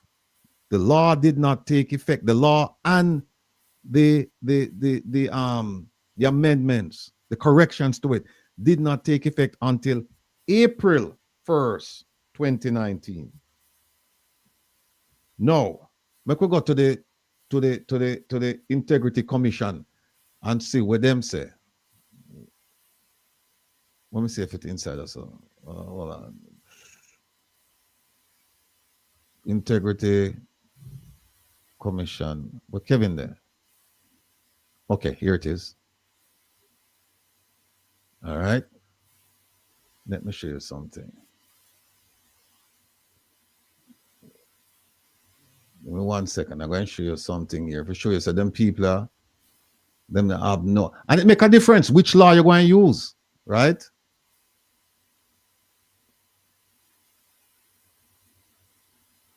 Hold on. Stay with me.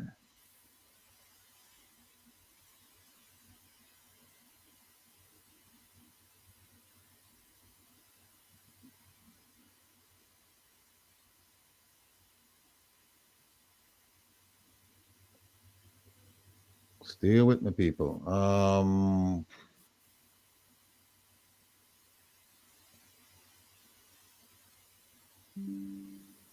Wait there. Hold on.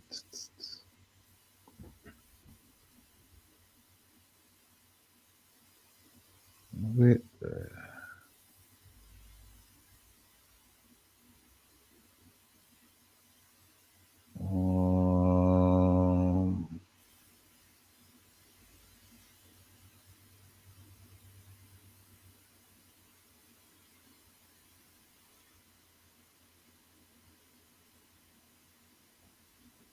Stay with me.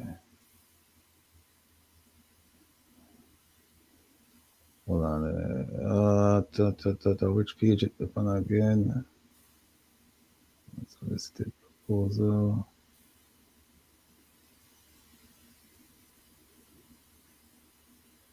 Nothing at all. To have so much information in this thing here.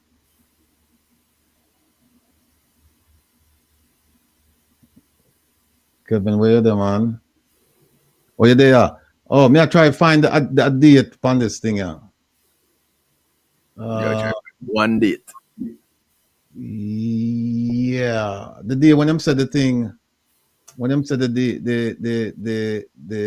thing was overruled. Wasn't that on the last? Yeah. I think I have to try that song. Hold on. Go ahead, may I listen to you? Yeah, wasn't it on the last procurement act? No, they mention it. They mention it twice. I remember they mentioned it twice in this report. They mention it, but it's because this thing my what you call it, my most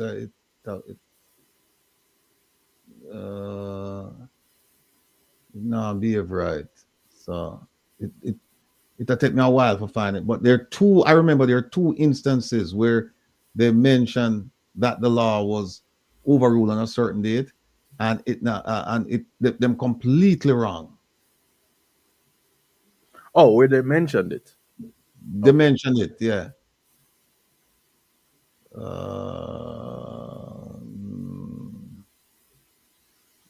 Go and sing to the people. Well, I'll find this. Oh, a couple of things, things to address. Please, what? Not you.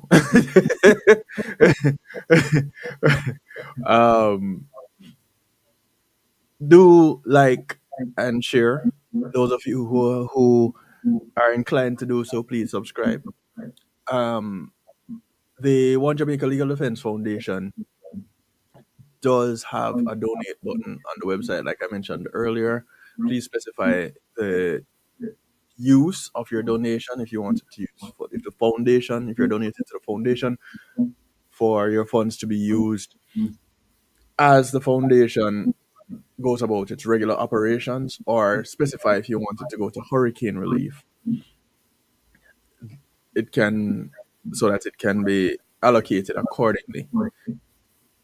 If you want the foundation to purchase tablets on your behalf, you can go ahead and specify that also in your notation. So just a few things that we keep in mind when we go Hi, Elaine. As we go through, and also coming up in another 45 minutes or so, the Rebel wraps up. Oh, right. Time flying. And so what? Time fly. Whenever I'm still have 45 minutes left. Yeah. And then I join you on Reggae Global Radio for the Saturday Stew. I take you up until 10 p.m. when you get the Rebel. Yes, indeed. I want to say, if I may, Mr. Rattigan, happy 84th birthday to none other than Jamaica's former First Lady, Beverly Anderson Manley Duncan. She celebrated her birthday today. I want to say happy birthday to her, one of Jamaica's pioneer of a woman. Blessed Earth Day, former First Lady. And by the way, you have to big up Kevin, because Kevin just have female, Oh, yes. Yeah, that is. Yes, you have her. And I heard that he had all the diplomats there with him, Mr. Rattigan. All those people of the Vumu on the Vumu came and had a birthday party for him. Why do I believe you? Yeah. I believe you too. I just wish I was invited.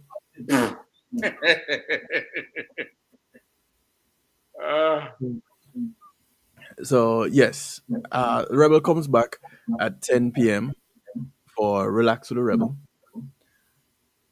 and he takes us up until midnight. Now, Dr. Love normally comes in at midnight. Dr. Love was seriously affected by Melissa. There was housing damage, there was flooding, there is electricity issues, and so Dr. Love won't be able to join us on the for his broadcast at midnight. But he does ask for your prayers, and as you go about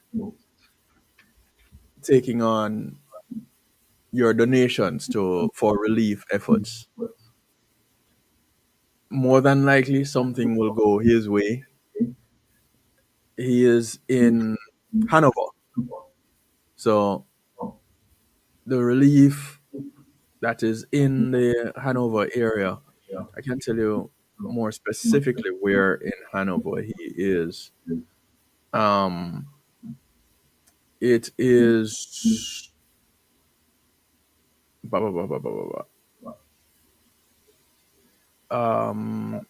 Kingsvale. That's where it is. Jeffrey, you might be familiar with them places. I'm not personally, except for Dr. Love. And I think one of our listeners is familiar with that area too. So go ahead, and if you want to specify donations for Kingsvale area, I'm pretty sure that we can find some way to make sure that resources reach over there. So, with Jeffrey gone, we can talk about him candidacy. Yes, for those who are asking questions and making comments as it relates to the Global Jamaica Diaspora Council voting and registration, remember the website is scrolling across the bottom of your screen. Mr. Tavares, if you would come back, please. He is one of the candidates for the South Florida area. You're not jealous one bit, Elaine? What would you be jealous about? Big ups to moderator Elaine Turner.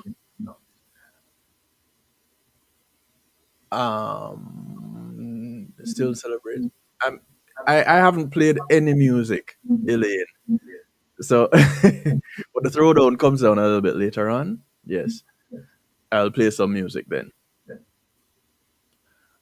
But we need to be mindful and keep in mind that there are people that are suffering badly.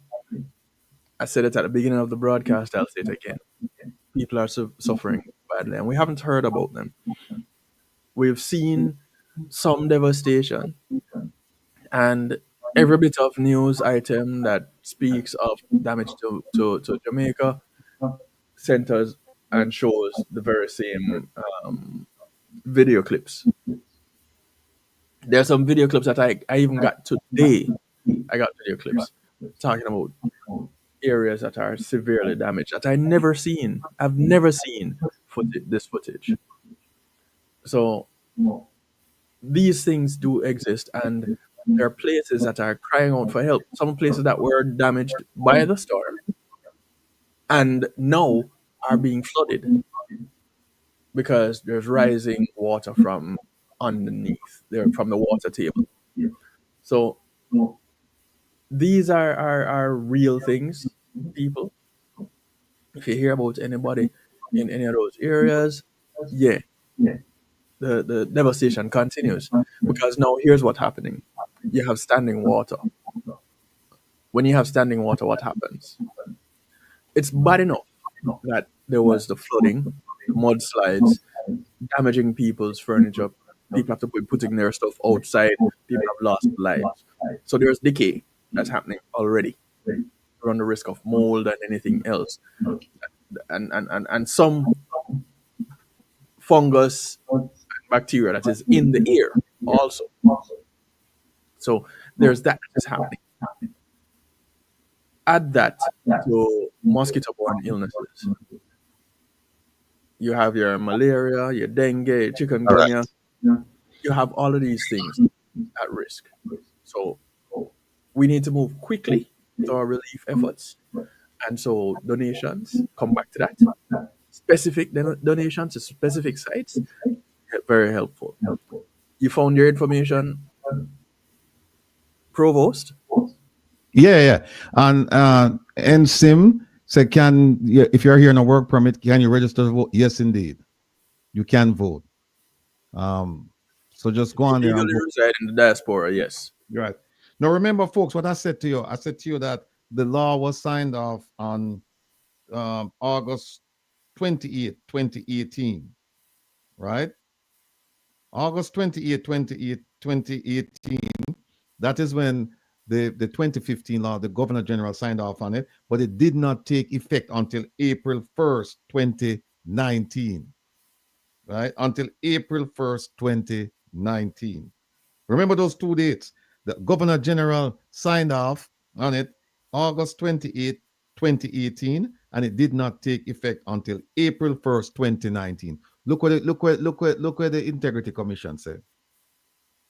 See, it is same thing. Public Sector Procurement Regulations 2008. See it right here? And there's another part in this document where it is, but see it right here, sir? The Public Sector Procurement Regulations of what? 2008. It says it was enforced up to February 22nd, 2018. When them get February 22nd, 2018, the Governor General signed off on it on August 28, 2018. Signed off on the 2015 law. That got rid of it. Right? The 2015 law. Then you have the 2015 law. Then you have that was 2018. And then the law became effective April 1st, 2019. Them said it was enforced up to February 22nd, 2018. That's wrong. It was enforced up to April 1st, 2019. So, you can see what I want. Let me show you one quick thing here. Show you one quick thing. Here we go. We showed it last week, but I mean, this is so important. We have to show it again.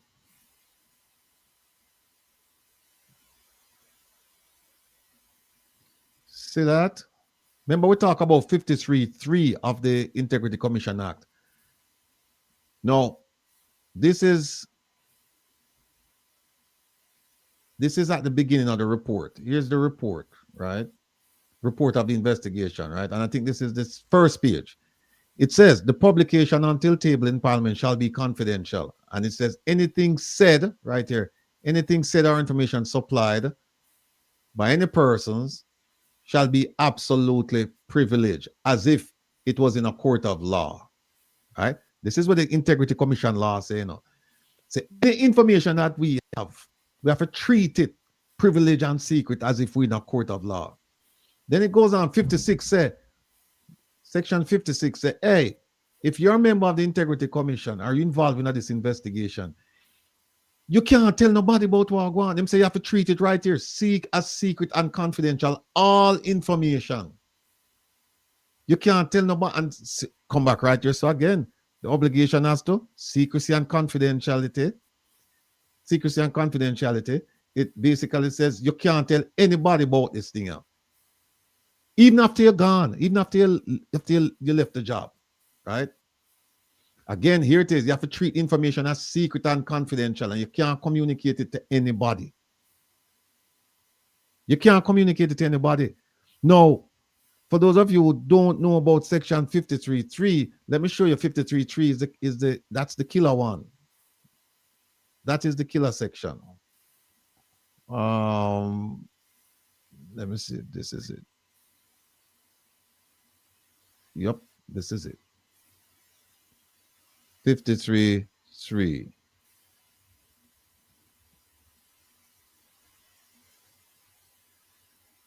Here we go.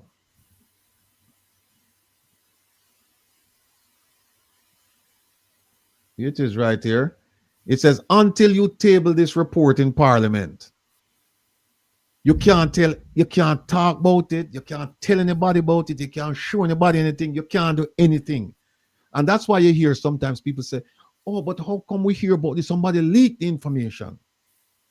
Yeah, somebody must have leaked, because if the information is in the report and the report is submitted to Parliament, but it has not been tabled, then the information is not supposed to be out there. But we have seen instances where the information was out there, and the question is, who put that information out there? So we have section 53, we have 54, and we have 56 of the law. Just to summarize for now. And essentially what 53, 54, and 56 say is that you can't talk to nobody about it. You have to treat it as secret and confidential.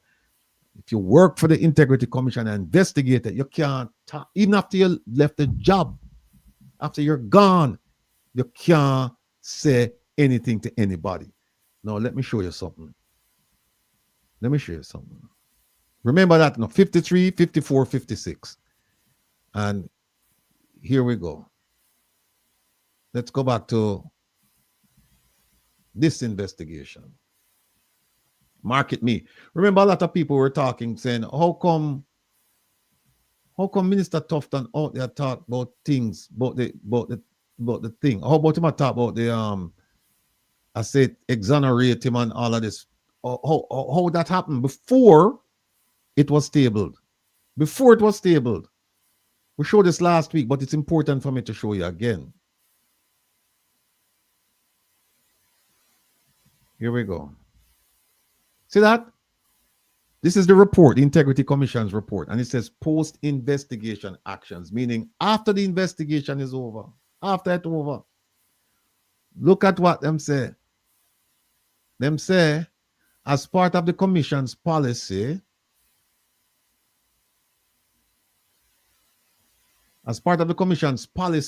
not the law, no, we know. As part of our policy, to do what? Share the findings and recommendations of the Director of Investigation, the Director of Investigation, with persons in respect of whom adverse findings are made, meaning that people we believe did something wrong. It's saying, as far as our policy of sharing information with people we believe to do something wrong, we invited the following persons to a meeting. There it is right there. We invited the following persons to a meeting. So them people them feel so them do something wrong. Right? Because otherwise, if they're not doing anything wrong, you know, bring them in for share anything with them. So him said, as part of our policy to share things with people we believe have done something wrong, we invited the following people. And who did they invite? They invited Dr. Tufton, Dunstan Bryan, Errol Green, Lindsay McDonough. Now, I don't know if Mr. Errol Green, how involved he was. I have to go back and look. Don't think he was too involved with it. At least if it was, it would be up to the 2020 contract. But Lindsay McDonough involved with Market Me and the engagement with the ministry from way back 2016. Dunstan Bryan, he was the permanent secretary from November 2018 to August 2024. I remember there were contracts in 2020, maybe even some in 2018 or 19. And then Minister Tufton. And look at what they said. They said the aforementioned individuals, all of these 4 people, we gave them an opportunity to respond to our findings. See the people, and now make it up. See it right as our findings, orally and in writing. But I thought 53, 3, 54, and 56 say you can't talk to nobody until it's tabled. And this, if you look at the heading of this, it says post-investigation actions. So somebody could say, well, post-investigation actions could include the period where it was provided to Parliament and tabled, and so now they're talking. But how could that be? Because this is part of the same record that they gave to Parliament to be tabled. It wouldn't make any sense, but let's go along with that theory. Let's go along with that theory. What they did with these 4 people, they said, you can respond to the findings that we're sharing with you and the recommendations orally or in writing. The 4 of them responded in writing. Look at what they said. Let's go to the first one, Mr. Dunstan Bryan. Right? This is his thing right here. And I don't need to show you much of this because it's going to be crystal clear that the Integrity Commission violated sections 53, 56, and maybe even 54, but they violated their own law. Look at this. Look at what Mr. Dunstan Bryan said.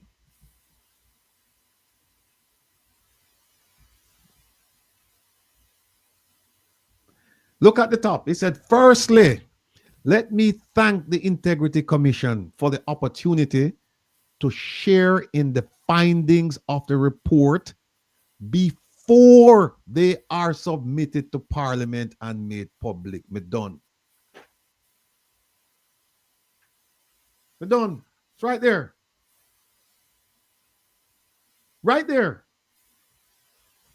He's telling us, he's telling the Integrity Commission, because this letter was sent to the Integrity Commission. See it right there? Right or so. He sent it to them. See it right here? He sent it to them. And he said, I want to thank you for sharing. Oh, but here's another one. He says, right here, dear sirs, referencing is made to your letter dated July 1st, 2025, regarding your invitation to a meeting to do what? A meeting to do what? Here it is. To discuss the Integrity Commission's report. See it right here. On allegation of procurement irregularities and conflict of interest in the award of contract to Market Me Consulting Limited by the Ministry of Health and Wellness, and our subsequent meeting of July 10, 2025 regarding the said matter. So they wrote to him July 1st and said, come, we want to talk to you about this. And then the meeting took place July 10th. And then he said, and then he wrote to them and he said, I want to thank you for sharing the report with me before you give it to Parliament and before the public know about it. So, am I still frozen? So, just for phone, you're absolutely correct. They violated their own law. And now what we have to do is we have to draft a letter now to the DPP, because as you know, under the Constitution, the DPP has the power to start a prosecution, to terminate a prosecution, or to take over a prosecution. In this case, she would be starting the prosecution. Simple. Simple. And then That's Mr. Dunstan's letter, and then we have and look, they make him write 4 pages, and I tell them say them investigation wrong. Who the hell does that? Who does that? Nobody not do that. You investigate somebody and say you are a wrongdoer, and I'm going to show you all of the things that have resulted from my investigation, and I'm also going to give you a chance to make your comments. What do you think them are right? You think them are right say you right? Them are right say you're wrong. And so if there's a trial, this is going to come out. Them going to bring this exculpatory statement. Them going to bring this out and say, hey, watch here. Here's a statement saying that he's not guilty of whatever they accuse him of. Foolishness. Here's a letter from Mr. Tufton's lawyer, and he said, based on the findings in the draft report as read to us. So they shared it with him. And then here's the one from Mr. Tufton's friend. And she's here talking, here it is, at which it was indicated that we were permitted to provide a response to the report. So she responded to the report. And then the gentleman down here, the permanent secretary, he said he didn't know much about it, and so he'd have to wait for the final report to come out before he made a comment. Well, the final report has been out, and we don't see no comment made by him. And here it is. Thank you for the opportunity extended to me to meet with you to discuss the findings. Come on, man. Come on. These are the things we have to, this is foolishness, people. And I found out, I went back and I started looking at a bunch of these reports, and it's something they've been doing, but nobody has been reading. Nobody has been calling them out and say, how is it that you can't talk about it? It's a gag order. But then you talk about it to the people and before you even turn it into parliament. That makes no sense. It makes absolutely no sense. So now you can see what's going on here with this investigation. They said a law ended a certain time when it went a year beyond that. They're not supposed to share findings with people. They share the findings with people. And then next week, we're going to show you, we're getting on the nitty gritty. And here's what we're going to show you next week. There is a law, there's a law that says that you really can't lie to the investigator. It's similar to what they have in the federal government that says that if you lie to an FBI agent, even though you may be charged with, let's say, bank robbery, and we go to trial and you get her from the bank robbery, if we can prove that you lied to us about something of substance in the case, you get charged and you go to prison for that. You get her off of the bank robbery, the underlying charge. But the fact that you made a statement, a false statement about something that's of substance, you go to prison. And there are lots of people in federal prison right now for that 1001 violation. They call it 1001 violation. I think it's USC 1001. And it says if you lie to a federal agent, prison. And just for phone, you're right. Who's the DPP? Isn't she? Yeah, but here's the thing. That is exactly what they want us to do. One is they don't want us to read the report. They want us to read and educate our people about what's going on. And then even after we have read the report and we start talking to our people, they're hoping that we will say, well, the whole of them in the same club should not want to do anything, and so it's a waste of time. That's what they're hoping for. I am saying to you, if you don't do that, then you have no reason to complain later on. In fact, you're helping to perpetuate that kind of behavior. You must call out the wrong when you see it. Let them do whatever they have to do. That's not your business. That's not your choice. It's up to them. Your job, your choice is to advise them that there is a violation here and you need to prosecute. And also what you're doing, you're creating a record.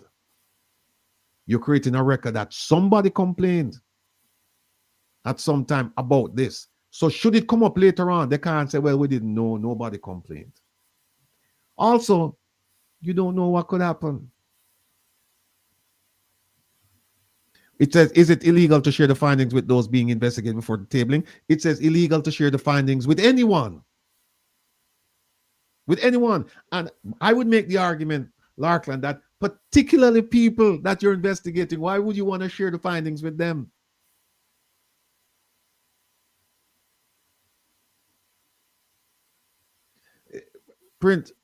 Princella, I am making the argument that the Integrity Commission should be named the Commission.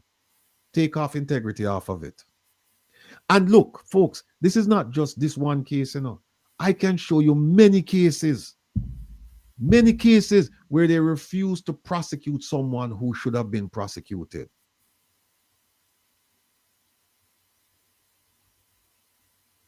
I can show you many cases.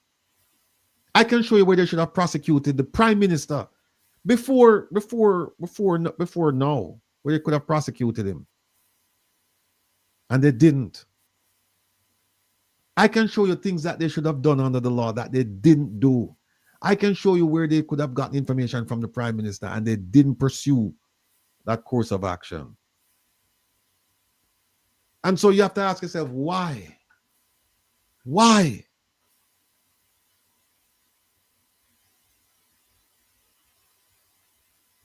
Listen, if you're a fair-minded person and you are willing to look at evidence objectively and you can render an opinion without bias, friendship, fear, or favor, I am willing to show you why I believe Minister Tufton should have been prosecuted. I can show, and I'll show you next week, where they actually said he violated the law. They said he didn't violate it directly, but a reasonable man could have interpreted that he violated it indirectly. And then they start lay out the cases, the indirect actions of him. I can show you. Well, we have 19 minutes. Kevin, may I try to think if there's anything else we can show my people. Well, there's a statement that you should address. Which one? What's the statement? Diane 80 says, as a fraud examiner, I don't see anything wrong with that. And I'm not sure wrong with what Diane is referring to. Not anything, you don't see anything wrong with informing those that are being investigated that they're being investigated and what they're being investigated for? And by the way, Diane, if you're a fraud examiner, keep in mind that they weren't investigating for fraud. It wasn't for fraud. So you have to come better than that.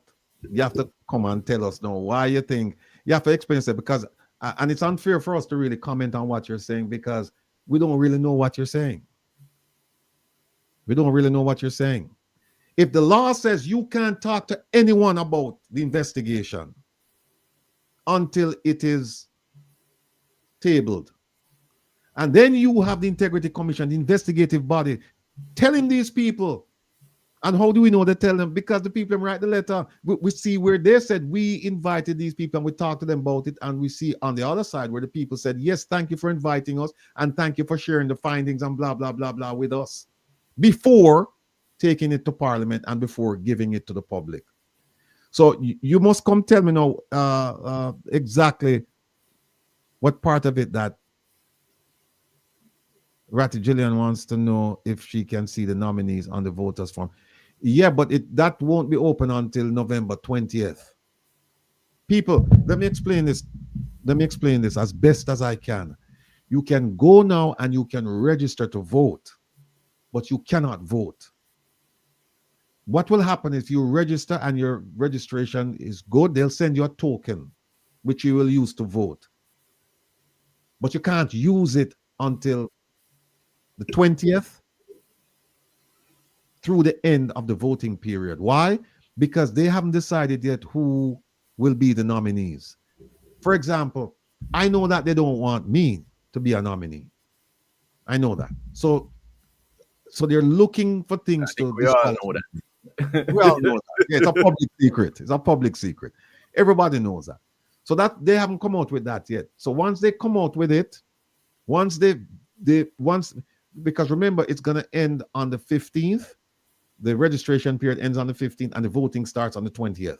So they're going to have a 5-day period to say, okay, they're going to push it out now and say, okay, here are the candidates. So that's where we are. Don, I have a question. Is it late now for Tufton to be prosecuted? No. No, it's not. The DPP can step in right now and say, okay, I'm going to take a look at the evidence. And if there's sufficient evidence there to prosecute this matter, I'm going to go ahead and do it. And guess what? She wouldn't have much to do because the work has been done already. It's just that the IC Integrity Commission didn't do what it was supposed to do in terms of referring the matter for prosecution. And by the way, people, and the lady who's a fraud examiner, go read that report. Read the report first before you say you don't see anything wrong with it, and then we can talk. Because I speak from an informed position. I don't know if your comments are made from an informed position. Maybe they're made from an ignorant position. And when I say ignorant, meaning that you don't know what's in the report. So read the report, and then we can talk. I've read the report many, many times. Read it, and then we can talk. Maureen Hines said the IC must be thoroughly trained now. Yes, and they said that they've been trained, but trained to do what? Trained to do what? Because I can show you some mistakes that I don't even want to say mistakes. I can show you some things that they've done, because some people would argue that these things are not mistakes. They're deliberately done. Some people would argue that. I would just say, to be safe, that they've done some things that I find not to be in the interest of their profession. To say that you're an investigator and do the things that they did, no. But Princella, yeah, you can assume that. But what I'm saying is that, Princella, still do it. You never know. Still do it. Still do it. Because then, if the DPP should the DPP review the evidence and say, well, I find nothing here, then you have her on record. You have her on record. And people, let me tell you from an informed position, the laws that they're using, some of these laws are just crazy. Some of these laws, if you violate them, you know what the penalty is? 1,000 Jamaican dollars. 1,000 Jamaican dollars. So we're not serious. The fine is what it was when they were writing on slates. Yeah, we're not serious. And I'm telling you, at one point early on, I was very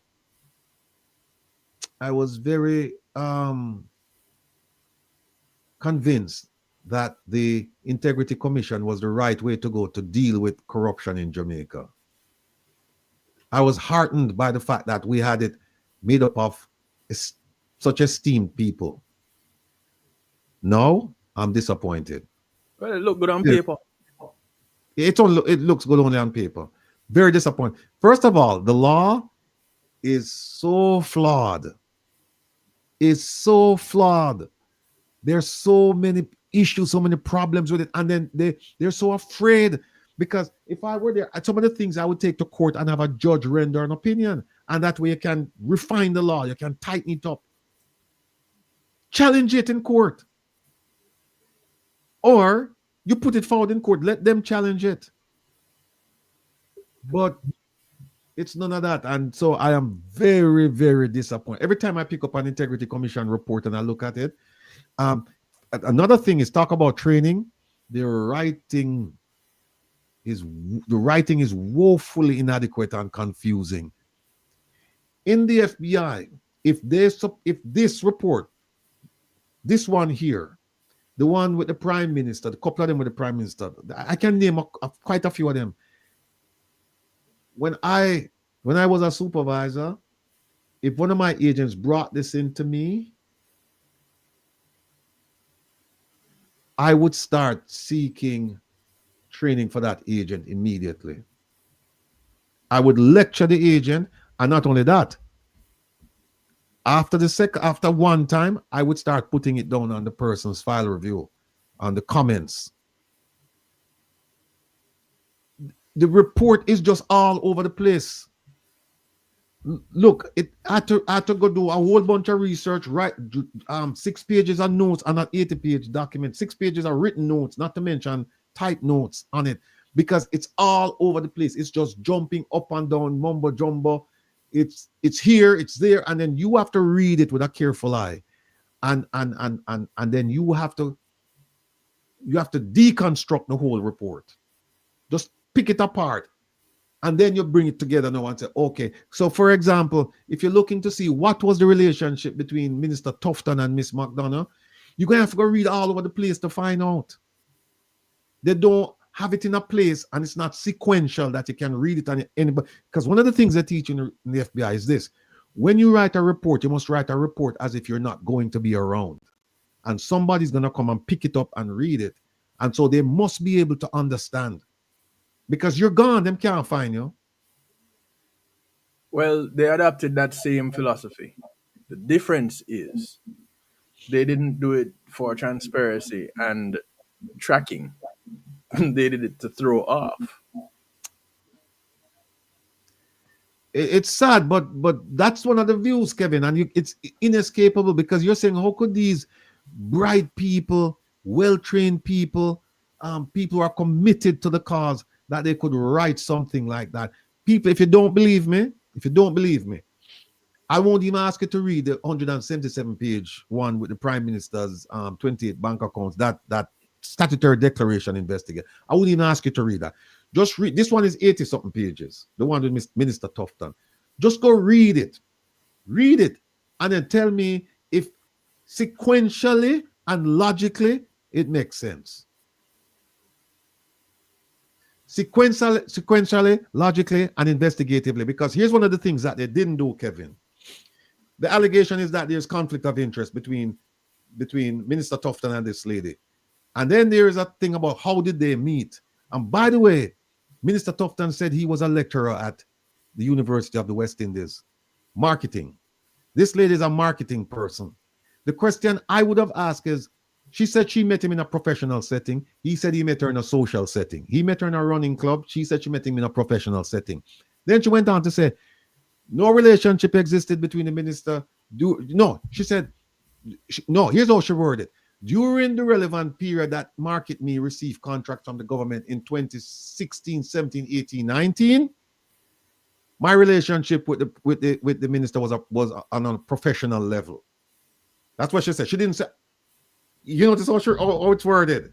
During this period, my relationship with him was a professional. I wouldn't ask. I would say, was your relationship with him personal? Yes or no? But here's something that them never even look at. She got contracts in 2020. So the relevant period is not 2016 to 2019. It includes, in fact, in 2020,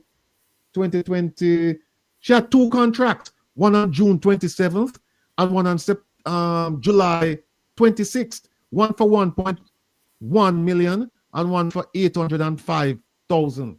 She had two contracts. So are we to say then that she had a relationship with him during 2020 when she got the contract? Plus, the question we have to ask is, where did she get her marketing degree? Was she a student at the University of the West Indies? And was she a student when he was teaching, or was she a member of the faculty? Was she ever on the campus, campus of the University of the West Indies? And in what capacity? Was she a student? And if she was a student, was she a student in his class? What did he teach her? These are things I need to ask. Also, one of the things I would have done, I would have said, okay, what phone number did you have during the relevant period? Chances are it's the same phone number both of them have. You know what I would have done? I would have said, okay, let's get the text messages and see what the text messages say. Second thing I would have done, Kevin, is say, okay, let's see where the phones pinged. Because guess what happened with the technology? You can tell where the phones are. And if I see the two phones in our house at 2 o'clock in the morning, 4 nights out of the week, them can't tell me, say, nothing never go on between them. Yeah. It's planning and planning and coordination that was going on at those hours. Yeah, planning and coordination. Yes. Of what nature? Of what nature? A professional nature? A professional nature? A sexual nature? What nature? We don't know. No, it's a professional nature. We don't. And we know the oldest profession in the world. But we won't say it's of that nature, but it's a professional nature. Yeah, but these are the things that they should have done. They didn't do it. You know another thing they didn't do? They didn't look at bank accounts and follow the money. That's one of the easiest investigations. You get an auditor, a forensic auditor, and you say, okay, we now know that the money went from the government of Jamaica to market me in this account. Okay, now let's track the money from there and see where the money go. Did the money go from her account, from Market Me's account, to the minister's account, or to somebody associated with the minister? We don't know. Why? Because they didn't do it. Right. They didn't follow the money. This is not an investigation. Why follow the money when you're going to ask the people that you're investigating about? Well, you're going to let them know that you're investigating them, and you're going to give them the opportunity to respond to their investigation. Right. Why then do an investigation? It's a waste of time. And the beauty about it is that technological evidence is there. Them can still go back and look at the phones and say, okay, where were these two phones? Because if I was conducting the investigations, these are the things I would have done. Which is why you won't be conducting any investigations. Yeah. This is why, one, you would never get a job in any capacity to investigate anyone in Jamaica. Well, Prince Ella said the same thing you said. Prince Ella said, you know, I'm wrong because I see he's not committed to their cause based on I see they have a friendly relationship with Tupton and the other three people. I mean, they wouldn't, because Kevin, and guess what, Kevin? This, what me are telling you, is just basic investigation. Well, you know? yes. This is not advanced. Basic investigation. And them just screw it up. So, you know, why people, I don't know what to tell you, but except that Rattigan fight for the people around us. So, well, on there. When I look at Rattigan University, we have fight for the people every day.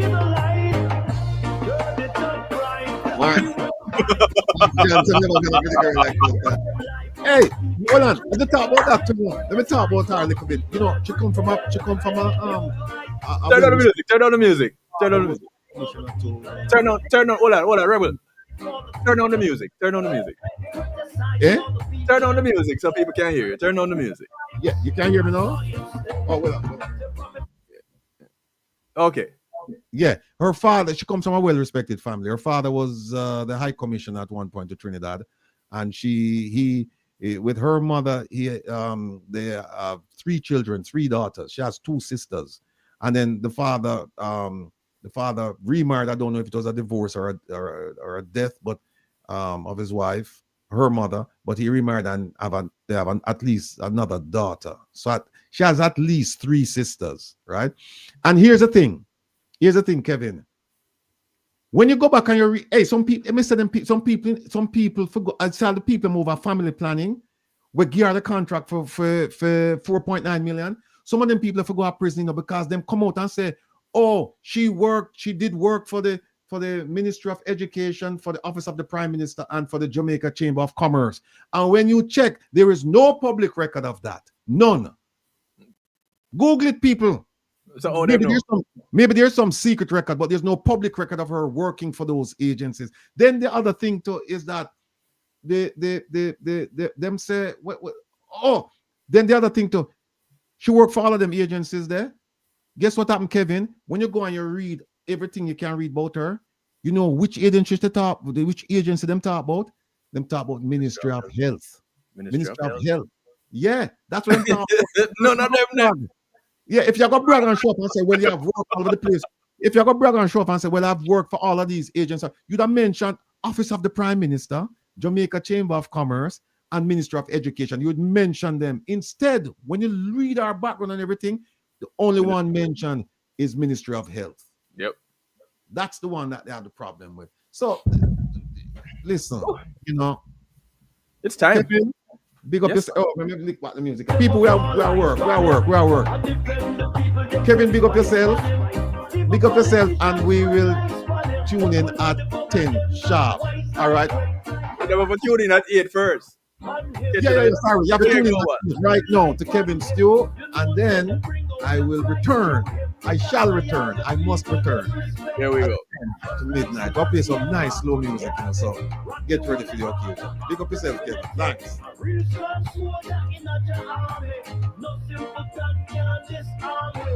Fight for the people every day. Risk your life for the people every day. Get criticized for the people every day. Defending your rights. I saw you stay. We'll fight for the people every day.